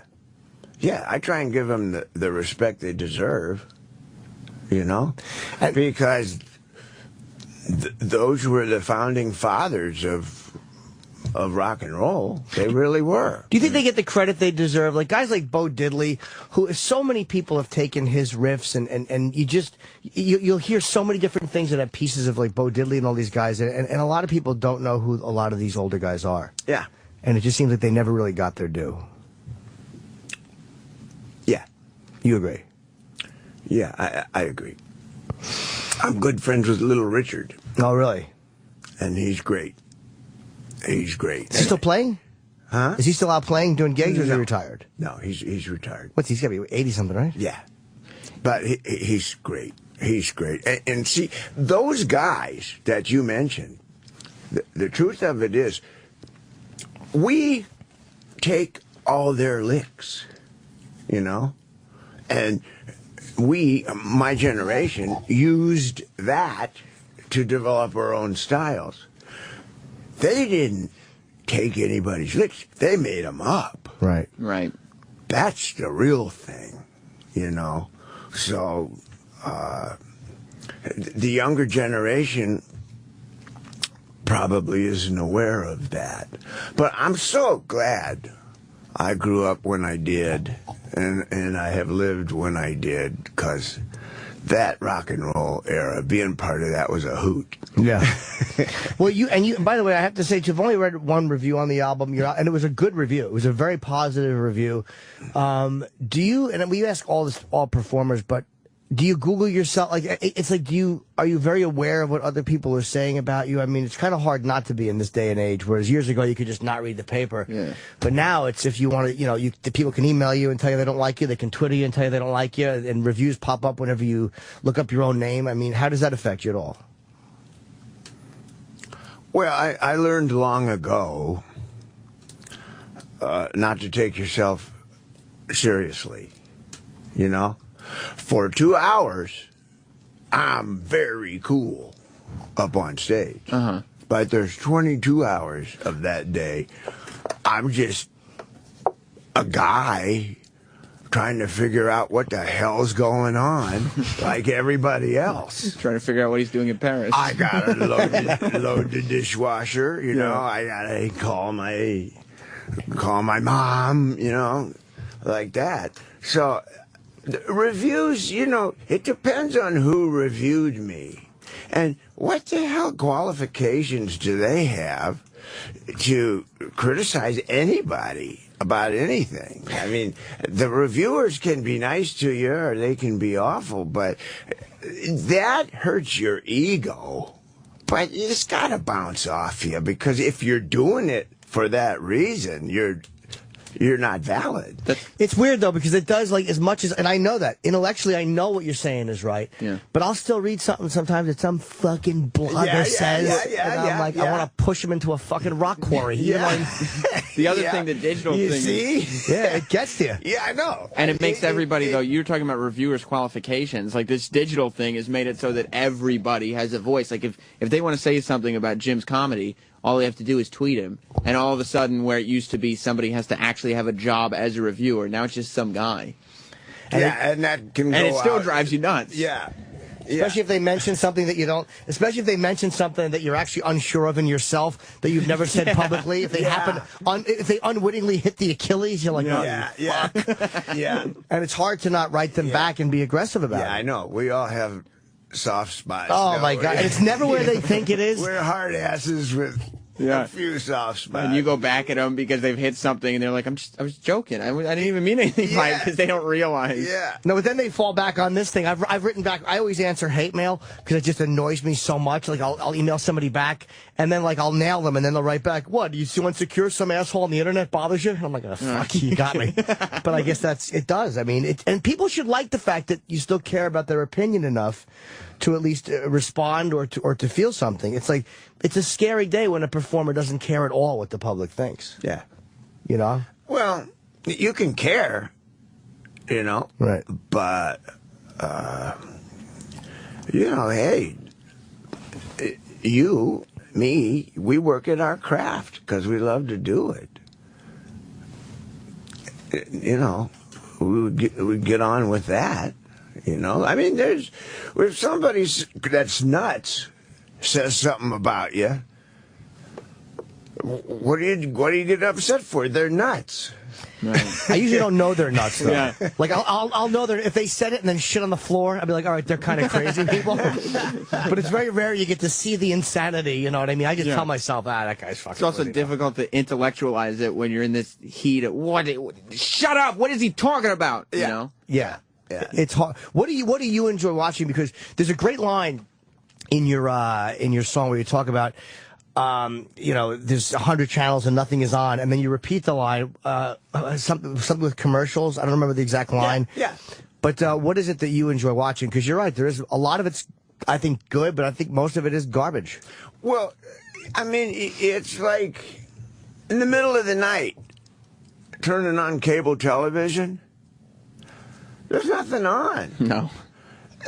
You can conquer acne, or get a Brazilian butt lift, or have a ladder that's 24 ladders in one. Yeah. Or a blanket with sleeves. Yeah. It's all garbage. That kind of stuff. That's on. And there's really nothing of any intellectual content that's on. And that's what I was saying about that. I mean, that's not necessarily radio. I love radio.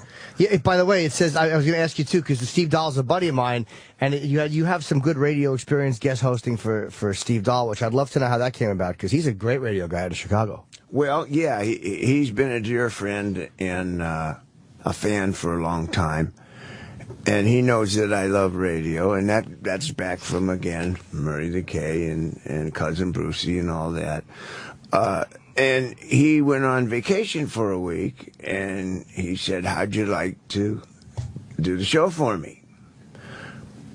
And I said, okay. And I did good. I didn't make a lot of sense, but That's all right. I did good. Is it something you'd like to do? Oh, yeah. Yeah, you love doing it. I love radio. I just love it. I always have. I think a lot of artists don't, and you know, it's frustrating sometimes. We try to get guests too. A lot of, I think, publicists and artists don't realize what an amazing vehicle it is, and how people who listen to radio are much more likely to, I guess, grab onto what you're talking about than somebody seeing it in a 6-second or a 3-minute cheese dick interview on TV. And a lot of artists don't want to do radio. A lot of actors think they're too good to do radio. It's very frustrating. Yeah. I would think so. But radio is just I feel like it's more intimate. You have more time with people generally, and so you actually get to have a conversation like this. Like we're having a conversation here. We're not just trying to throw 3 minutes together with you and then plug the album at the end. So I feel like people are more likely to pick up on whatever you're promoting. I agree. Television basically is anything for content. Anything they can show you to fill in the space between commercials, they'll show you. Well, that's why the news has become what it's become, too, because there's 24-hour news channels, whereas years ago it was Cronkite and Rather, and they had a half hour to shove the whole fucking world down your throat. Yeah. And now they got 24 hours to kill. And some days there is no news. Yeah. They should just say, good morning, there's no news. See you tomorrow. But I don't think so. No, we got nothing to talk about. We'll catch you in the morning. Nothing's happening. Hey, did you switch? Because I quit drinking as well. When I did, I mean, for me, sex was always a big one. That was a big one since I was a kid. Like the idea of sex, that was probably my first addiction. Did you switch to anything like when you stopped drinking and getting high? Did sex all of a sudden become different, or food, or you know, was there anything that you went to kind of? I was terrified of sex. Really? Initially, yeah.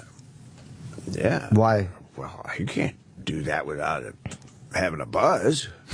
You know, that's what I thought. Well, now, what kind of buzz? Because I was just the opposite. I can't be sober and be with a sober So that woman. was one of the things you had to learn about being sober, was how to have sex again?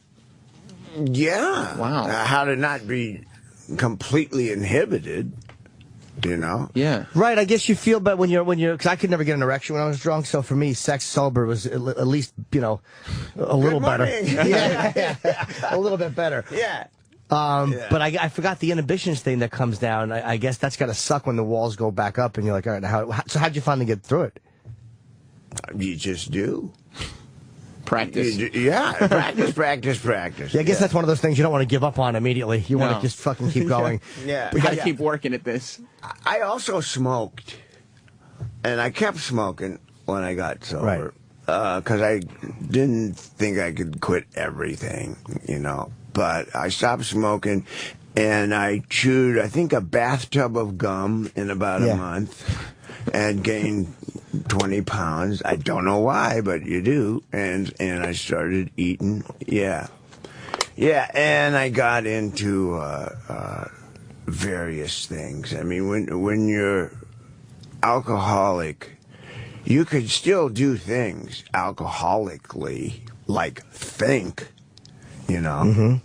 But you're sober, and that's why they have the program, because left to your own devices, you'll go straight to the worst case scenario and make yourself the victim and cop an attitude, and then you're mad, which has nothing to do with, it might be a beautiful day.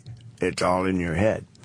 So, one day at a time is really true. You've got to monitor the way you think, because that doesn't go away.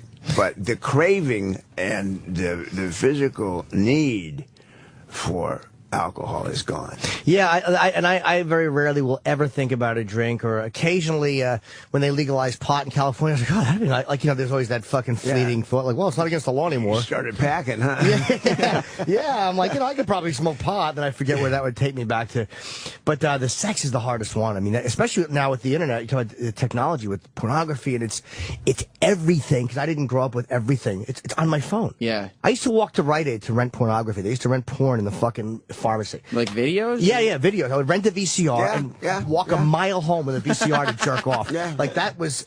Now it's right here. How do you not go to it? It's almost impossible. Well, there's a lot of people that are just can't stop. Yeah. They're online all the time. Yeah. So you go on when you have to, and you've learned to balance it a little bit? Yeah. Yeah. I really do. What do you do online? Do you just send emails or whatever, or are you on websites and stuff? Yeah. Yeah. Emails. I don't know. I don't ever play games. I do social network a little bit. I can't possibly answer everybody. Right. You know? Emails a lot. Information. Do you read anymore? I've lost the ability to... I love to read, but it's harder for me now, because the way digital technology comes at you in snippets, it's hard for me to sit down and shut my mind off and actually get into a book. Like, that's something I cannot do the way I used to 10 years ago. Yeah. There's no time for that. Yeah. Things are going too fast. Doesn't it seem like that? If you read and like, fuck, I'm missing nothing. I'm checking Twitter, email, Facebook. We're too busy, like... It's literally shortened your attention span. By a lot. Yeah. And America has the attention span of a 7-year-old kid. Yeah. Now. Sure. You know, I mean, America has ADD. You can see that in the news. Whatever 5-day news cycle has become the 24-hour news cycle. And look at the TV. You have Fox and CNN, and you have all these running tickers and all these things to keep you busy. And it's boom, boom, boom, boom, boom. Yeah, stock market. This is the channel you're watching. This is what we're talking to. This is what we're talking about. Half the screen is taken up. All right. Well, we're almost out of time with Joe. We want to play Analog Man, which I really did love, man. And I think the record is great, or the CD is great. Before we do that, sure. I got to read a couple things. Oh, okay. Just because, and I hate to interrupt this to do this, but you have to. Oh, is this stuff at the end of the show? It's ads. Okay. That we have to do. Well, let's thank Joe first, so he doesn't have to sit through that nonsense. Joe Walsh, you're a fascinating guy, and I'm really happy we got to talk to you for a while too, because on this show we had more time with you. Yeah, I had a great time. Thanks. And we're gonna right after these couple of ads, we'll play Analog Man. Definitely. And you can get it on iTunes, or you can be fucking old school, and you can go and you can pick up the CD. There's a nice booklet in here. It's also out in vinyl and CD. Okay. I mean cassette. Oh, on cassette? Yeah. You really are. Because it would be silly if you were Analog Man. It was only download. Right. Like, people would be like, where's the irony? But now you do have it in fucking in analog as well. Yep. Very cool. All right, so we'll play that in just a couple of seconds. All right, Steven Singer. Let me tell you about Steven Singer and Steven Singer Jewelers. Is there anyone better out there for diamonds than Steven Singer Jewelers? I think I can answer that question. No. Nobody even comes close. In fact, Steven is the best place to buy your diamond in America. It's absolutely the only place to go for your engagement ring. I know I headed down to the other corner of 8th and Walnut in Philly for my rings. And what makes it so great? Well, first of all, it's the selection. Steven has the largest selection of loose certified diamonds and an inventory of over 3,000 settings for you to choose from. His guarantee and warranty is absolutely unrivaled by the competition. A 100% full money-back guarantee. It's truly risk-free shopping. How do you check this out? You don't even have to move. Go online right now to IHateStevenSinger.com. You'll see some of the amazing inventory he has. You'll also find out he has free shipping 365 days a year. So when it's time for the ring, don't forget this piece of advice. Go see Steven Singer in Philly, at the other corner of 8th and Walnut, on the phone at 1-888-I-HATE-STEVEN-SINGER or online at IHateStevenSinger.com.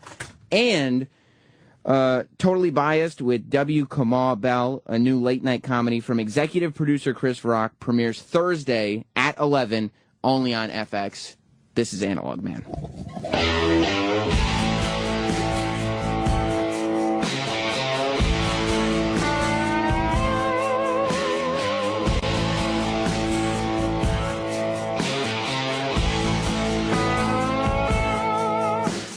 Welcome to cyberspace. I'm lost in the fog. Everything's digital. I'm still analog. When something goes wrong, I don't have a clue. Some 10-year-old smartass has to show me what to do. Travel with high speed. You don't have to wait. Sit there for days and vegetate. I access my email, read all my spam. I'm an analog man.